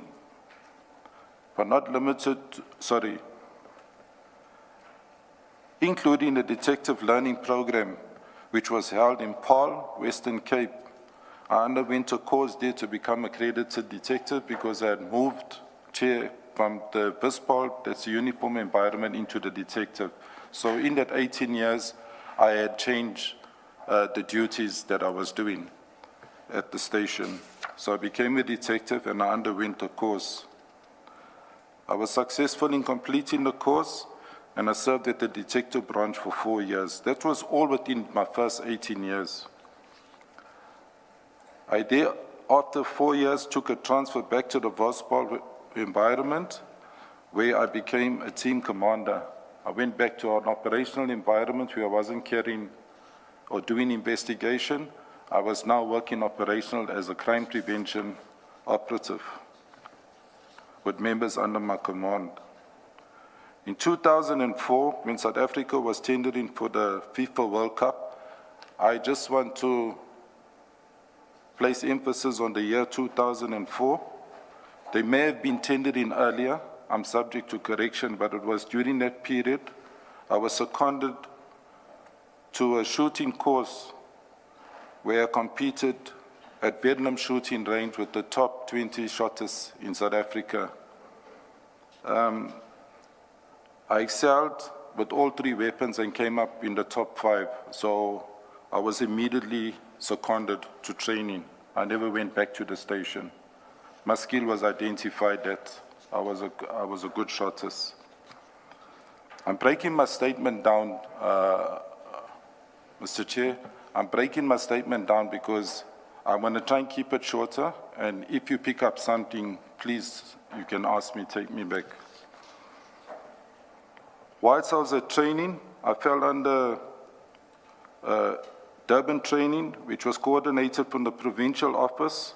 I underwent courses to become an accredited trainer to the build-up. So I did my assessor examination through a company, Technical and RSA, and I went on to do a moderator's as in weapons. The unit standards that I was expertising in or became accredited in training people was firearms within the SEPs. At the same time, I came up to Pretoria and I did a further course, which was with regard to the EDTP at Pretoria College. It was an 8-week accredited course, and due to becoming an assessor and moderator with SACITA, I applied because they had a detective course to moderate members that underwent investigation courses. So I became an assessor moderator for anyone who went for that training. Between 2004 and 2010, I attended various training courses. I also became a range officer accredited. I trained down in Edo, and this was my period that I was seconded to training. So I was developed as accredited range officer, and it was a prerequisite because I worked with weapons and I was training people out at the range. That was all members of the SEPs in KZN, especially the Durban area, would undergo from a constable to a general, attended their training, the use of weapons, tactical policing 1 and tactical policing 2, as well as, I didn't include their pyrotechs, that you'll be trained with stun grenades and other pyrotechs that we utilize in the police during our duties. Soon after the 2010, to fast forward, I decided to take a transfer. I submitted to the current commissioner of the time was a general engaging my transfer, as there was no growth. I was a warrant officer, and there was no growth as in terms of there was no structure for promotion, and I was questioning my growth in terms of my career path. And I requested to leave, even though I had become developed and trained by the organization or the employer in various departments. I requested to start at Mabel, where he was reluctant at first to sign, but he was going out as onto retirement, and with my request on my knees, he signed my transfer to Mabel. So I reported to Mabel, the Vispol environment. As an operational commander, I was appointed by the station commissioner, who was a Colonel Van Zyl at the time. I worked at Mabel for 8 months, and during the 8 months, my name came up on a national list where I was promoted or considered for promotion to a lieutenant. Lieutenant's the old rank. It's the rank which is now equivalent to the captain rank. But I was penning at the time a grievance of where I applied for an operational commander's post in Brighton Beach, a captain rank, and I took up the lieutenant rank. With taking up that rank, I was offered 3 posts, so I had to leave Mabel shortly after 8 months. I reported to the provincial office in Durban, and I was identified. Obviously, management knew and members knew my skills from training and operations, so I was identified to work in operational environment. I was seconded to Durban South. That's to focus mainly on the Wentworth area because gangsterism was rife. So I had to deal with myself and my family in terms of my secondment, and I made request to management that rather they give me a post out in Wentworth and let me take up a post, which they agreed to. I signed the undertaking and I took up a post at Wentworth. I became the operational commander heading the crime prevention at Wentworth. That happened in 2010, Commissioner. I reported... Captain, before you move on, would it be fair to say, at least after 2010, as a range officer, would it be an overkill to say that at that time you have become now an expert in the use of firearms and accredited as a trainer? That is correct. The skills which I was accredited into was the handgun, the shotgun, and the rifle which we used. I did develop and I did become an expert, not only in use, but also in training and facilitating. I would say a marksman in layman's language with the weapon. I would do what you could call, I would train people who are of average to medium to a high standard of weapons within the organization. For example, the normal station policeman will do an application shoot, where they do a standing shoot onto a target. The dog units will do advanced shooting. The TRT will do advanced shootings. And I'll go on further to mention why the TRT, because the first selection of the TRT, I was part of it in 2010. I'll come back if there's questions arising with regards to training. But my arrival at Wentworth, I arrived there for 1 day. And I was confronted by management, a major. That time the major rank was still like the lieutenant rank there. And I was informed, he was acting station commissioner, that the cluster commander, who was a Brigadier Mpete, requested me to report to him immediately at the cluster. Taking you back to my promotion that I was awaiting, there was a post, I remember 1818. It was in 2010 I applied for that very, very same post as operational commander where there were grievance going on. I came up number 1, it was overturned because of equity, and I kept that grievance even though I came up on the national list. So I ended up in that very same post. I reported to the brigadier, and when I arrived there, he said, "This is your team. I know you know what you're doing, and these are the stations you police wider than Wentworth. You will focus on 6 stations which fell under Brighton Beach cluster." So I was stationed at Brighton Beach, overseeing the south. Brighton Beach Station, Wentworth, Montclair, Ambilo, Mayville, and there was one more. Ketamana. Sorry, I missed that one. I'm not even looking at my statement here, so I'm just trying to take it up forward quicker. I worked at the Brighton Beach as an operational commander. My duties were dealing with gangsterism, drugs. We got terms that we use in the police as contact crimes, trio crimes, and property crimes. Property crimes, for example, business robberies, house robberies where property is taken, common robberies on the road. Police-generated crimes was drug dealing, sale of illegal liquor, unlicensed premises. So that all became my package of mandate to deal with in the affected areas which I had to police in those policing precincts. And in the contact crimes was the more serious ones, as in the carjacking, the trio crimes, carjacking, business robbery, and house robbery. All those married my KPAs and my team that was working with me in those 6 stations. So I went up until 2017.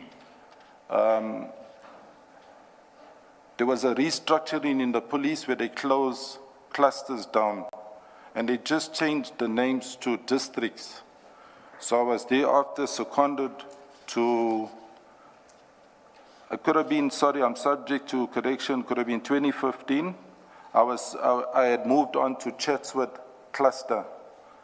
The general, at that time, there was a general as a station commissioner, but I reported to the cluster where there was a brigadier.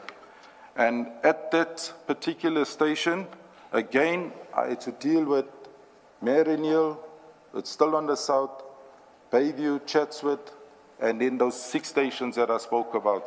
So I had a wider area, but I was operating now from an office in Chatsworth. But as again, there's gangsterism, drugs, there's robberies, as I mentioned earlier. I stayed at that particular office and as the operational commander.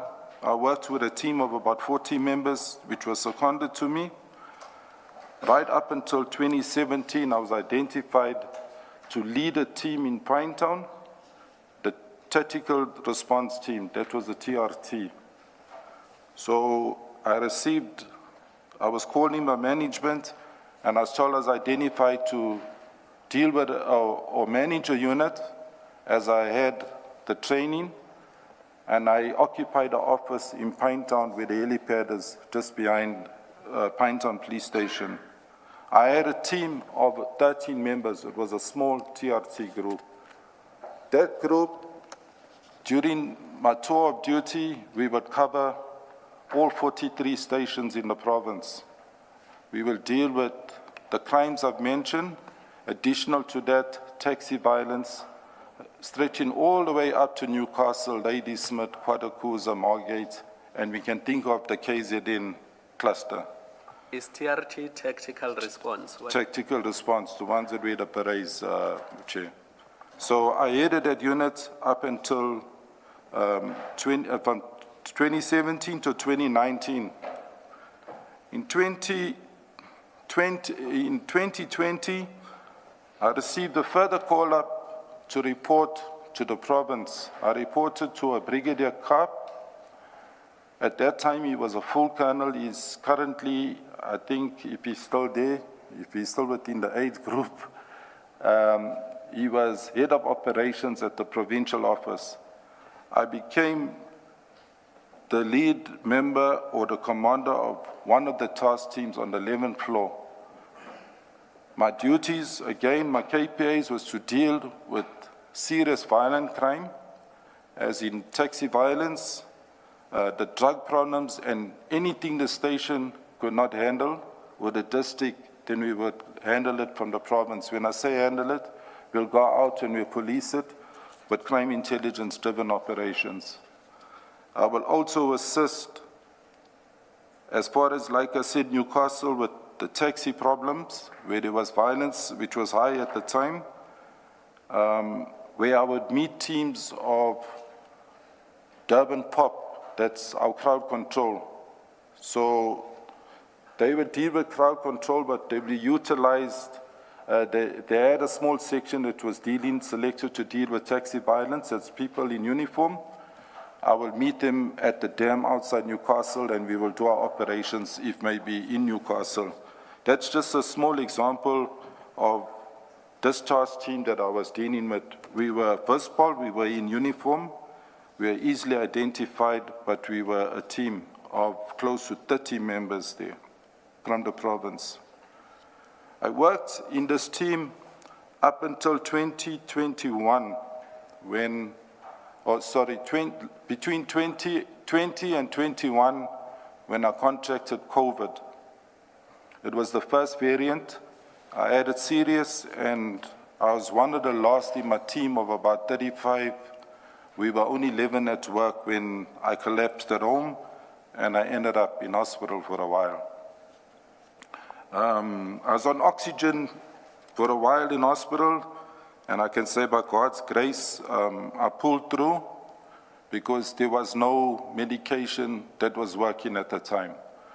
So on recovery, I went into the wing because there was slight memory loss, so the doctors needed, although I was not medicated, they needed to observe my cognizance and understanding and memory, and within 3 days after coming out of IKEA, I was discharged. I was a bit, if I would use the terms, paralyzed, as I could not walk. Those who had COVID would understand. They were affected by COVID. I had it quite serious where being physically fit at that time, although I was already close to, I was over 50, but I kept myself relatively fit, but gradually I progressed to get myself to my fitness. I decided, because of my love for my job, to report back to the station, and I started where I started in 2010. I went to Wentworth and I had an arrangement with the station commissioner to work 2 or 3 hours a day, and that assisted me with my memory loss, as in terms of what I had forgotten during my illness. Once I had recovered, I received a call-up instruction. I was operational in Wentworth with this gangsterism and this violence that was happening. Captain, can you just give me a moment? Just give us a moment.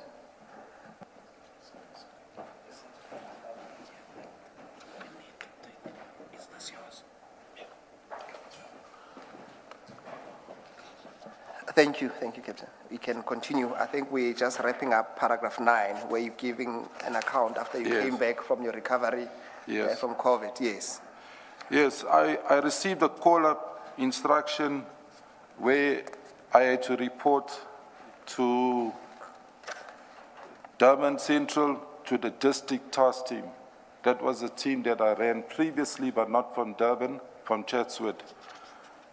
On my arrival at the district task team, I was able to speak to the general that is currently there, and I made a request that I do not want to travel wide. I was still on a recovery process physically, and I needed some space, and I preferred to rather go down to Durban Central because crime was extremely high in the city. She agreed, and again there, with consultation with the station commissioner, I was placed as an operational commander where all the operational members, the bike unit, crime prevention members, and the field unit members fell under my direct command, where I was operational with them. In my statement in that paragraph, I mentioned something that we were able in the first year to reduce, where business robberies was extremely high, to reduce with the strategies I implemented jointly with the team, our crime to 43%, by 43%. So we had lots of businesses, chain stores like the Pedros, the Nando's getting robbed, the Top Slickers, and we pursued suspects, brought them to book, and that resulted in a drop of crime in the city during that period. That's basically where I was operative until I was summoned on the 1st of the 23rd. May I proceed with that, Chair? Yes, we are on page 4. Page 4. So you'll start at paragraph 10 under the topic relevant background. Then that will be dealing with the incident of 1st of April 2023. Before you do that, Captain, and this is really out of interest, in that paragraph 9, you mentioned trio crimes. What is that? Trio crimes is our serious crimes like carjacking, business robbery, and it's house robbery. Yeah. Thank you. May I proceed, Chair? Yes, proceed. Okay, on the 1st of April 2023, I want to say this, Chair. I know I had consulted with the evidence leaders, and there was a back and forth because I'm not at work, I'm retired, with my timelines. So I did not have anything that was accurate, and I don't want to follow any social media. So I had to look into proper timelines because it was a sworn statement I was going to be making. So I want to place emphasis on that. I knew it was where I was on this particular day, and I knew more or less it was mid-afternoon. So I have put there 13:20 p.m., around about then. On the 1st of April, 2023, at 13:20, I was at Reed Road, Bria, when I received a call via our radio control, that's flying squad, of a shooting at 3:40.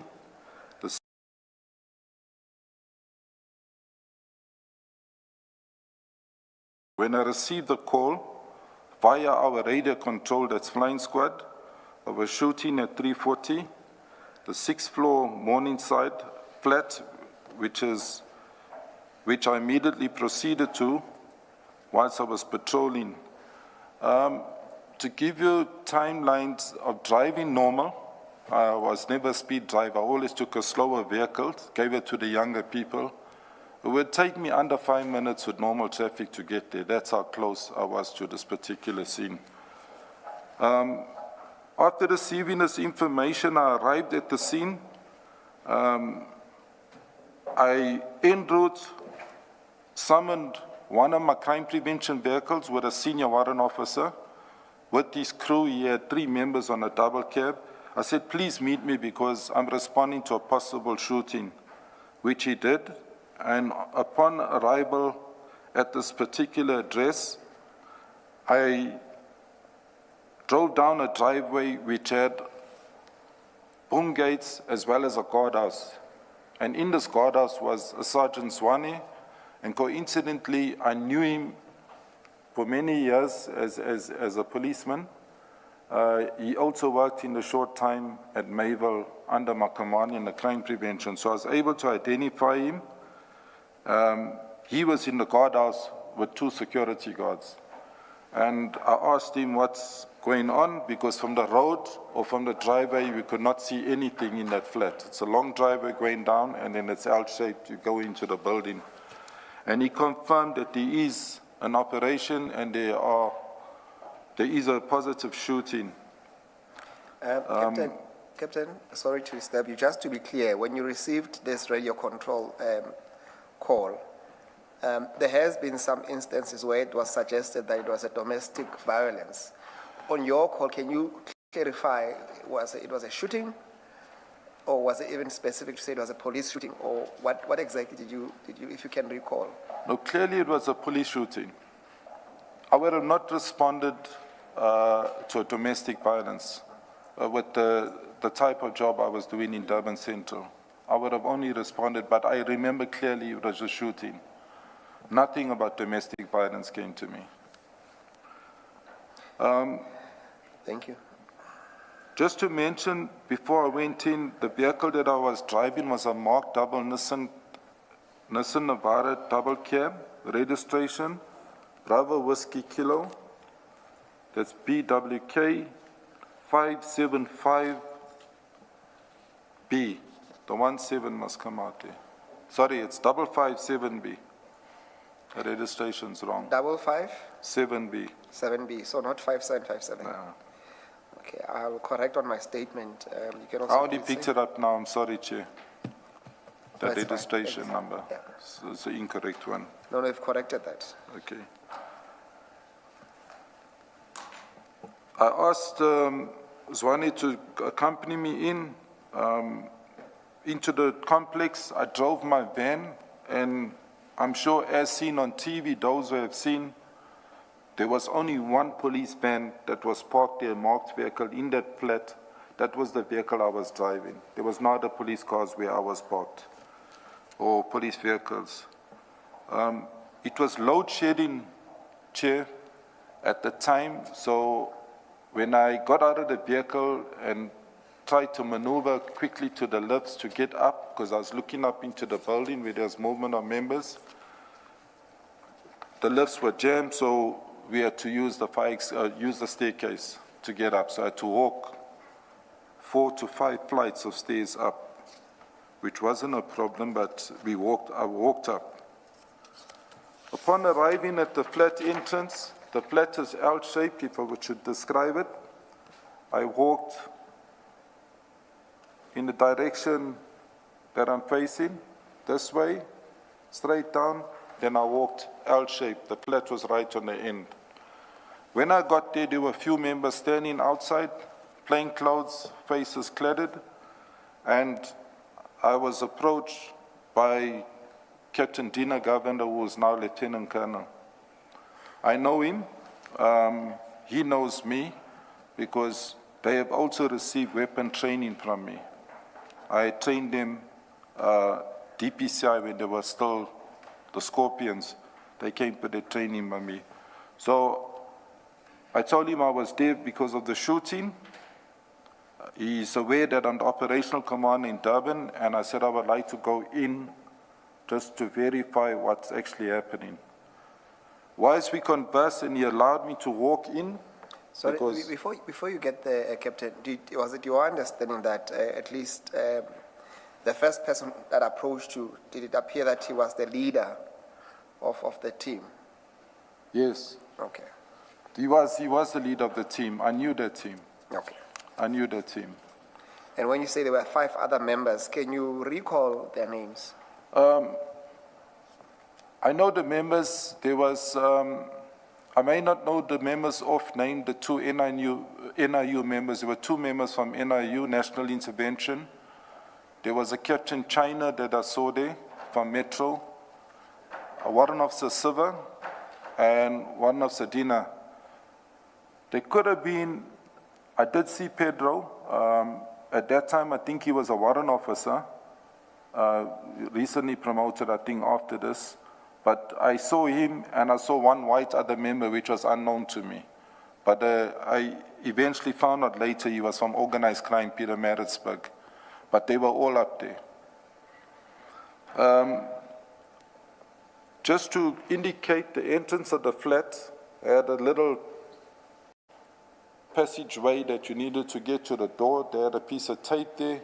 And on request to Captain Dina Governor to allow me in, which he did, I was stopped by one of the civil. He asked me where I'm going to and what am I doing. And not to get into any arguments with him,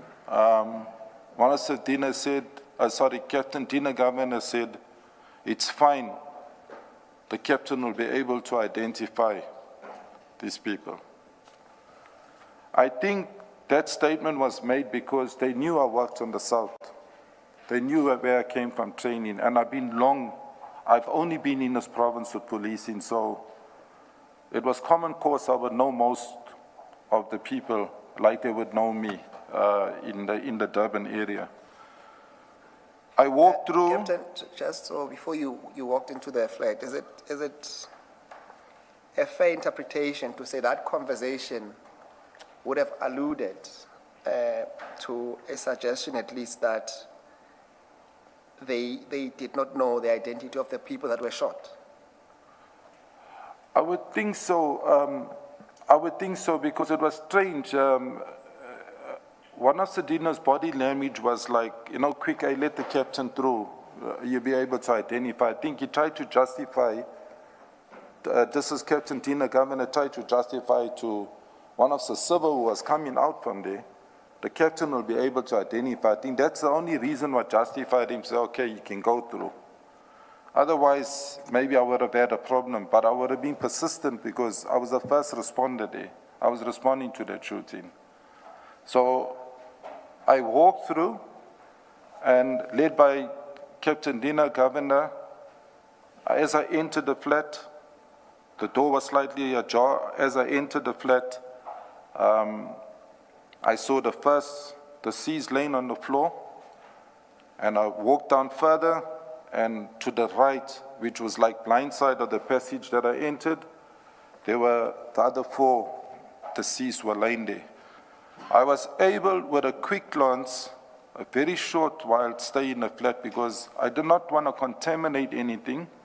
I knew it's a scene of crime. I'm just going to confirm, look in, and I'm going to reject. But with that, I had moved my eyes around the flat quickly. Just as it's my first time going in here. I looked at it and I then went through.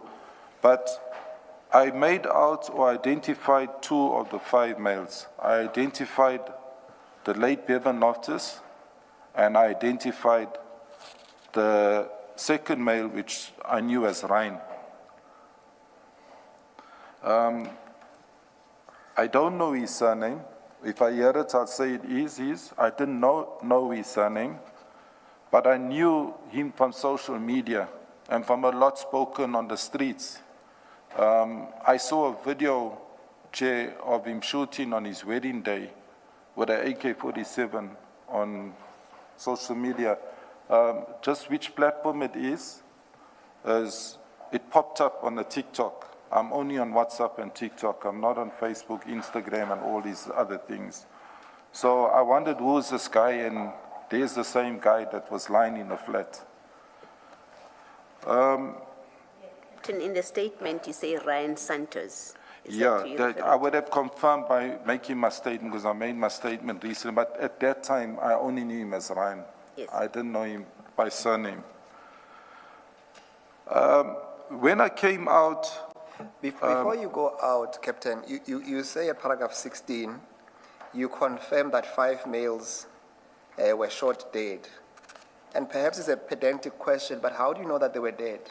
Did you touch them? Did you check the pulse? The damage done there's no way of survival. Everyone had headshots. Leave the body shots. I know exactly the killing spot on your body. So, as a weapon expert, I'm saying this as a shotist, test me. I know exactly where to kill you, the killing shot went to. So they all had headshots. So I didn't even scrutinize the bodies. There was no need, whether they were shot 5 times, once or 3 times, but they were deceased. These guys were gone. I got there, Chair, I want to mention, I got there very quickly, and I would say so from my experience in terms of the blood splatter or the spilling or the bleeding of the deceased. It hadn't even settled. The blood was still very fresh. It hadn't even started to dry.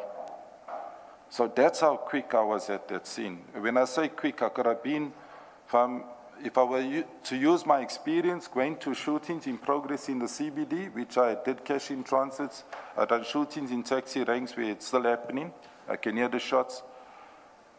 I would have been there within easier than half an hour, the most. In fact, half an hour would have taken me from Durban to Maritzburg driving normal.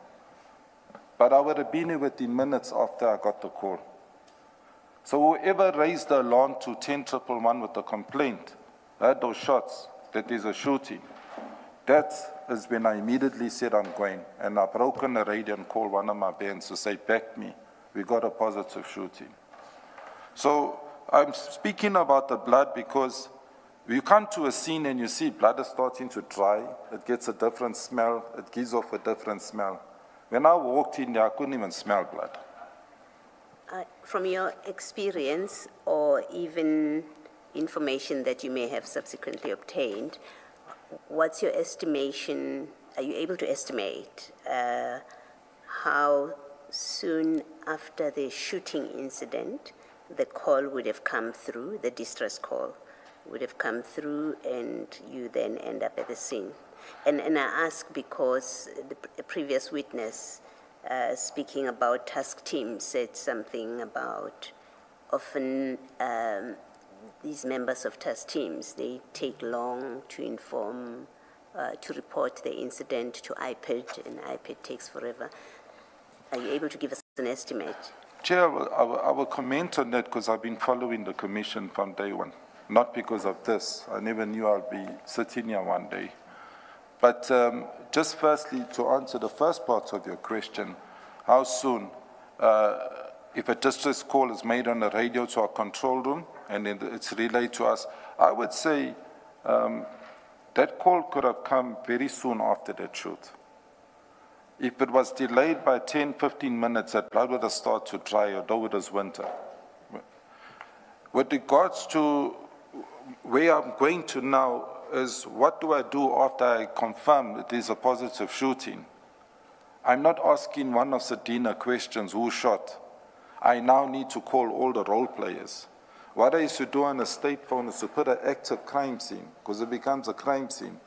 But I chose not to do because now I have different units involved here. It's a task team and it's a variety of members.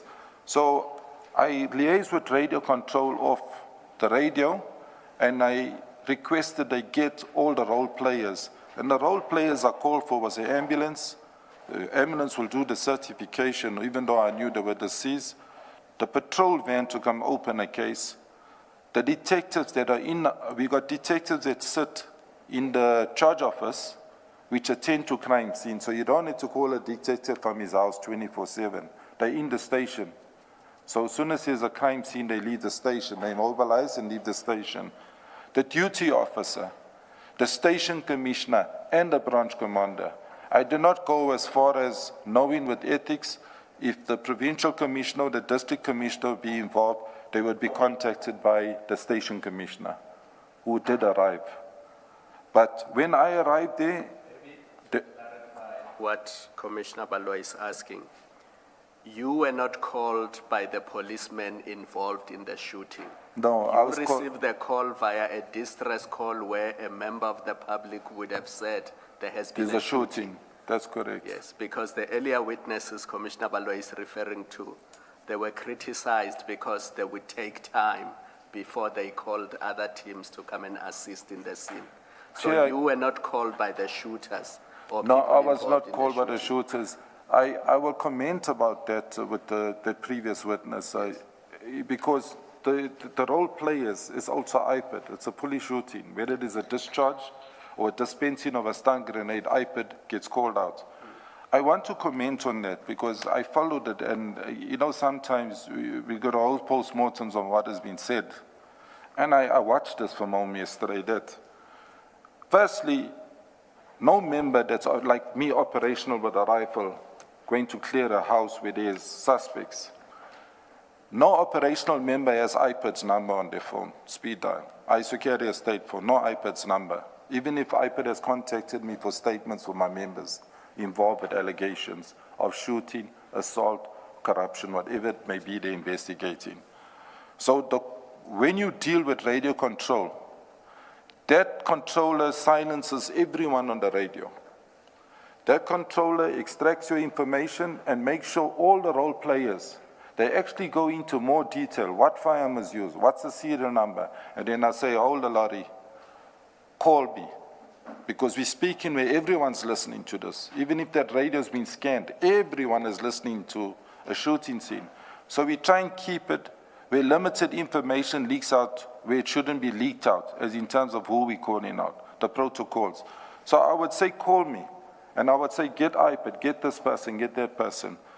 On the story about not calling iPad, no operative or member, I know all the years in the police, will call iPad out themselves. That has to be done by radio control, or if you've got a VOC in your station, and that VOC's monitoring. Because it's a police shooting or incident involving escaping or with the police, they will contact iPad. Now, just to Somebody mentioned a duty officer. What is the role of the duty officer in that scenario that you've just described? The duty officer will come and he will verify that all his members are there, and he will do a factual, or she will do a factual report on actually what transpired. So we'll come and interview all the role players that were involved at that scene, not necessarily take their statements, and then when they go back to the station and statements are now being confined and placed into the docket, he will do or she will do a final report because they need to escalate everything. So I interrupted you. Duty officer does not call IPID, so tell us who calls IPID. The controllers, because their numbers are right there. In 10-111, if I say now there's a shooting here, accidental discharge, it's a police shooting, radio control here in Pretoria will call IPID immediately, because if there's omission, you deal with radio control, not the shotters. So if there's a delay in calling IPID, the fault is not the police officers. It's not the on police. The scene. It is radio control. Yeah, I just want to tell you the flip side of the coin, Chair. Operationally, I went out from a lot of locations where my members or myself was involved with a shoot, where IPID was under-resourced or couldn't get a vehicle into, let's just say, a 4x4, they had a normal sedan, to get into a rural area or a dangerous, volatile area, where we will go and uplift them, meet them halfway in a safe place and bring them to the crime scene. That's also a delay. But realistically speaking, my experiences, and this is the truth, it's gospel, when it comes to IPID, they don't attend all scenes. So when IPID is contacted, it's like contacting fingerprints or forensics. There's a reference number that's given.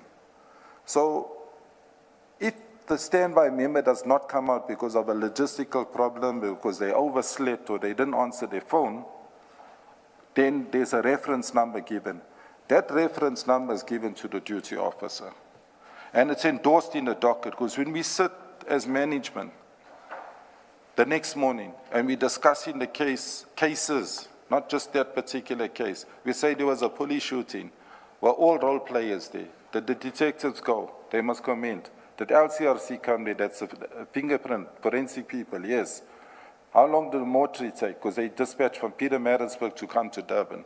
All those things get accounted for. So if IPID didn't come, then it's endorsed in investigation diary. IPID did not attend. They could come 2 days or 3 days later and come sign for the docket and take the docket away. Thank you, Captain. We've digressed a bit, so maybe you can go back to your statement. Thanks, sir. Sorry, Commissioner Baloyi, just on that point, just to wrap it up, is it a fair understanding of your testimony that if there is an expectation or a policy that the shootist ought to call IPID immediately, that is not realistic? And if this commission was to consider some of the reforms is to deal with some of those issues, that it's not what actually happens in reality, that the shootist will be the one who calls IPID to come to attend to the scene. Is that a fair understanding of your... No. It's not, the onus is not upon the shotters. I stick by that. There are role players at that scene to make sure, but when the distress call goes out to radio control, the transcripts are there. They inform, contact IPID.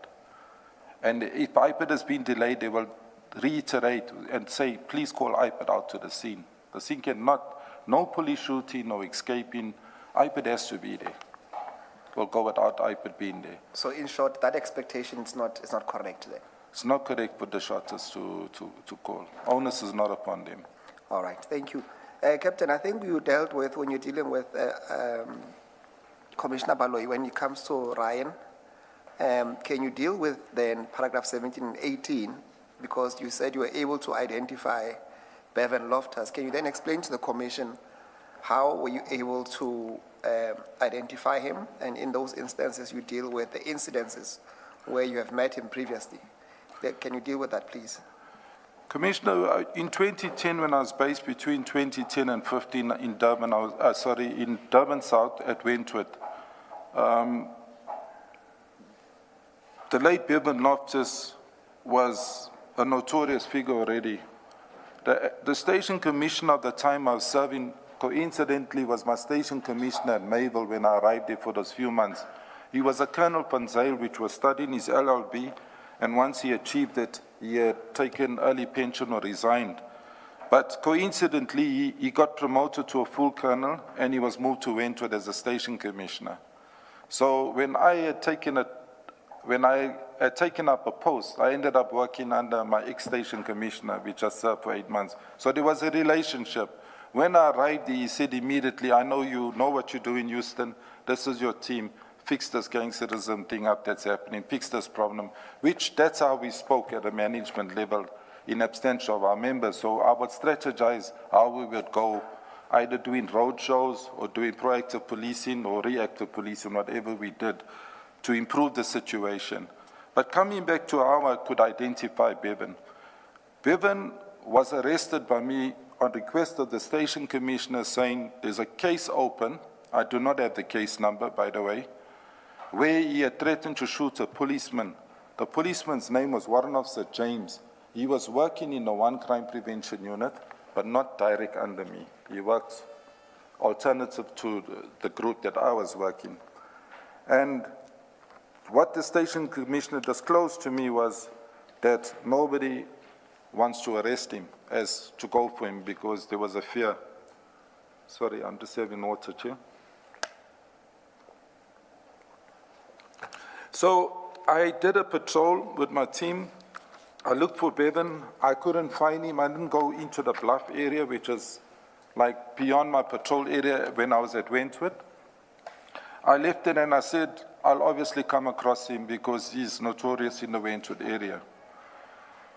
I was coming from the area which I live. I'm not going to mention it before the panel.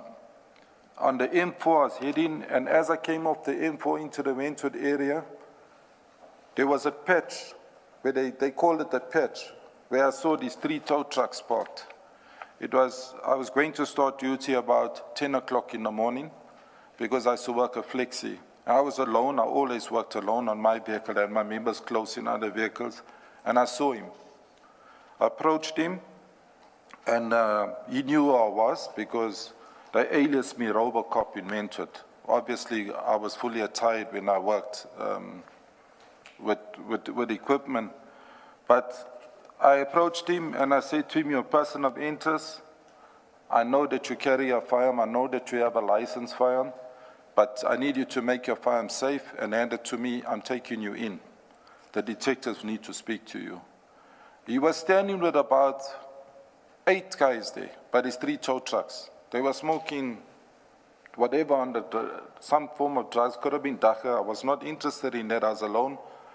But I managed to apprehend him, place him in my vehicle, front seat, and I drove him to the police station. But I had his firearm with me. It was a 9mm pistol. When I got to the station, I took him straight upstairs, and I informed the station commissioner at that time to please get hold of the investigating officer. He has access on a computer to see who's carrying that docket. because he's an outstanding suspect for intimidation case where he threatened to kill a policeman, a warrant officer. Captain, when you're told that he's notorious and no one wants to arrest him, what was his notoriety? What was said that he's notorious for? With my short arrival, I would say when I arrived in Wentworth, I had a small team. I had to work for a trusted team. When you say a trusted team, I had a small team of 1 female and 4 males. And there was diversity. I had 3 Indian members. I'm going to speak across the race group, young members. I had 1 new constable colored and 1 new female constable. And the 4 were resident Merebank Wentworth. They lived in that community. The female lived in Sydenham. So when I had to familiarize myself with the different territories in Wentworth or the different gangs, they were of much of assistance to me. So I was able to identify quickly which type of gang is operating in which street, because they don't have it's not widespread Durban gang and Maritzburg gang. It's very close. Streets divide the gangs in Wentworth. So just to come back to answer you, Chair, I used to see this guy sitting where the Hollywood gang is, in Woodville Road.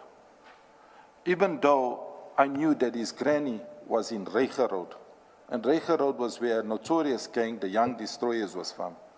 But he was not sitting with that gang. He was sitting with the Hollywood. And that Hollywood gang was led by a person, I don't know if I should name him, but he's a fugitive at the moment. He's someone that's wanted as a sentenced prisoner. He's sentenced, but he's somewhere on flight. But that's where I would see him sitting, like you'd see these gangsters sitting. And I say, who's this? You look at a face, you say the guy's got an innocent face, but then these young people would say, hey, who's this, Cap? This is so-and-so.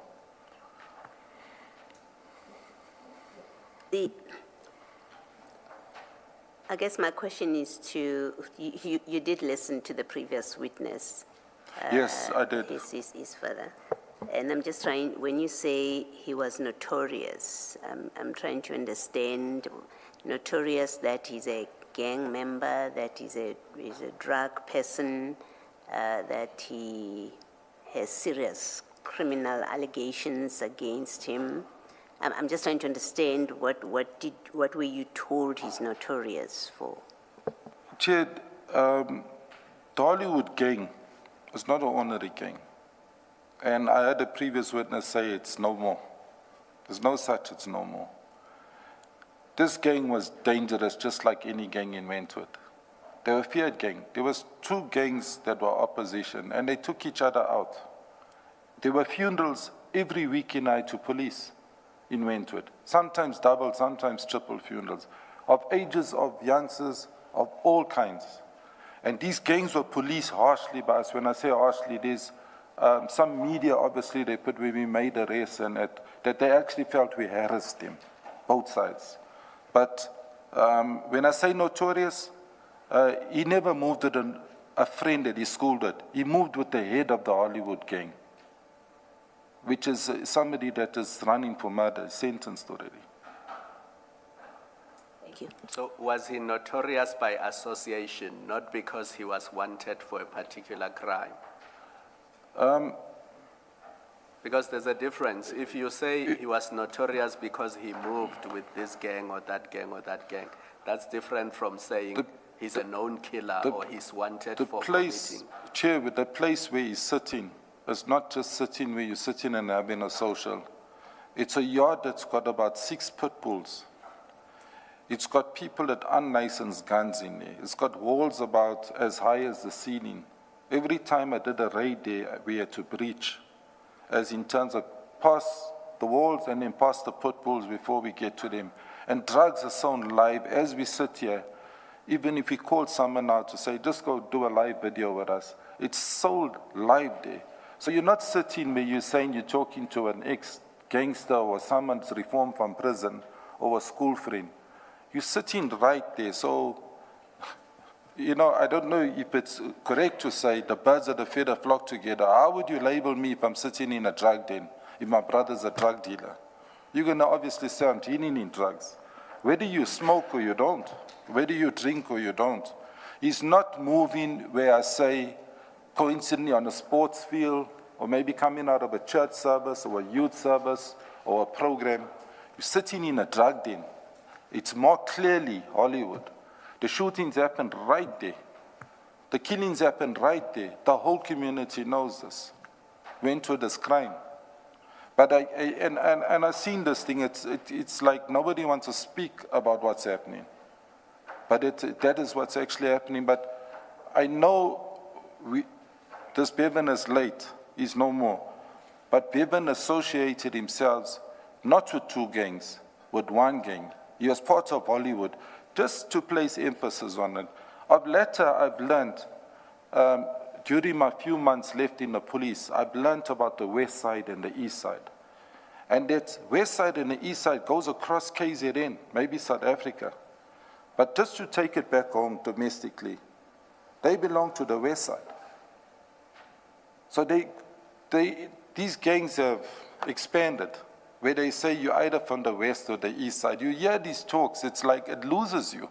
I gotta keep asking the younger people, hey, what's west side? What's this east side story? And then it comes out, they tell you. So you don't hear this Hollywood, cartel, young destroyers, the young Americans, you don't hear that. But you'll hear west side. Then you identified as you, the same kind as me, we're not enemies. Thank you. Thank you, Captain. I think you are going to then, because you've dealt extensively with the first encounter, at paragraph 18, you deal with the second encounter with Bevan, where he was a complainant in this instance. Yes, I went on again. Bevan and his dad, Osama, were in business. But Bevan walked into the station and opened a case of theft of motor vehicle against his dad. It was for a Kombi, as in a Quantum taxi. Again there, this is how we worked as a reaction team from Wentworth. As soon as there's a positive suspect or person of interest, we don't let the case get cold. If the statement is strong, you identify it. Your place of residence, with Wentworth is as small as my fist, if I say this. There's no hiding space. You can't run. We will go bring you in. And like I say, yes, maybe that's why I was aliased in a different way. But I'm saying this, we'll pursue you. Bevan opened a case where his dad was the suspect. And that took me to his house. What took me to his house was, again, the detectives were not following through on their docket. The suspect was outstanding. And they knew they're not going to go take that vehicle from his father, which was an exhibit. I went up and I dealt with the matter. Did not meet his father. The very three houses described are right next to each other like my three fingers. Got a long driveway. You wouldn't be able to say who's staying in which house there. When I was given an address, a mark of where I could find the taxi, I must look in the 1 yard behind the house. I was being told by neighbors, but all three houses are owned by this family. So I was a bit confused. It was in the Brighton Beach area, which is just up across from Wentworth. And I spoke to Bevan's mom. She spoke over the wall. She said, her husband's at work, and what do I want? I said, he's, again, person of interest. Bevan has opened a case. There's a case number. I would like to access the vehicle. I saw the vehicle, but I could not remove it because the dad was at work, allegedly. In the evening, before I could finish the tour of duty, the dad arrived with Bevan in the station, and both attacked me as to why was I there. But he was the complainant. To summarize it, he withdrew the charge against his father. So they most probably sorted their issues out after the visitation by me. Had his dad been there, he would have been arrested by me. And the Kumbi would have been seized as an exhibit and impounded. So that is how the question was, How do I know Bevan or he's dead? I don't know he's dead from the police. I know him from these occasions. Because on both, when Bevan was arrested the first time, the dad did the same thing. He came to the charge office and he made it personal. And I'll go on to where I met him at the entrance at the main crime scene. What was actually happening there? Yes, we'll deal with that one later. So at paragraph 18, you deal with at least where you associate Bevan with the Hollywood gang in the neighborhood. So I don't think we need to repeat that because you have explained that. And paragraph 19, you have already at least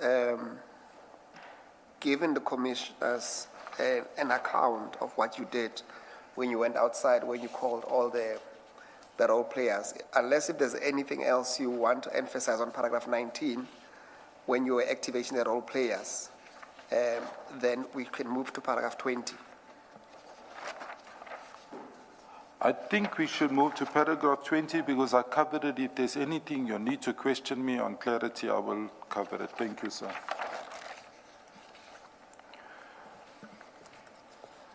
On paragraph 20, I'm going to summarize it. As time went on, it was now going into the mid-afternoon, past 3 o'clock, all role players had arrived. The LCRC, the forensic team arrived, so they took over the scene. So these role players, the task team under Lieutenant Colonel Dina Governor, had now removed themselves from the top of the flat and they went into the basement, which you cannot see from a public eye.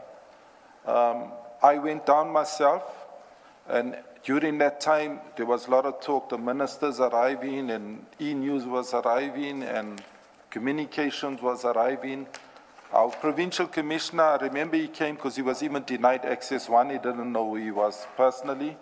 He was denied, so we had to arrange for him to be accessed. But he was accessed, he arrived. He wasn't contacted by me. The station commissioner arrived, the ex-station commissioner. So I did see them, but I did not communicate to them. I did say I was the only police vehicle within the crime scene, besides the LCRC. Again, the proof, not that it's been disputed, is whenever they blow this up on TV, on media, I see the van. My grandson sees, he says, there's your van, Dad. So that van is the only Nissan Navara in Durban. So having this van, I walked down to where this team was, and again, when I met this team, I could confirm now exactly who was there. So they were standing in a group next to a BMW, but the metro car was there, the organized crime constable from Peter Madisburg's unmarked car was there, Captain Chabon, China's car was there, that's a metro dog unit vehicle. One of Sir Pedro was captain today, his car was there. They were standing and they were trying to work out something, so I joined them, and then I arrived at a point where they were trying to move the so-called person arrested earlier in the day. And I don't want to mention his name, but that particular person, they needed him moved to Pinetown Police Station. So one who was standing with me at the time, and I offered. I said, I will assist you all because there's no need for me to stay at the scene. I will go with one of your members and we'll transfer him. The place of his movement to Pinetown Police Station was kept secretive because of security, to give the chair a clear understanding what happened on that day. We were running parallel events in Durban. There was rugby and soccer. It was a Saturday. So we had armored vehicles, Nyalas, in the stadiums. I have access as an operational commander where I also oversee events. So I have access to communicating with those commanders that are placed at these events. So I requested, knowing that the road was getting very busy, and by then, I, on my state phone, did get a call from home. I also got a picture which was taken at the scene, sent to me, to say, look what's floating around.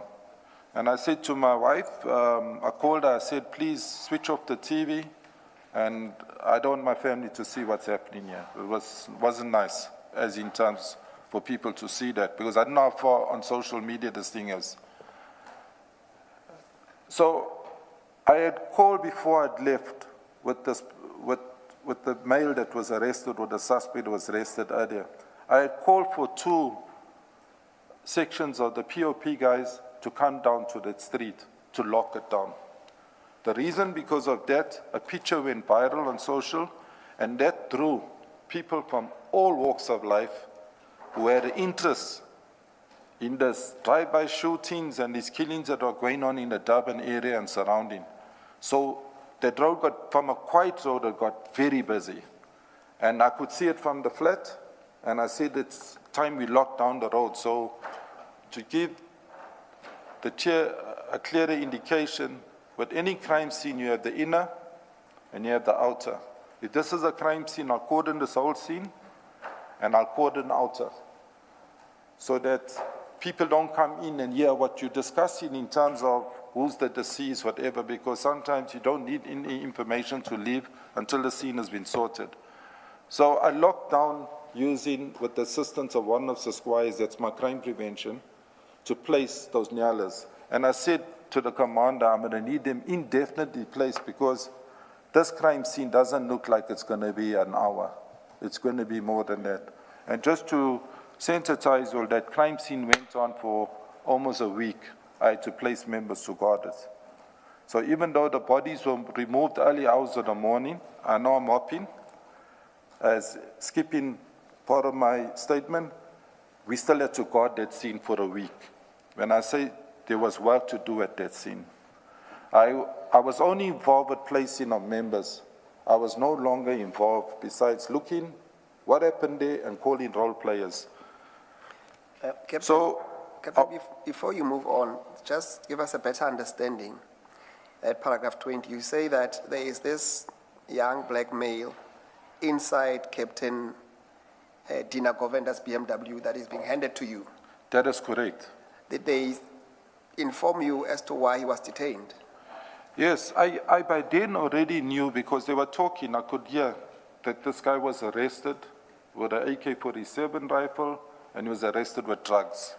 So there was some association with him and the deceased. That's how they arrived there.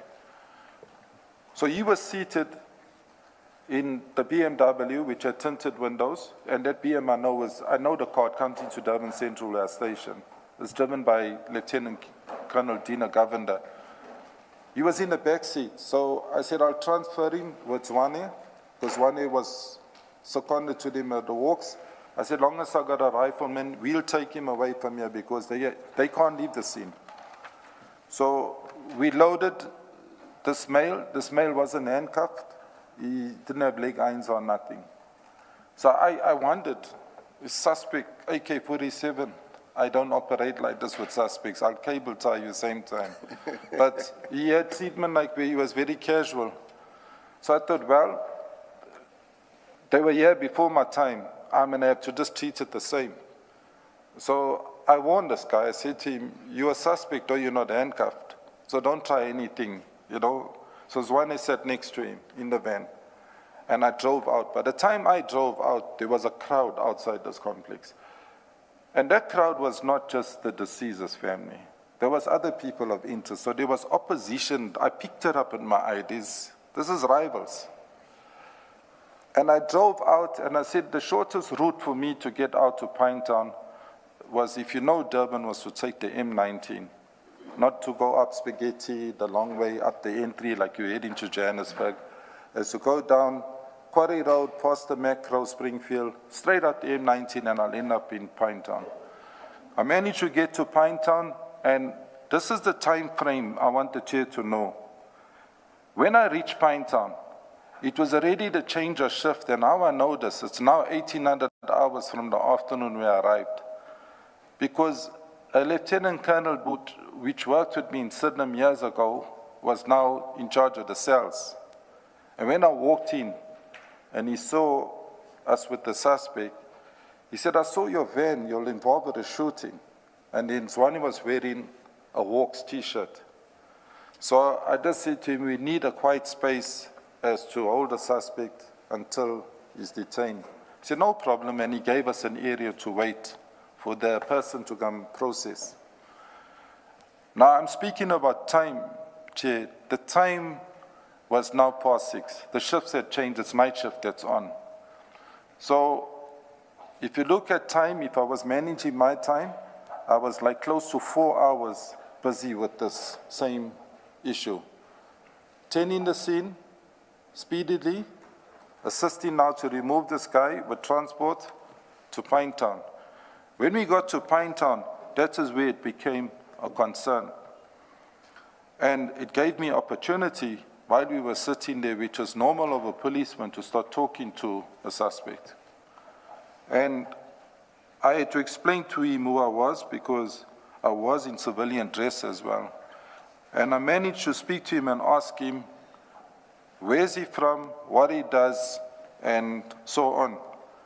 And the indication Are you now that reading from paragraph 29? Have we skipped the other paragraphs? Yes, he's jumped to paragraph 29 on page 9, where he's dealing with the transportation. The transporting the suspect. The suspect, yes. So it's 29 and 30.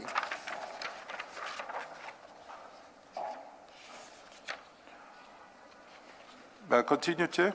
Yes, if you please. need to take me back, what I'm doing, I'm not reading my statement verbatim because I know this thing as far as I remember it. So I had opportunity to even find out his background. What did he do for a living? He said he was an Uber driver, then he became a tow truck driver. Then he was supposed to be transferring a vehicle. The same vehicle was arrested in the same day. There was papers to transfer it onto, I think, Bevan's name, he said. And I didn't realize that that vehicle was a vehicle used in a previous shooting because I hadn't seen the vehicle at the scene. And I was not present when he was arrested. And then I went on further to find out his family background, and it was then he disclosed to me where his mother of his children works, and how many kids he has, and where the police had taken him to, where he had further exhibits which were seized by this unit. So I won't discuss that because I was not part of it, but he confirmed that there was items seized, he was cooperative, and then that's how they ended up in Morningside. So I kept it in the back of my muscle memory that this guy has a landmark where he stays, he has a family, he has a spouse. So should he, let's say, hypothetically escape one day or go missing, I know who to ask questions. And one would ask, why would you say that? The mere fact that I had him in my custody, it was a prerequisite to question him as to who are you, what's your name, even though I do not remember his surname. To fast forward, when I was dealing with the evidence leaders and I was dealing with IPAD previously, it was alleged that they lost this person. But due to what I furnished them with, they were able to locate him. I'm not going to mention who and where. So I was given a phone number. But before you do that, you say something in that last sentence in paragraph 29. His association with Bevan. Yes, I did question him. He did say he's a middleman. He only keeps the weapons and he keeps the drugs. On this particular day, he was taking the drugs to Newlands and then he was going to meet with them. He didn't mention that to me. Thank you. I did not include names here, but he also mentioned, besides Bevan, another deceased. He wasn't too sure that guy was there. He said that guy's gone on a trip, as on a boat trip, as with the MSC, the trip that takes you out for 3 days. So he was unaware that this guy was in the flat, as basically confirmed normal or deceased. In simpler terms, Captain, when you say that, because you use the word middleman, what does that mean? He was middleman for Bevan.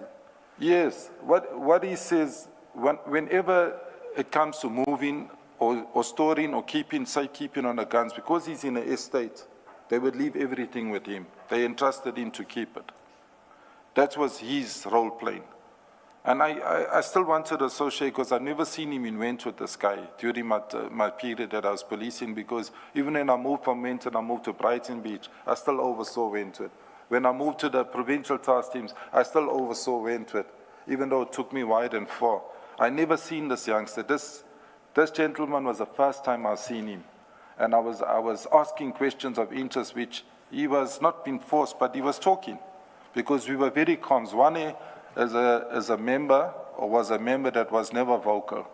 Very reserved, very professional, and he wouldn't interrogate you by questioning you. That's one. So I was doing most of the talking with him. And what kept me talking to him was we waited for a long time. From when I left that scene, which takes me less than 15 minutes from the scene up to Pinetown, I was sitting in that holding cell area almost till about 8, 8:30, and I was getting agitated. But I had a phone number, because before I left, I said to Captain Dina Governor, please give me a number so I can phone you, because I don't have their phone numbers. And he gave me a number. So when I phoned him, after an hour, and said you're sending somebody to come process your suspect. Now he's sitting here, nobody's come here. He did not answer. One of the civil answered. And I'm saying, is that Captain Dina? He says, no, it's civil. I said, I need to speak to the captain. And he sort of like, we come in now.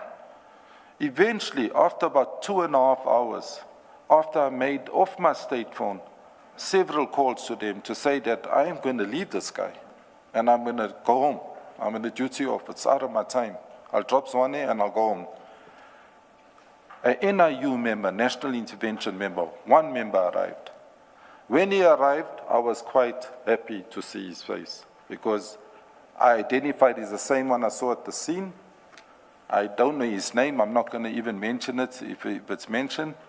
But he said he's there to process the suspect. I was shocked that an NIU member is now going to write a statement.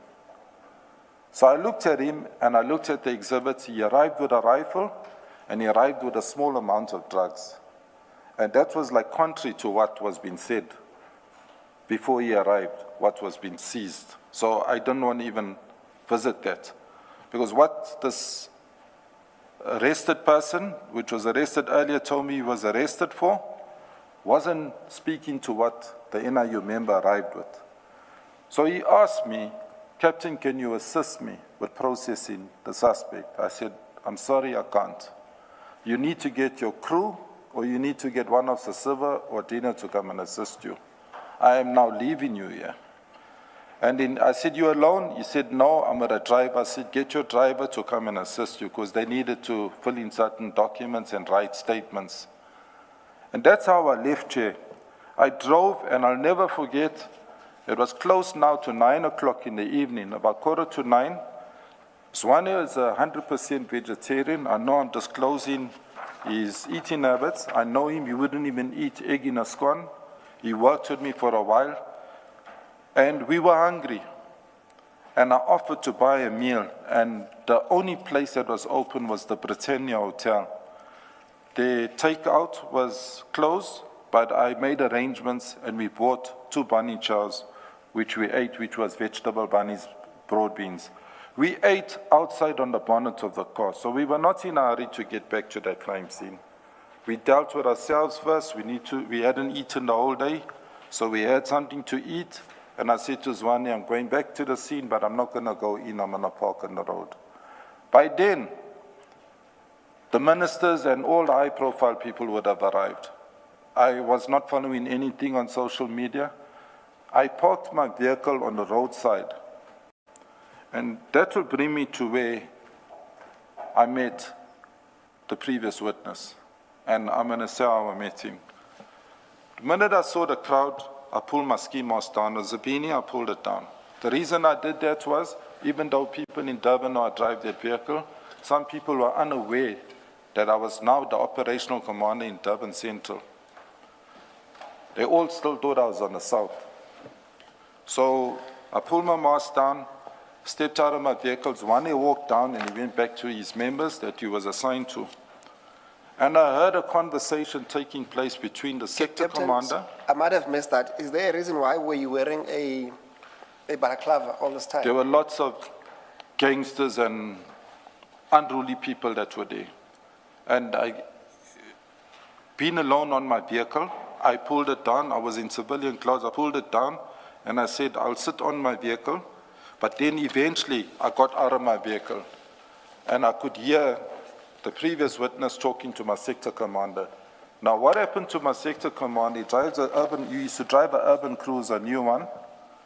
He had his lights on the whole day from when he was there, whenever he arrived, because I wasn't monitoring him. His car switched off, so he needed a boost.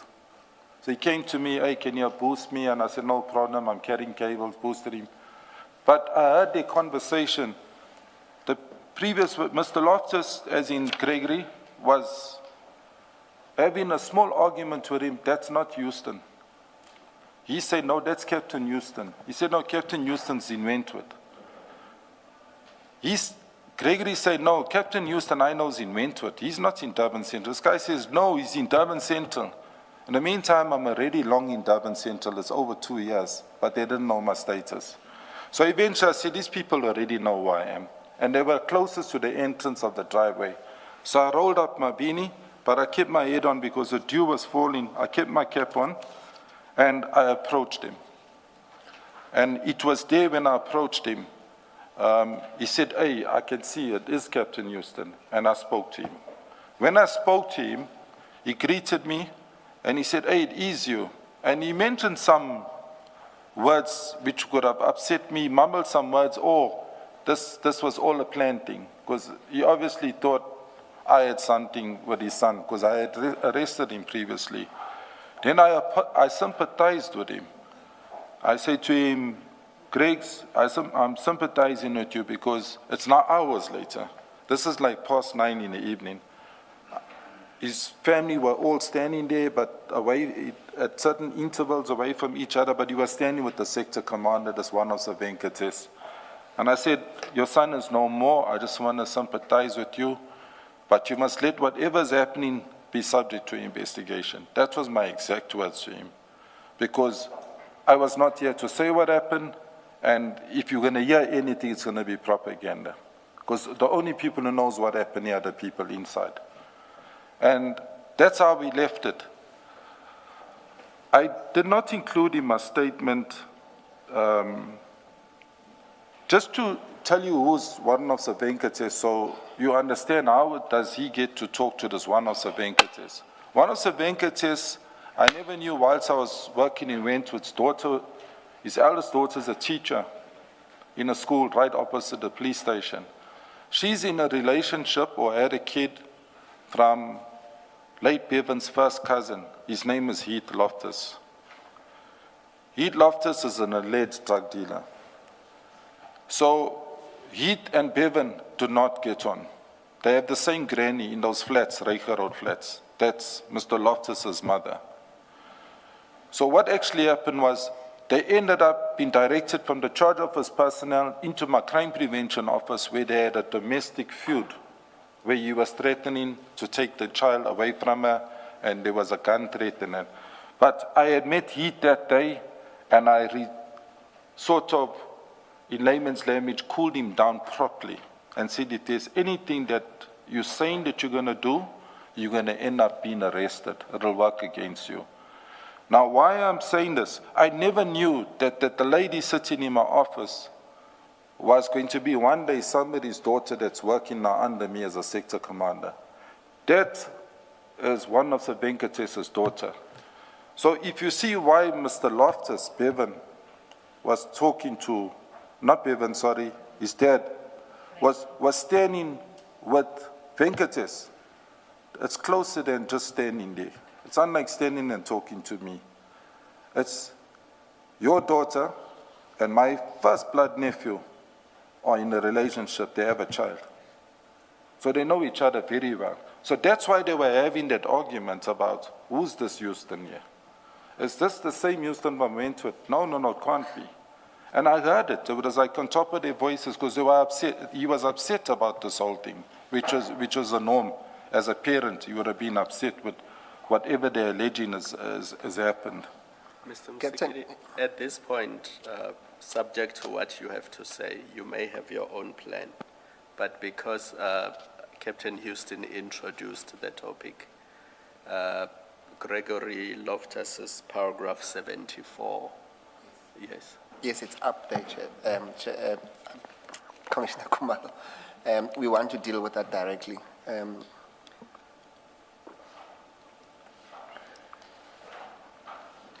You will deal with it? Yes. Yes. Captain, you would have heard from the previous witness, being Mr. Gregory Loftus. At paragraph 73 and 74 of his statement, it's in front of you there. I think you can see it there. He deals with the encounter that he had with you on the pavement of the crime scene. And in particular, paragraph 74, this is what he says you said to him, and I would like to invite your comment to that. He says at paragraph 74. Does he have the... No, I don't. Is that in the second file? Let me arrange it for you.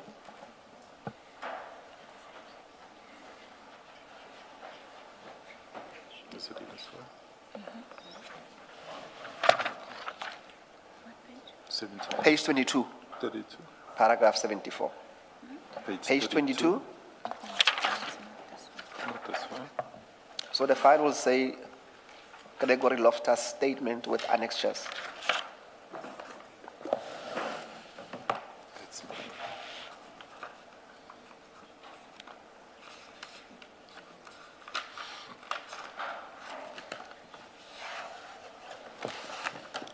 Now, I want you to focus on, in particular, paragraph 74, where he makes specific allegations against you as to what happened on the outside, while you're waiting outside.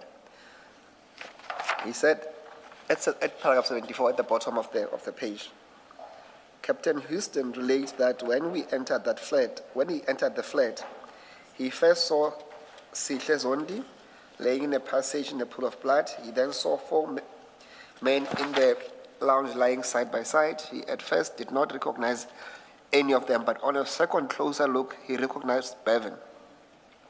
They were all lying in blood on the floor. He said that it was one of the worst scenes he had been in. He said, I must not leave it because they were executed. Chair, that's not my words to him. I deny saying that to him. I would not say something like that. Not to protect anyone's actions, but that is unbecoming of me to say that. About seeing the first person, I didn't even know that person. Up until today, I don't even know. This name is foreign to me. So, with identifying who Bevan was and who the second person, as I said, I didn't know his surname, those were clearly identified. Just with a quick glance at them, I could say who they were. The other 3 deceased, I could not say who they were. And there wasn't a second look. When I went in, because I knew they dialoguing about me being in there, I looked and I extracted myself, I left. I was satisfied that there is a shooting, there are 5 deceased, I need to get people out there ASAP. So with Gregory, I would have not discussed such. Other than identifying his son, did you tell him about the scene? Did you tell him what you saw when you went into the flat? No. I'll tell you where he picks that up, where he depicts that. Whilst we were up on the flat, before we even came down, a picture was circulating. And that picture circulated of social media. There was a family member, I'm not too sure, that got hold of me. It was never my wife, because she's also not on this Facebook stories. And then we said, hey, there's a shooting at Jolette where these people have been shot. It was a sensitive picture. And I was upset about it. I had to wrestle with it the whole night, in fact, for a couple of days. As to say, who would do such a thing? Only somebody who was up at the scene. And it was definitely not forensics that will circulate a picture like that. So that picture he already had. Before he even spoken to me, it was, remember, when he testified here, it sounded like the shoot took, say, for example, 2 o'clock. He was there 2:30.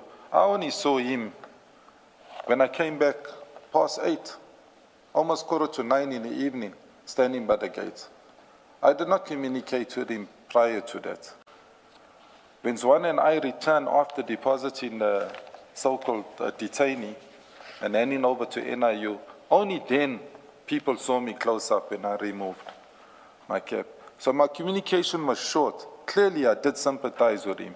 I would do that even if I'm in a shooting with someone. I will sympathize with parents need to know what their children are up to. We all defend our kids. Thank you. So you never said to him that it was an execution? Never mentioned that. Okay. He mentions I went in a second time. I did not go a second time and look. There was no second time. No, he does not say you went in the second time. He said at first you could not recognize any of them, but on a second closer look. In other words, you went closer. So not that you went in and left and went the second time. No. I did tell him I identified. I only spoke about his son, that I identified his son. The rest I didn't even discuss who's the deceased, even though I could identify a second person. You must remember, Chair, the deceased, the second one that I identified, that I mentioned, his parents didn't even know he was there. They thought he's gone on holiday. That particular detainee that I took to Pinetown didn't even know that that particular individual is no more. And I never disclosed that to him. So when I say I never disclosed, there was no need for me to explain who's now deceased up there. There was procedures taking place. It eventually would have come. Right up until earlier hours, I think it was close to like 2 o'clock in the morning, it's not in my statement, but we had to abseil those bodies down. The body bags were too weak. We had to use search and rescue to bring those bodies down. And the families watched from outer. They counted the amount of bodies that were coming down. And they were like, oh, is that correct count? But like I say, that picture that was taken, and it was taken, and I'm going to say this, it could have only been taken by the people who entered there. And the people who entered there is Captain Dina's team. One of his members took that and sent that out to somebody. And that somebody put it on social media. And I heard Chair say in a previous witness, police have WhatsApp groups. I belong. It was me. Yes, I remember. And, you know, I sort of like wanted to reach out to you and say, no, man, touch the screen here, wait. We do have these groups, but why would we, if we're a team of 6, send a picture to each other when we know what's happening there? And if we're going to do that, keep it as a library or keep it as a file, as part of our file of the scene, because we sort of keep transcripts of our scene. Why would we send it to each other? That thing was sent directly to somebody of the public. Whether it was sent to Wentworth, or whether it was sent to Sydenham, or to Marinill, or Newlands, it was sent to somebody who immediately. And I remember that day when I got the call, and I can say this, even though I'm not a computer fundi, I'm still, my grandson's better, I'm going to say it openly. I'm good at weapons, but I'm weak with a computer. I'm saying this, that when it went on Facebook, somebody blocked it. When it went on Instagram, they blocked it because it was sensitive. It was something that was running currently with the other social media platforms. It's on news. So it was a sensitive one. But Mr. Loftus had that already before he even spoke to me. He would have confirmed that that's his son by looking, that's Bevan, and he would have identified, as he says, Bevan's friends. I couldn't identify them. I could only identify Bevan and Ryan. Thank you, Captain. It's unclear as to why you would attribute those utterances, at least attribute and associate them with you. But I would want us, Captain, to go to page 7 of your statement. Maybe before you go to page 7, Captain, at paragraph, and maybe just for completeness, at paragraph 34, you actually describe the engagement with Mr. Loftus, what it is. Do you want to speak to that? Okay, I just want to read it quietly before I respond to you.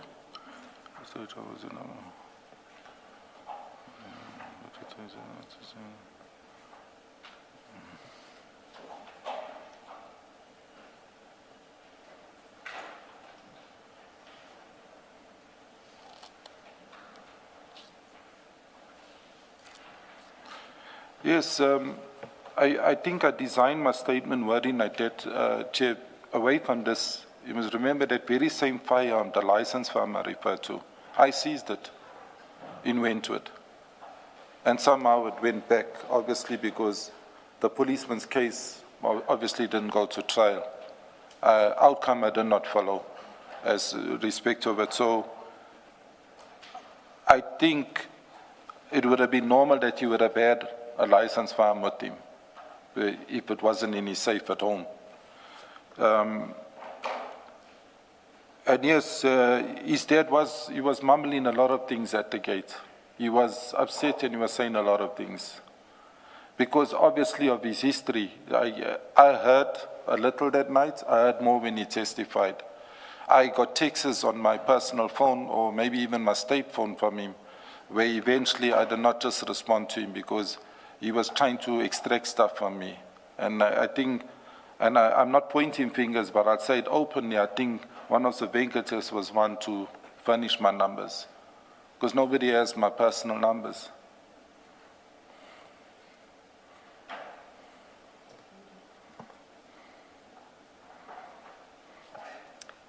Thank you, Captain. Can we then go to page 7? I want us to deal with your observation of the crime scene. And that, it starts at paragraph 21. So we're going back to on your statement, yes. Okay.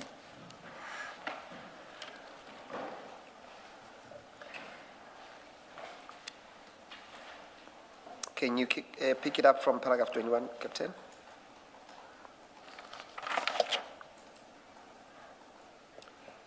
I've got it. I'm just reading it before I comment on it.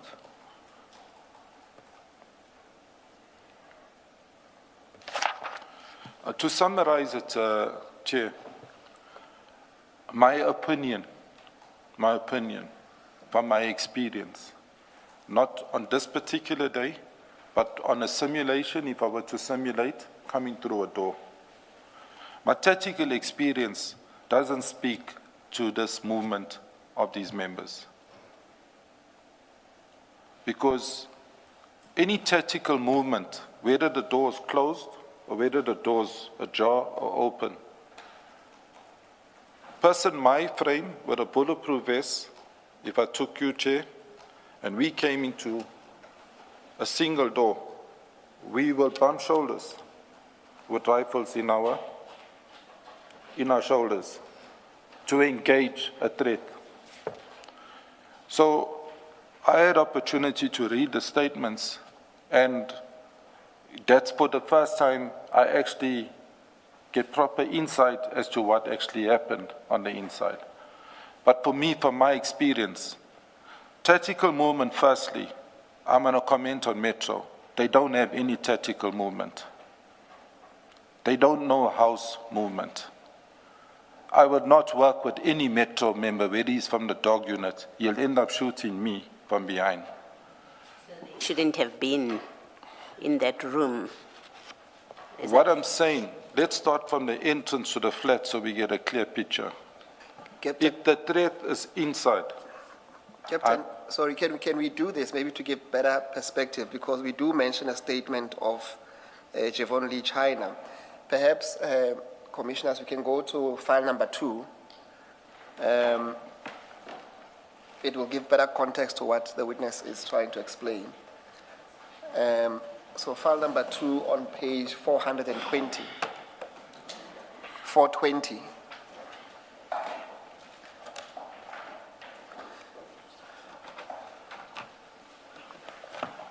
So, Captain, you'll see there it says the statement of one Javon Lee China.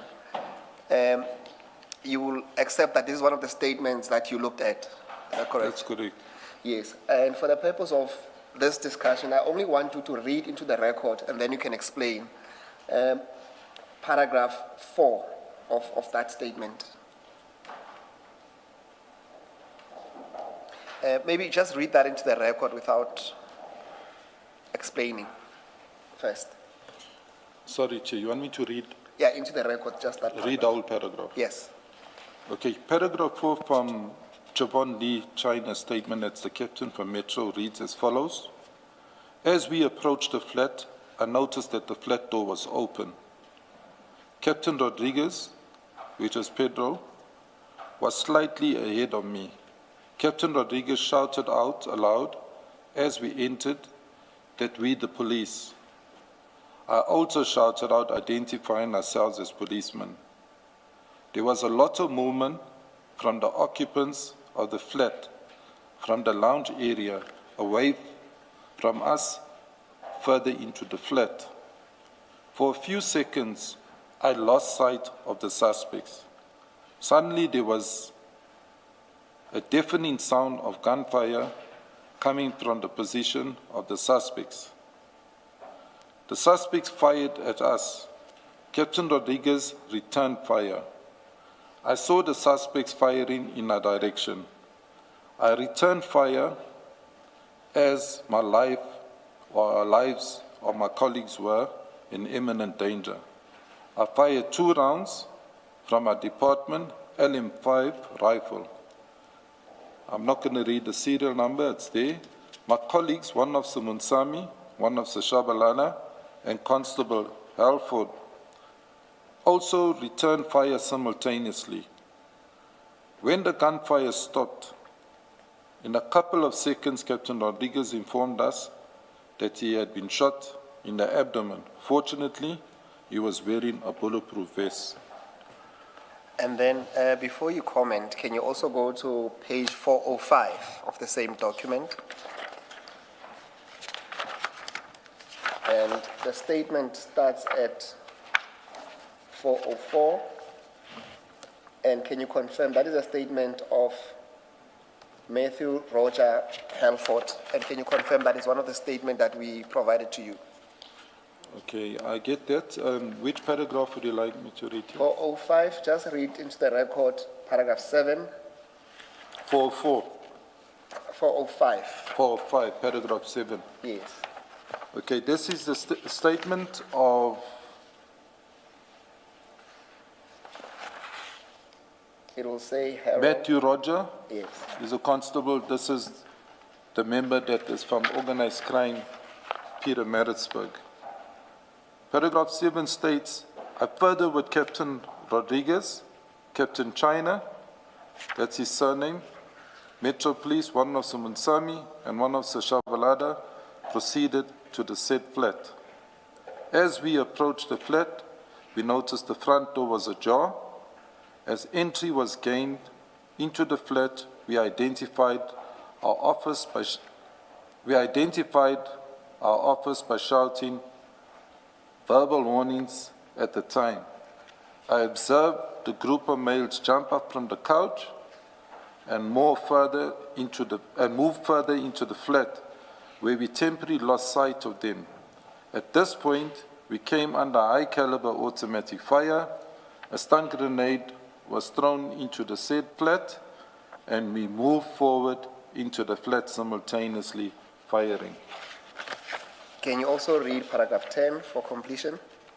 Paragraph 10? 10, yes. Of same 405? Yes. It's on the same page, yes. Paragraph 10 from the same member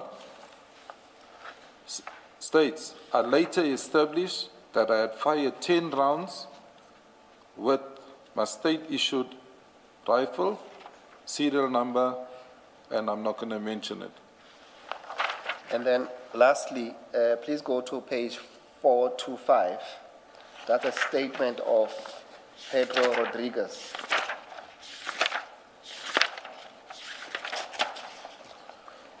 And again, Captain, can you confirm that this is one of the 5 statements that we provided to you to consider? Yes, I confirm, Chair, this is a statement that was issued to me to look at. And then on that statement, please go to the next page. I want you to read into the record paragraph 7, which is the first paragraph. Okay, this statement, which I'm reading, is one of Sir Pedro's, or Captain Pedro of recent promoted. Captain Pedro, paragraph 7 from SEP's dog unit. I, together with Captain China of Metro, one of Munsami, one of Shabalala, and Constable Alpha proceeded to the flat, to the said flat. As we approached the flat, I noticed the front door was ajar. As I entered the flat, I identified our presence as police officers shouting verbal warnings. At the time, I observed a group of males jump up from the couch and move further into the flat, where we temporarily lost sight of them. At this stage, high-caliber automatic fire being fired at us. I immediately began to return fire as we moved further into the flat. During this stage, I felt that I had been shot in my lower abdomen area. Simultaneously, a stun grenade was thrown as we continued to advance forward. And then lastly on that page, can you read into the record paragraph 10 of that statement? Paragraph 10 states, I later established that I had fired 12 rounds, meaning 12 shots had been fired with the state firearm or one rifle. I'm not going to read the serial number, it's there. Thank you, Chair. The story continues where the different police office members have given statements of their account, and we had given those statements to the captain to come and make sense of them. Captain, I think then you can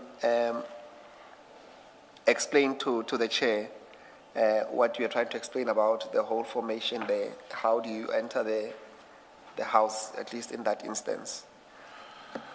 Okay, Chair, just again, I will speak about my experience of training. Coincidentally, with my training accreditation, I had trained a trainer with Metro. So where China was trained by his trainers, those trainers were trained by me. We do not do tactical movement with them. They do application shoots. To refer to Pedro, the dog unit Rodriguez, he was previously a national intervention member before moving over to the dog unit. So he would have had a bit of experience with house movement or how to enter. DPCI, the constable from Peter Maritzburg, I'm not too sure of his background history. If he was assigned to DPCI straight out of training because he's a constable, or if he belonged to a tech unit. But DPCI, as far as I'm concerned, if you're in a unit, you're a docket carrier, you got no experience. I wouldn't train you tactical police in 1 and 2 movement, house movement. There are 2 NIU members there. Those NIU members do have the experience. There are prerequisites to every house clearance when we're training you. The prerequisite is 7 members to any room. If you got less, we are not to enter. The reason why we're not to enter, if there's a casualty on the state side, then that person leading that group will have to answer, and vice versa.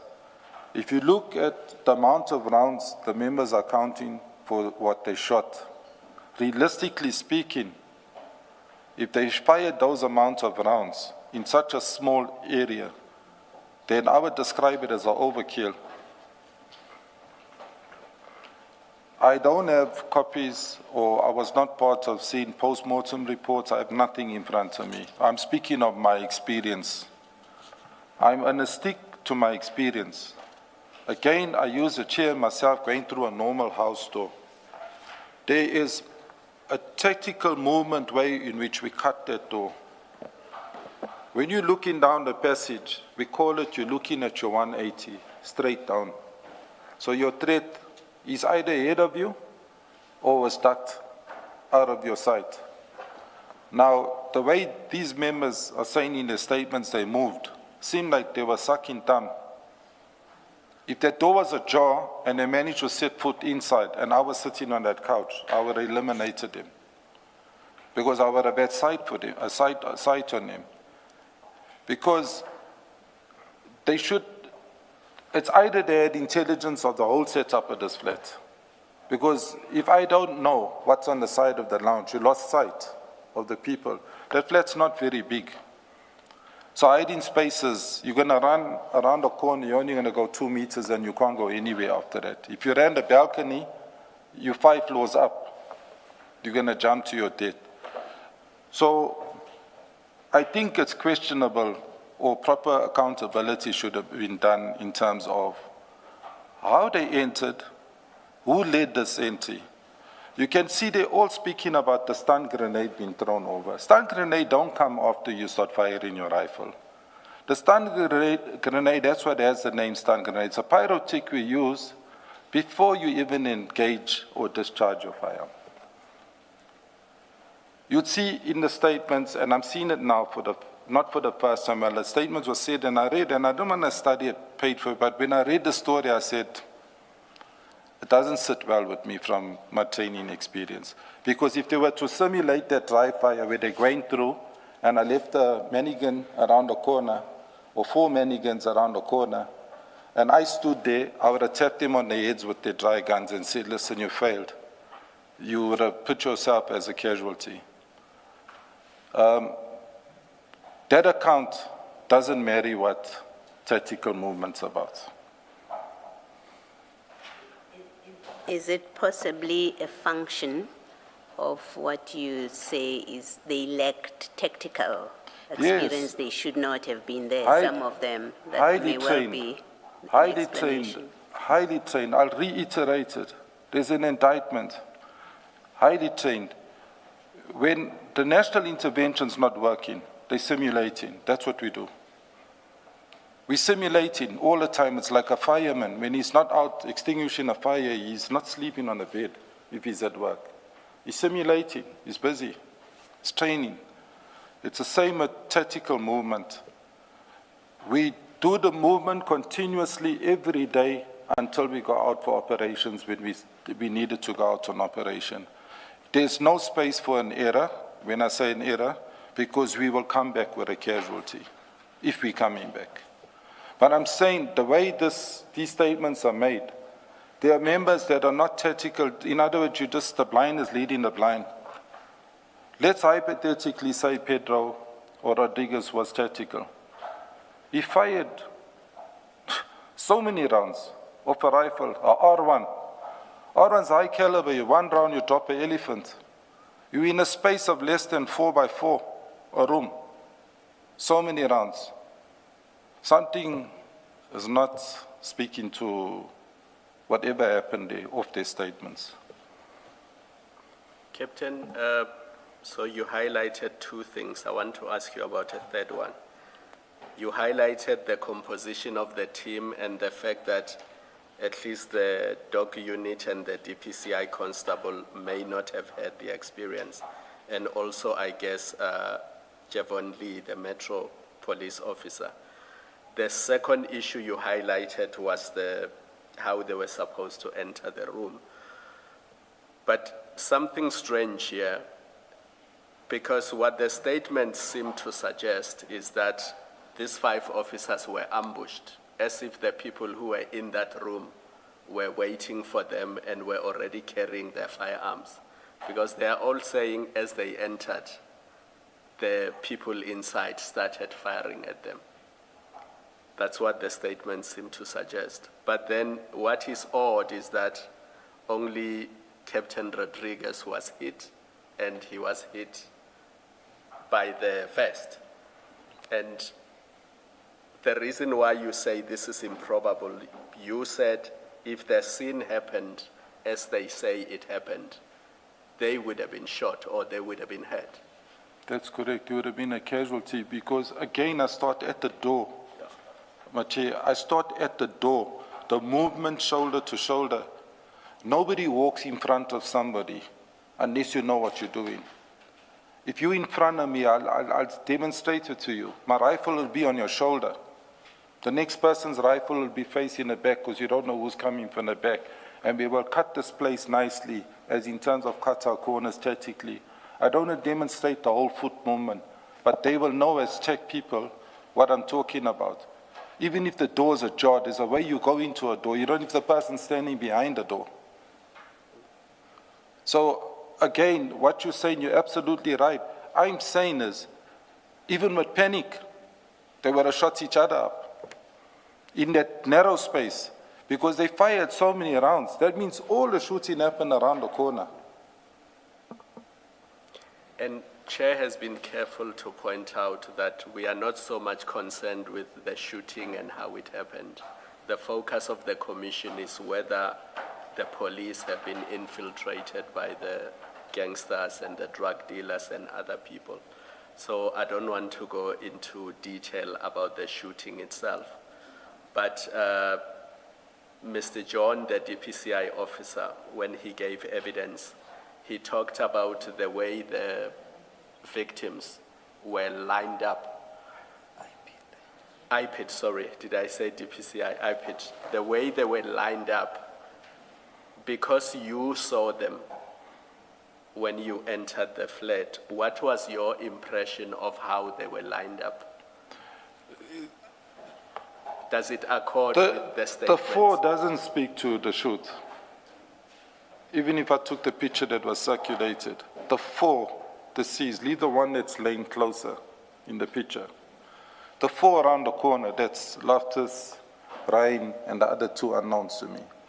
It doesn't speak to the shoot. When I say it doesn't speak to the shoot, how does one cut a corner and you find 4 people standing there and you hit them? Now, they fired so many rounds. Now, if that shots fired missed, they would have hit the walls behind them. Nowhere high up is there one round that missed, where there's damage to the walls high up. Do you still have file 2 next to you? Yes, I do. Just have a look at 699. They don't have to flight it.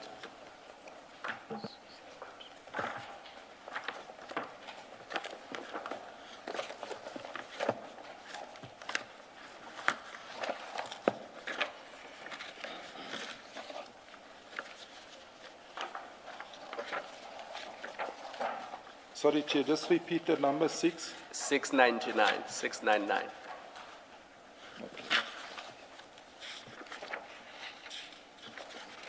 Yeah, I got it.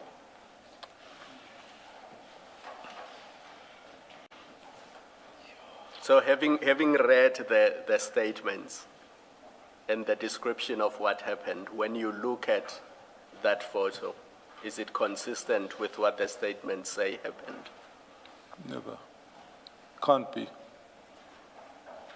That's as how I saw this when I entered for that few seconds. I saw more. The picture's wider than what's here, but it doesn't speak to it. You shoot someone with a rifle, I'm just saying, or even a pistol, close range. The body positions will never be like that. You get shot with a rifle, we simulate it on a shooting range with mannequins. It'll lift you and throw you. Maybe enter and even exit you. There'll be blood splatter all over those walls.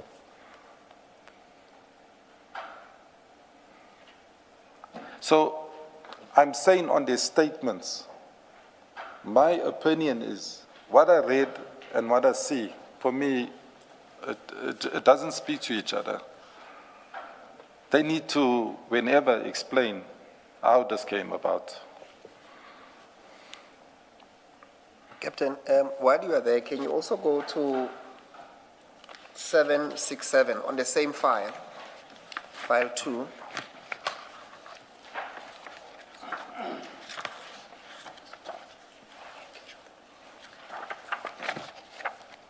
You let me know once you are there, Captain. 767.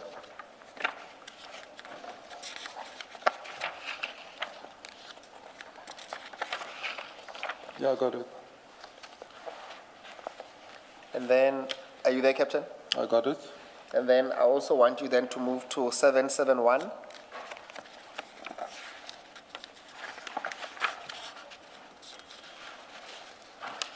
And then go to 772.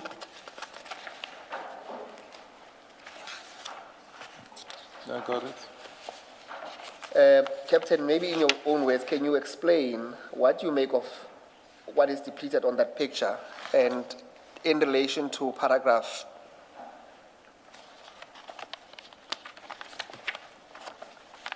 25 and 26 of your statement in terms of those bullet wounds, those gunshot markings, and some of the blood spatters on the floor? What page on the statement, Chair? Now we are on 772. No, I got those, the statement. Your statement, page 8. Oh, my statement. Yes, I'm saying in relation to what you are saying on your statement. So maybe you can refresh yourself what you say. Sorry, which paragraph are you referring him to? 24. 25. Okay. We are on 26. 26. Paragraph 26. Thank you. This is where you say, having refreshed my memory by looking at the photos of the scene, it is observed that most of the blood spatters were on the lower level on the wall. And it goes on page 9. Do you see that, Captain? Yes, I see that.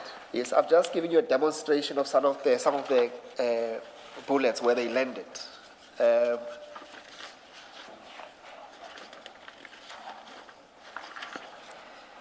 As I said in my statement, Chair, with the statements of the shotters and the pictures taken by the photographer, it does not speak to each other with the statements of the shotters. And my opinion is, as if anyone tried to hide, that they go hiding in a laying position or that they go hiding in a kneeling position, that they stumble on each other. Because it's alleged somebody was firing at the police there. So, or some bodies was firing, that's the allegation. But if you look at all the pictures, the picture they were taken here, these are all low shots. And you can't, a rifle, just to give you the difference between shooting with a pistol and a rifle, if I train a slow learner with a pistol, if they're in fear of the sound going off and they don't follow the fundamentals which I would teach them, they will shoot the ground. And from 5 meters, they shoot the ground. But if they follow the fundamentals and they know their weapons, that's why I said this should be advanced units that are doing house clearances. If you're not trained to do it, don't do it, because you'll end up injuring or killing your own member. You're going through a door. Whatever way your rifle is pointing is the direction in which it's going to fire.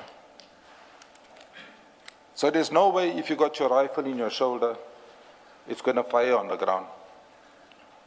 So the statements, unless you point it, it's on your shoulder, nothing stops you from pointing it to the ground. Let me give you a better simulation, Chair. And it's good you ask this question. It's healthy because not everyone carries rifles. A rifle is about 15 kilos with a magazine in it, 15 kgs. We got tactical belts on these rifles. You don't carry a rifle without a belt. So it supports you at the weight.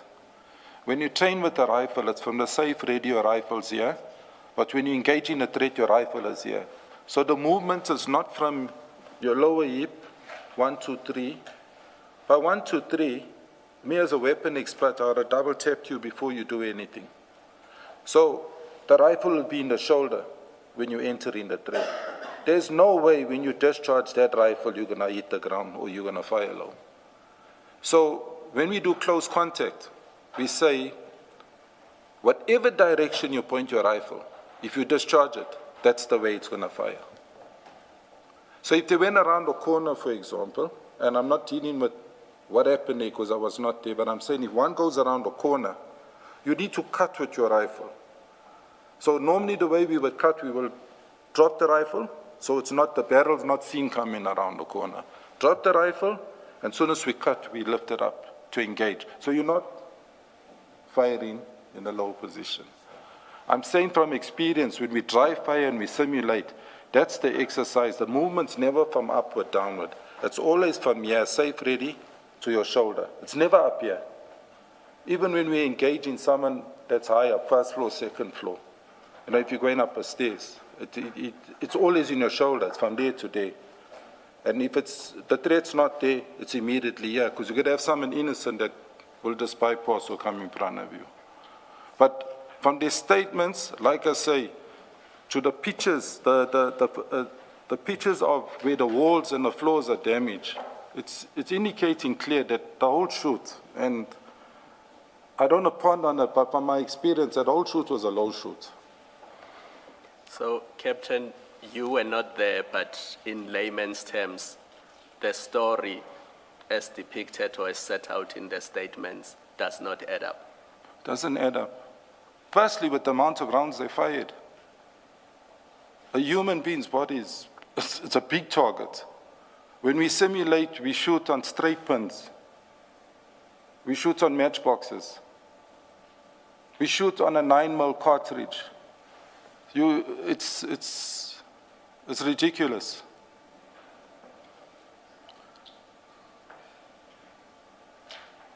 And perhaps, Captain, to give better context, at paragraph 24 of your statement, maybe read into the record as to how many rounds were shot by each of the 5 members.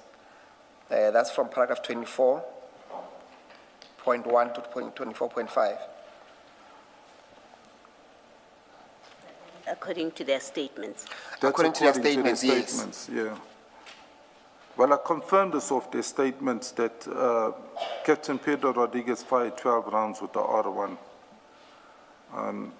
The magazine capacity there is 20 rounds if it's not an extended mag, but the standard issue is 20 rounds of ammunition. That's a lot of ammunition to be fired. Constable Matthew Roger fired 10 rounds of his rifle. Constable Munsami, the stun grenade. Constable Shabalala, 3 R5 rounds. And Chavon, 2 rounds from the rifle.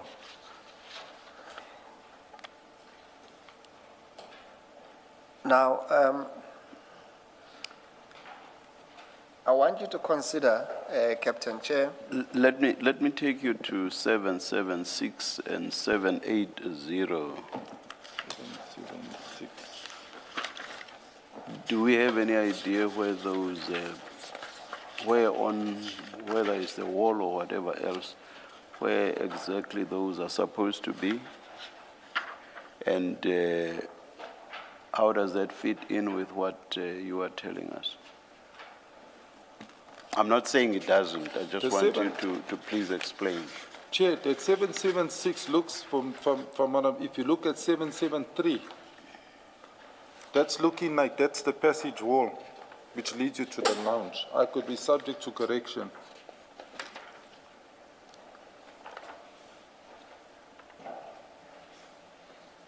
If you look at 773, but in terms of what you said, is that low or high?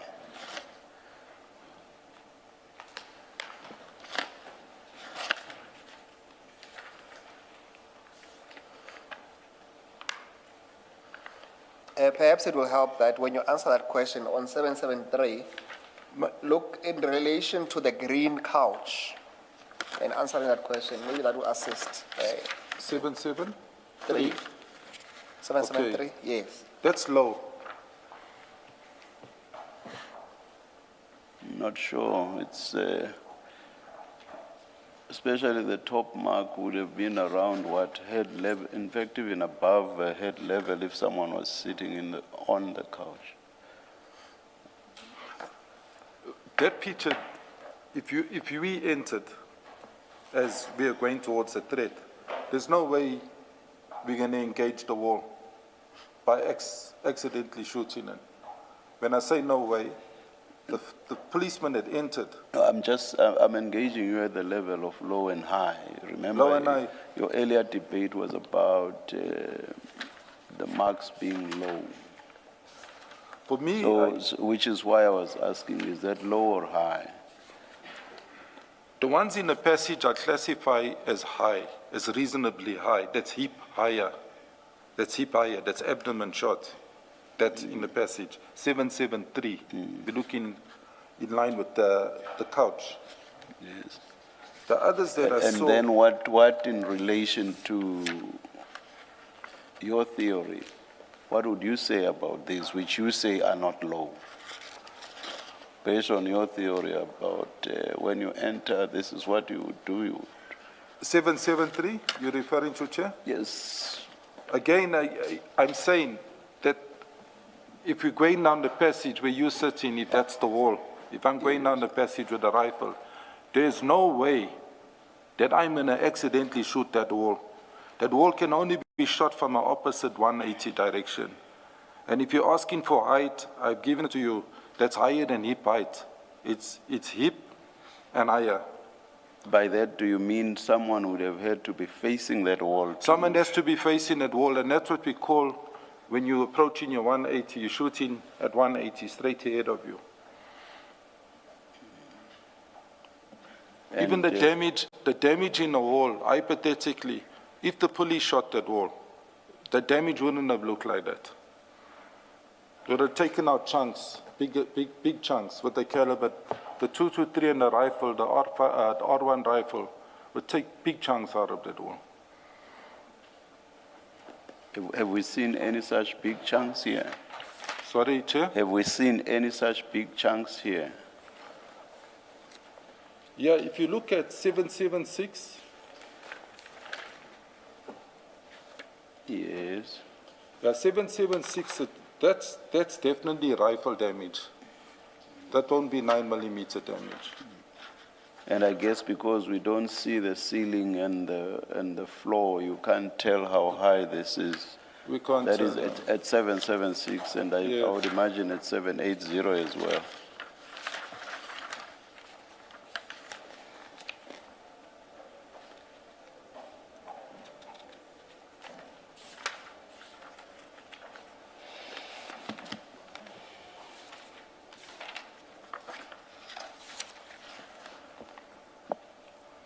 Did you agree that you can't really tell? I can't really tell you. Okay. Especially with the way that picture's taken, you wouldn't be able to tell. It's a close-up on the wall. Did you get to see these bullet marks yourself, or did you just enter briefly, look at the bodies, identify those deceased that you managed to identify? With my experience attending the crime scene to confirm, I was led by one of Captain Dina Governor. So he walked me down the passage. I was not even looking kitchen, bathroom. I walked behind him until I saw the deceased. I could see one person then, and then that's when I looked in. I didn't even walk, I would step over them or anything. I don't want to contaminate. So I didn't look for the bullet holes and whatever there, the damages on the walls and then. Captain, in relation to page 773 that the chair is engaging with you with on, 773, the deceased bodies in relation to that, on which side would that be? Because... It should be at your quarter past. Or your quarter past, yeah. To the picture. Yes. So my understanding is that those holes will be on your left as you enter that's the corridor. That's the left. Yes. But all the deceased, is it correct at least to say that all the deceased were actually on the opposite side of the wall? That's correct. Which also creates a difficulty as to why would the police shoot in the opposite direction if their statement is to be taken. That's correct. Seriously. Can I just ask a different question about this 773? You say, given that wall, those shootings there, you say, those marks rather, you say if the police had shot at that with these caliber weapons, it would have taken out a big chunk. Chunks, too. Does that then mean that you allow for different guns or firearms were used other than the rifle, whether by the police or by the deceased? Is that what it means? Say again, sorry, Chair.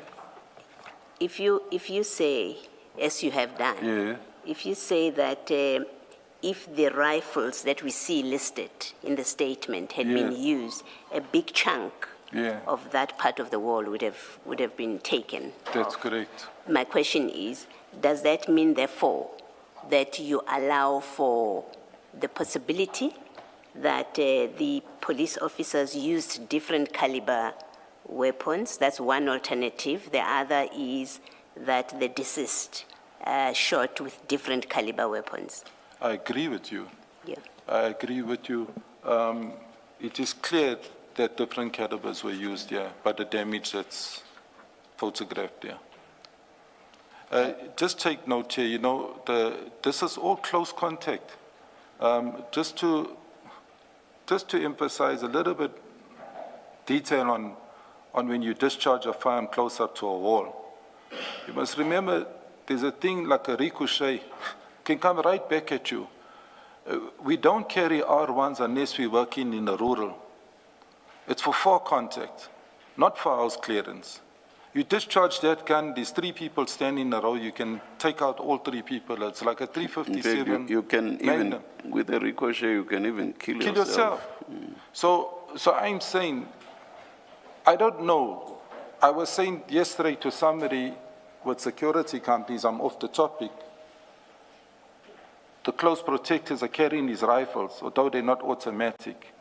Do they realize that in urban areas where they got principles they're protecting, they can't discharge those firearms? Because if there's a threat and you discharge that firearm, you're going to injure more than one person or kill more than one person. You're going to be arrested.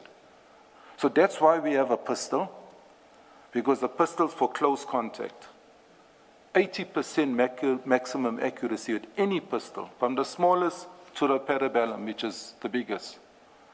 And the rifles only come in for distance. The sights on the rifle set at 300 and 500. Bullseye, I'll let you. You've been shown quite a number of pages that show markings. Does your answer hold for those markings as well that you've been looking at? Yes, I looked at those, even, you know, the one in the ground, I think there's one I saw in the ground.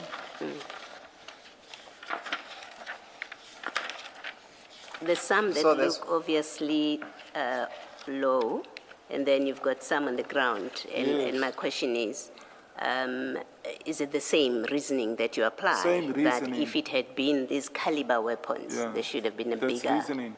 I also just want to say about the amount of ammunition fired from these rifles. I'm not saying when there's a threat, you stop shooting when you've still been fired at, if that's happening. But the state issues fully automatic weapons. There's high possibilities if you don't know what you're doing, you can put your firearm on automatic. Because it has a double lever, that R5. It has a left-hand user lever, which can engage you into automatic with a soft charge. And it has a right-hand lever on either side of the firearm. If you don't know what you're doing, when I train these people down at the range, fire 20 rounds at your own time on your own target from 30 meters. I'll just hear, within 5 seconds, all 30 rounds is out, and the person's not competent. Because when a weapon's on auto, it runs high. So I'm just saying this, I'm not saying that happened there, but I'm saying is if you look at the spread, you look at the grouping, we call it, something's not speaking here to their statements. It must have been a long contact to fire this unless you had your firearm on auto. To fire 12 R1 rounds, it must have been a long gunfight, this, which I don't believe was a long gunfight. Otherwise, the whole of Durban's armed response, as in policing, would have been there. This was a quick, short burst. Thank you. Perhaps lastly, can you look at two pages, 779?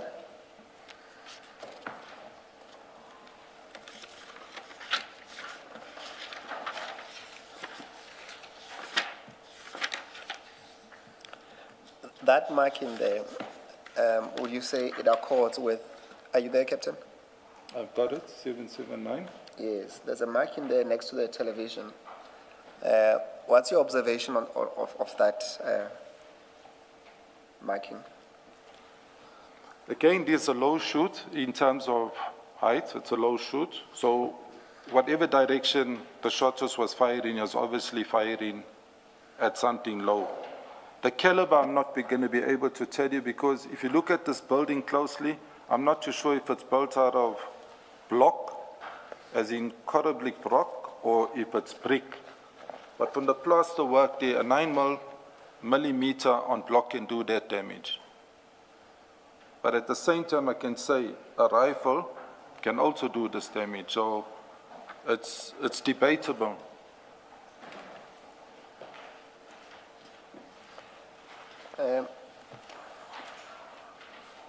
Chair, I think we've made the point on the bullets that some of them ended on the floor, some on the lower range, and maybe some on the mid to higher range. But the majority of them, we would say by observation, they seem to be on a much lower end on the ground, Chair. But we cannot exclude some of them that are a bit hip higher, Chair.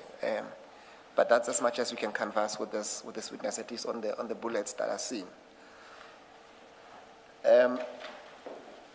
Yeah, I cannot claim to have gone through all of them. We'll see when we do that exercise slowly and carefully. And we'll see what to make of Indeed, Chair. them. Yes. Yeah. But yeah, the exhibit is there, Chair. Captain, what I want to canvass with you while we're dealing with ammunitions is, Chair, I don't intend on going through the post-mortem reports. But what I want to canvass with the witness is the diagrams that they show where the bullet ended. And it is not graphic at all, Chairperson. It's the sketches, as it were, Chairperson. So if, for example, Chair, look at page 440, and Chair can give us indication whether that should be flattered or not. Captain, go to page 440. What are we seeking to establish with it? Because I'm just thinking once you talk that kind of evidence, one would expect that it be what a pathologist who express his views on that, unless perhaps you... Chair, I would submit that we don't even need to go there. We can deduce from this witness, Chairperson, given the kind of fire, the caliber that was used and the injuries that were sustained. And we're not dealing with each injury, Chairperson. We're not demonstrating just 5 injuries that we say to us, that will say that those on their own should have been fatal. Okay, or doesn't the pathologist say something in that regard? They would be more useful, but not for that purpose. Chair would want them always tell us the direction of the trajectory, okay, and all of that, and that we're not going to canvass with this witness, and the range as to what distance was there. That we're not going to deal with, Chairperson. What we need to demonstrate, Chairperson, it's a simple point, which I think it should be made, Chairperson. I know we're not dealing with extrajudicial killing cases here, but since we've gone this far, we need to at least demonstrate where some of these bullets ended, in line with what we have at least discovered, Chairperson.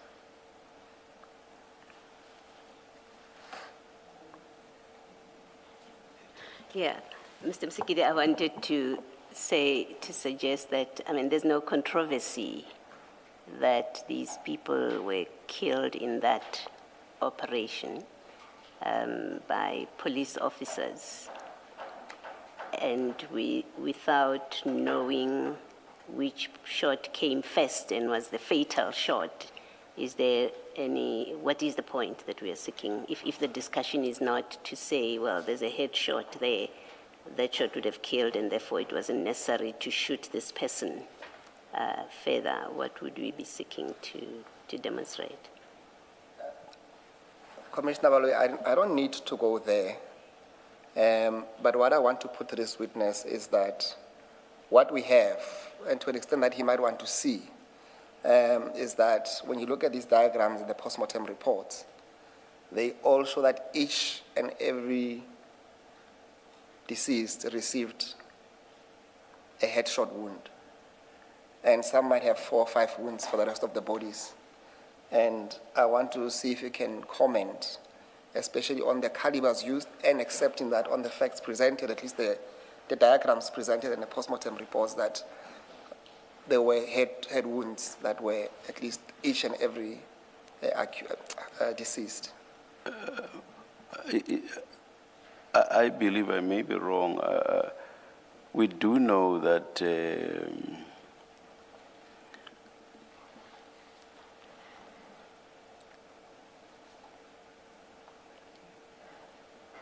We do know that Captain Houston is an expert in terms of the use of firearms. But I think it's another field of expertise that deals with the wounds that would be on a person, the trajectory, direction. Am I wrong or am I correct? I believe it's a different type of expertise. Commissioner, I think I must concur with you. Yes. I think when it comes to the post-mortem, and no disrespect to our advocate, is that's expert evidence, and that must come from a ballistic expert and a pathologist. We can all give our opinions, where's the vitals, and what damage a weapon can do. But I don't think it's going to make any difference with my opinion, which is a killer shot on there. Any shot can be a killer shot, especially with the type of caliber weapon used there. I thought so. I thought so, Mr. Msigidi. Yes, Chair. No, that is not what I was trying to deal with, Chairperson. But I take the point in as far as the limitations that he can provide. Perhaps I can put a proposition to him and see if he can comment without dealing with the diagrams. And he's more than welcome to say he cannot comment, and I'm happy to leave it there. Captain, to an extent that, at least except for a moment, what we have in front of us is that we know that all the police officers that went in there were carrying rifles. And each of the deceased received a headshot wound from these rifles. And you can comment if you may. Is there a likelihood that having received a shot on the head from the rifle, from that configuration of the flat, meaning that almost close range, one would have survived long enough to receive further gunshot wounds on the body? If we say for a moment the gunshot wounds were first, we don't know which one came first. Let's say the gunshot wound on the head were first. Is it plausible that further to that you would survive to receive further wounds on your abdomen and torso as we have here? There is a possibility, realistically, if a human being has been shot, that there's still life after you've been shot. A person can be decapitated and still have movement. I'm saying that from experience. With regards to this, again, I'm going to reiterate that we cannot say which is the killer shot. But what I do want to add, Mr. Chair, is that if there's any movement with close contact shooting, it can result in burns. When I say burns, residue. Rifle residue from where I'm sitting, the cameraman here can have it on him if I shoot past him. Same with me, it can get onto my body, onto my face and my clothing, because it's close up. That's, I think I must just close there, because the question that's put to me is a difficult one. My finding might be, yes, I can hit you in the artery in your right leg and you're normal. Another one would say hit you a headshot and you're normal. But it's all subject to exactly the scene, what would happen there. I'm not going to be able to give you an accurate answer there. And I was only limiting it to the headshot wounds, but if that's your final answer, not any other body parts. It was limited to that, to the body part. To the no, head. if it's headshot, if that's a headshot, you got no chance. Not with what I saw there, because that whole head is blown out. There's no chance that you, even if you got life in your heart is still beating, there's no chance you got of survival of a returning fire or anything. That will do for now, Captain. Thank you. Chair, that will then do away with having to go through the diagrams, because at the point I think it's made, and as to how the rest of the wounds will be explained and which one came first and which one is a fatal wound, that's something that we'll have to deal with when you make submissions to the Commission. But at least I'm happy to live with that No pun intended with that answer from the captain.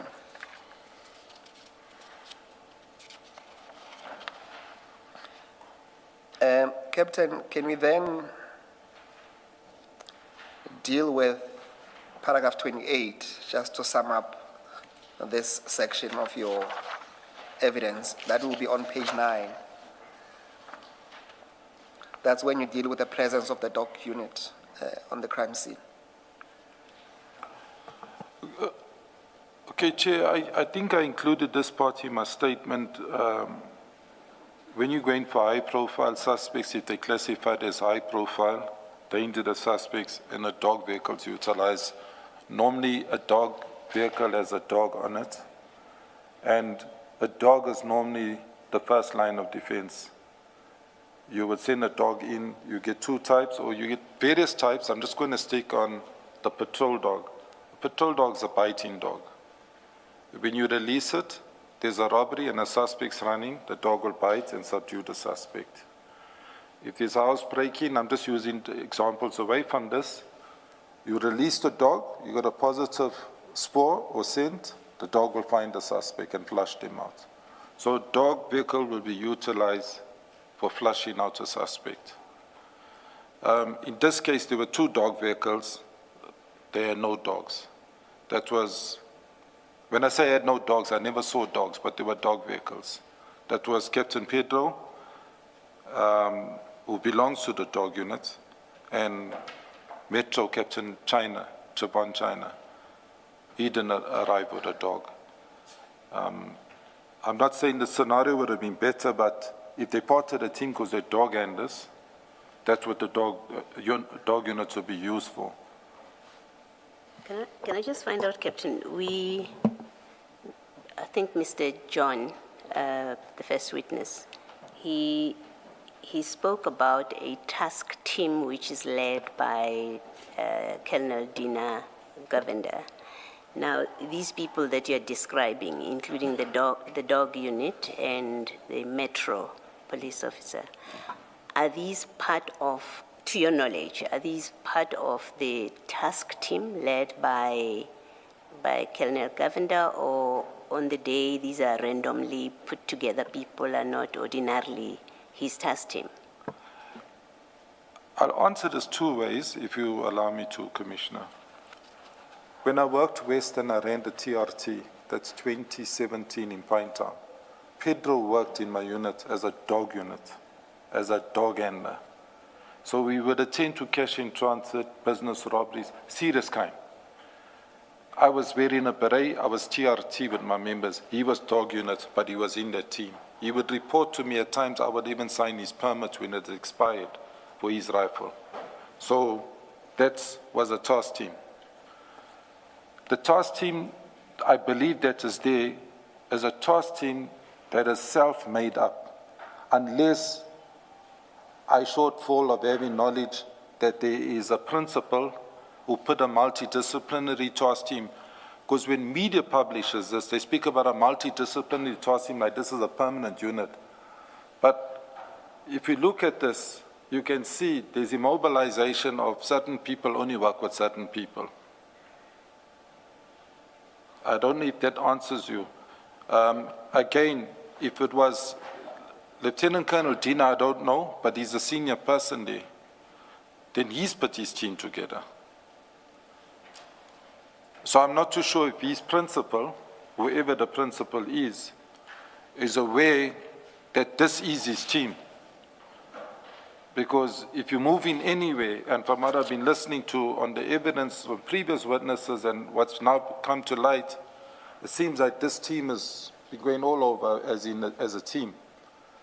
So the same people? The same people. Okay, I think that answers my question. Again, I got a brother at NIU, National Intervention, he's a captain there. And those 2 members fall under him. And we talk daily. When NIU or TRT members are utilized, yes, they mobilize sometimes against their working hours, but not every time you have the same people. So I don't know, it's like when you get a task team, you have what we call a SAP 15. We fill in all the members' names so we can account. This captain, that warrant officer, that constable, and at the back it says, you inspected by me, you carrying that firearm, so many rounds of ammunition, and we book you on as a task team. Or if this is a thumbsuck task team, where you just say, hey, we got information, we meet in Bamvoti, or we meet in Marinil Toll, there's people coming down, cash in transit, then they immobilize and there's excitement. Maybe just let me make sure that I understand your answer. So whether this is an established task team with someone who created it with authority, or this is a made-up team, you are able to say that, are you able to say that this group of people that are in this incident, they in fact move around together? Is that when they do operations or when they do their work? Yes. I've seen them based at Durban Central. Yes. I've seen them because one of the servers from Durban Central, I think he's on secondment. I don't know if he's placed permanent in the DPCI. Dina reports to Durban Central. I've seen him there in the building. Siobhan belongs to Metro. They're in Old Fort Road. They're about 3-4 kilometers away. Pedro belongs to the dog unit. I don't know if it's Durban South or Durban dog units or where. So this task team don't have an office. They meet in the street. They meet under the light. And like I say, I don't need to have a principal. I haven't looked into the matter to say, Colonel Dina, is this your task team? Who you reporting to? But they move around together. It's really what I'm trying to establish. It's very evident because I'm not just from previous witnesses, me being operational commander of Durban since 2021, I've seen them. Okay. I mean, I could have been lured in with my skills, and I think that's why didn't even allowed me into the scene, because he knows I'm the operational commander. I'm not there because of anyone's personal interest. I'm there to see if there's a crime. It came via radio. But I hope I answered that. No, you have. There's a big difference, Chair, with task teams. It's task teams either formulated by senior management. You need a multidisciplinary. You need different skills. Dog unit, narcotics dog, you know, that type of thing. You need some crowd control. You need tactical people. And you combine this team and you say, go fix the crime up. But this type of team, it's still questions that saying they must answer that. I am answered. Thank you. Can I answer a follow-up question? In your experience, the people you've identified in paragraph 24 of your statement, so you have Rodriguez dog unit, you've got Halford, you said it's a DPCI constable, you have Musami NIU, you have Shabalala NIU, you have Lee China Metro Police. I mean, Metro Police are not subs. And then you've got Hawks, although they are part of the subs, they are a different unit altogether. In your experience, have you ever come across a task team that is made up the way this one looks like it was made up? No, because obviously they would be reporting to different commanders. I will answer you, Chair. I ran task teams from 2010, as I said, from the Brighton Beach task team, all the way right until I exited. I was the operational commander of a task team. I had a minimum of 40 members always under my command, and I worked operationally. I accounted for them every day. They signed what you call a SAP 15. If one was involved with a shoot, IPO was able to ask me for documents, an OB entry, whatever. Now, these guys book on in different places. I don't even know if they book on. I don't know how they report. You understanding? So, again, to answer you, for me, it's a biryani mix. Is it a team mixed of skills, or is it a team mixed of firepower? And again, I can see error, because if I'm a criminal and you're coming through the door and you don't have tactical movement experience, I know from 5 I need to deal with only 2, or I need to deal with 3, because the rest don't have it. You can't be from DPCI and tell me you've been to my range where I trained you how to penetrate a house. You'll stand on the road while the riflemen go in. So I hope I'm answering it. You get a docket carrier. When I ran a task team, I asked the general, please give me 2 detectives where I'm in Richards Bay dealing with a case to sign for those dockets. Our dockets don't get left there. If I'm in Pietermaritzburg, we keep those dockets with our detectives. The detectives will write those dockets up. I will sign it as an officer. It'll go to the respective courts or the magisterial district. There's control and there's command. But now, if you have like DPSI and you're wide, obviously there's a docket carrier there, there's a task team leader, and the rest are riflemen. So I hope that answers. Like I say, I don't know how they formed. Yeah, it does. I had a question unrelated, but it's been bugging me the whole day. In a different stream where we were dealing with drugs and drug busts, certain members of the force, whether they're the Hawks or subs, found themselves at a scene of a bust, and they were questioned about their inquiry number, because it was suggested that for them to be present at that scene, an inquiry must have been opened. I'm trying to understand whether in KZN, and specifically this scene, that would have been a requirement. For a team like this to go to that flat to conduct whatever operation they were conducting, would they have been required to have an inquiry number? Or could they just get a tip-off and go there and do whatever they did? Let's answer on the drug first one, Chair. On drugs found abandoned or seized, you open an inquiry because it's subject to an investigation to track and trace the person linked to it. The inquiry gets registered like a docket, and the person, if detective, a detective, must be a detective, whether you're the Hawks, DPCI, or a local station detective, you'll be assigned to carry your inquiry. And then you got to pay attention in all the forensics, moving it to the lab to be tested, to see if it's drugs and whatever. With regards to the other part, I haven't heard of an inquiry being opened when you're pursuing suspects allegedly wanted for, let's just say, serious violent crimes. They should have been having dockets, J50s, etc. You cannot act impulsively. Yes, information comes through informer networks, but then once you have the informer's going to Cape Town and he's on a bus, you can still apply for the documents. Because you don't have to walk in physically into the court, you can make a phone call and you can get the necessary documents. So I don't know if that's been followed. I don't accredit whoever's overseeing carrying whatever, or if there's nothing they're carrying, then I think there's questions to answer there. You have a docket and a docket number, even when there's no identifiable complainant? No. Unless there's a state case open. A state case means there's a complainant. It'll be state as per Captain Houston, SAPS, Durban Central. Then say I recovered a AK-47.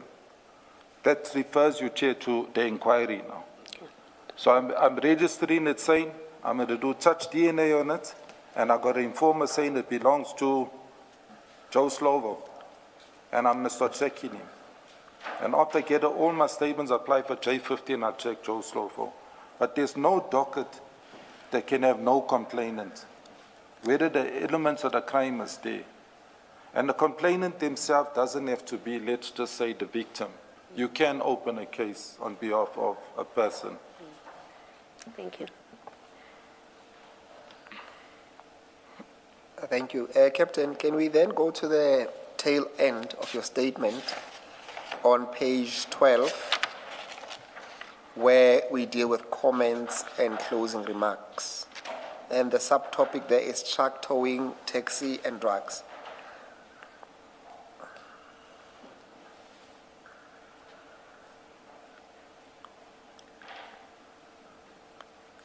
And you can deal with paragraph 35 and 36 together in your summary. To sum it up, Chair, to be honest, there was much more in my statement which I took out because I do not work on presumption. I like to work on fact, and fact is how I will present it. This is a fact. It's not only in the Durban area, it's throughout South Africa. Yes, there's some areas, Western Cape, Gauteng, and KZN, it is rife. But the taxi, it might not be in the statement like that. The tow trucking, the taxis, the ambulance, and now security companies of recent to arm yourselves have become the latest building blocks to the illicit activities that's happening. So what am I saying? I'm saying is there are tow truck drivers that are dealing with drugs. Again, I will say not everybody, because there's some honest ones. There are some ambulance owners which are also dealing in drugs. When you check the history, you look past them, they own tow trucks. You go further, they marry security companies into it. Security companies get them armed. They register a company and start buying 100, 200 firearms. Now they got protectors. Everyone is moving at 10 people on their shoulders with rifles. So that's what's happening, not just in the taxi industry. Do you personally know of arrests involving tow truck drivers or owners? In respect of? Of drugs. Yes, in the Wentworth area, there's been lots of people, maybe not caught with their tow trucks, but owning tow trucks that have been arrested for drugs. In the Durban area as well, people have been arrested. Now, there's a difference between owner and driver, because owner can easily say, hey, I don't know what driver's doing, I'm not the custodian. That's why I think I said or. Exactly, and that's why I changed my statement a bit, because I don't want to work on a presumption. I'm not saying if I didn't process you whilst I had the badge, I cannot say that you're involved with something. And that is fact. I cannot say. It's like somebody can say, I'm involved with illicit activities, but if I wasn't arrested, nothing showing I'm involved for that illicit activity. But these industries are fueling what you're saying, opening the graves, because people want to control these industries. These are the lucrative businesses, as described by previous witnesses, that are out there. Tow trucking has always been linked to gangsterism. It's a violent thing. And just to add on to authorities, the authorities are pushed one side. The metros and the SEPs, they don't even dictate. I'll use one example away from this particular case. I attended an accident, which I thought was an accident in Durban. I was near the Blue Waters Hotel, so I just drove up Argyle, like I'm going west, going home. And I rode onto what I thought was an accident. It was a shooting. And I still sent the information to be investigated, and I hope that cases are being opened, because I pursued the shooters, because I believe licensed guns were used there. A Land Rover at the intersection of Argyle Road under Canberra knocked into a little Kosa Bakkie where a gentleman was on his way home from work on a Friday evening. Whilst his leg was broken and he was entrapped, I rode onto the vehicle. That same very Land Rover, with the tow truck attending there, with the police there, was saying, your vehicle is going with you to our taxi rank till you pay for the Land Rover. An ornery driver comes past and intervenes and says, but what you're doing here is wrong. This guy's injured, let's get an ambulance. And he ends up being shot several times. It's on camera. He gets shot like an animal's been hunted closer. So I get it as an accident. And when I get down to the accident, I realize, man, the driver's no longer there. He's taken, but his brother's standing at his van. The tow truck guy is waiting to lift that vehicle. The Land Rover's gone. The Land Rover had the shutters. So quietly I look at the eye in the sky and I say, but I got cameras right here. And I go to the Fusion Center, as they call the Charlie Control, Metro's camera room. And I ask, please, man, I need assistance. And I sit in front of the screen and I look at it. And I see the actual crime. To fast forward, I seized 2 firearms because people came back, they changed their clothes and changed their vehicles, but they didn't come back with their firearms, but they came back with firearm licenses on them. But there were 4 of them. 2 that didn't shoot came back. I forwarded that case number for it to be investigated. I don't know the condition of the person was shot, but they were shot several times with a licensed gun. Now, where am I going to? We speak about tow trucking. The tow trucking guy was dictating. That taxi owners were dictating. If you watch the body language on the cameras and you interview the victim, they had no chance. The police were like eating humble pie. They were quiet at the scene.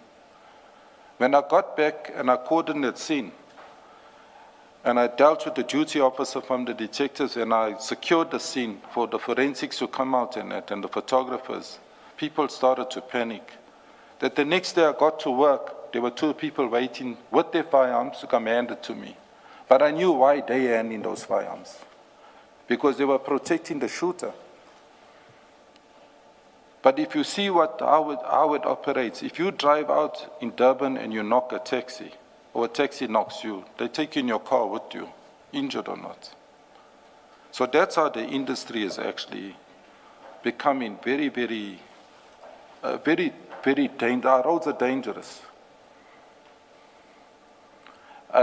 In layman's language, those are gangsters, if gangsters is the English word.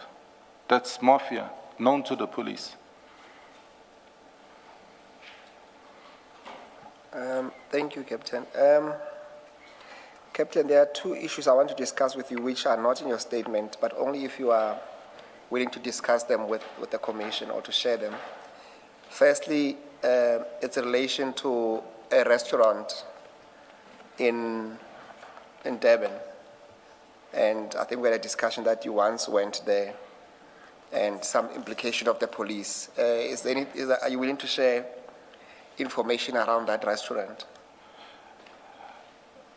Yes.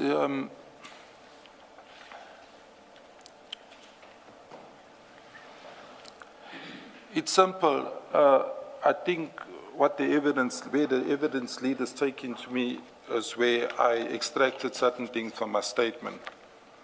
And the reason I did was, as I said, is if I do not arrest you, or if I don't know anyone that has arrested you, I cannot label you as a positive drug mule or drug dealer.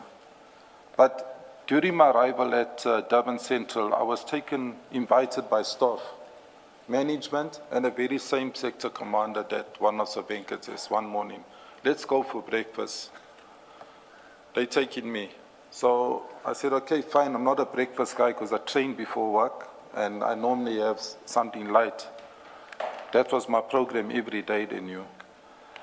I went into Morningside and we visited the nightclub, but it's open daytime. And when I got there, I didn't know at the time whose club it was, and they disclosed whose club it was.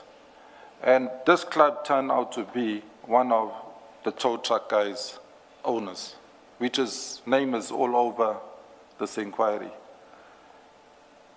Where I went with my statement was that I opted to pay for my meal once I had found it out. They did not know I had a history of where I worked in Sydenham for 18 years. And this particular individual resided in Sydenham when he first started off his business with tow trucking. Has now grown into one of the main guys, and that's Mr. Naika. I'm not naming him, but I'm saying I'm identifying him. That's Roadstar's owner. There's no other director to the company. Now, I think if I should elaborate, the question was put because I had put something in a statement because I know we're pursuing or we're trying to get clarity as to how do we identify what's going on here, because there's implications of the tow trucks competing with tow trucks, the drug dealers competing with drug dealers, because this is where all this is going with this particular scene. But I was not in a position to put anything into a sworn statement as to what's actually going on, because I have not been in that relationship where I've arrested or no members that have apprehended the individual. And to understand you well, Captain, what you are saying, and I will not hold you to that, is that in essence, there is a restaurant somewhere in the Central where at least you were told on one account that the police eat for free, or they have a free meal? It's the same restaurant, yeah. Yes, and that same restaurant seems to be owned by the same Clive Naika that we've been discussing at this commission. That's correct. And for that reason, you felt uncomfortable that your meal should be on the house. That's correct. I just want to, before I close on this, I know it's the last part of my statement, it's not included, Chair. I headed a team, I told you, of different units. The bike unit we'll use on the beach, the smaller roads. So I had a bike unit, members. I had crime prevention, 4 groups, but I made them 8 groups, for example, broke them down with no additional resources. And then I had what you call a field team. The field team, they pursue suspects that are outstanding for detectives, but they work with the detective, they work with crime intelligence. They obviously run it by me or I'm involved with them, especially when there's business robberies. I received a call from the branch commander from Durban Central a few months before I retired. Where am I? And we got a good relation. We sit in meetings. I help him a lot with the suspects that are wanted. And he said, where am I? Where's my team? Who have we put in a boot of the car outside this particular premises? At the premises, the evidence leader is talking about is curfew in Morningside. So I said to him, I'm on duty, my members are on duty. He said, are you in civilian clothes? Now in Durban, I wear shorts a lot. Very informally dressed, a dorm on a marked vehicle, and so does the field unit. So I said, yes, we're in civilian clothes. He said, you're driving a caddy, you're driving a Polo. I said, my members got that. He knew which vehicles we got that are unmarked. He says, hey, please find your members and find out who's kidnapped a person. We got a complaint, there's a shooting at curfew. So I made my way there. When I arrived there, I found a Sydenham vehicle, 7 k's away from the station. The station commissioner was sitting inside the vehicle. So I asked one of my members to approach and find out, was there abduction or kidnapping here? And she rolled down the window and she said she heard it on the radio and she responded alone from Sydenham. I found it strange that you would leave Sydenham to come into the CBD. It did not take me long to get there, but whilst I was there, it was established that it was organized crime that had come and take a bouncer from that particular premises, sun up in the morning, which was outstanding for a shooting. I did not pursue the matter, it wasn't even a Durban Central case, but that bouncer was working there. Now I was asked the question, is it the same place that policemen go on frequent? The answer is yes.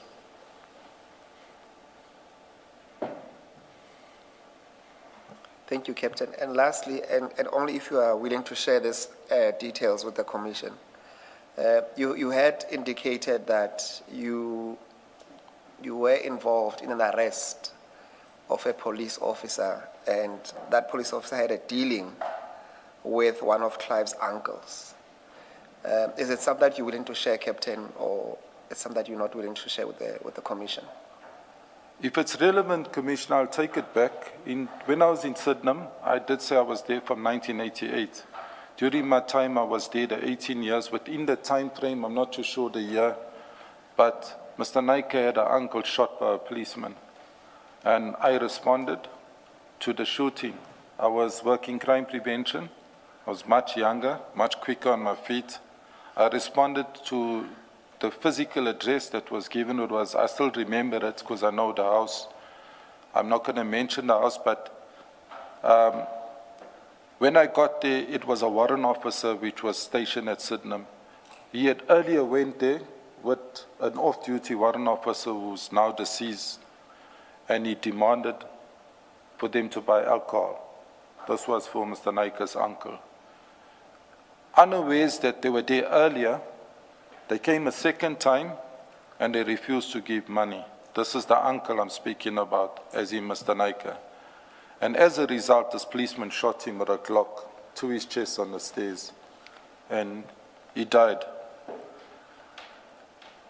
When I arrived there was a lot of commotion at this address, so off the road, I had to go down the stairs, and when I got there, I found Mr. Naika with a pistol in his possession, I checked it, it was licensed.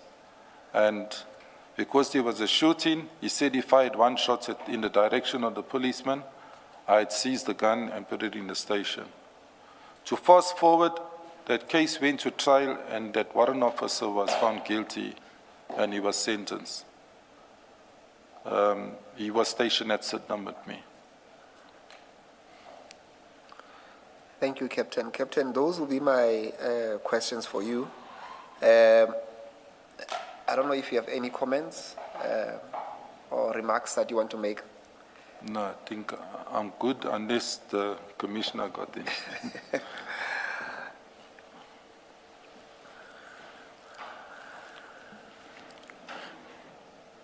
Sure. That will be it from our side. Thank you, Mr. Musigiri. Captain, thank you very much. You are excused. Thanks, Chair. 9:30 tomorrow. Yes, Chair. Let's adjourn until then.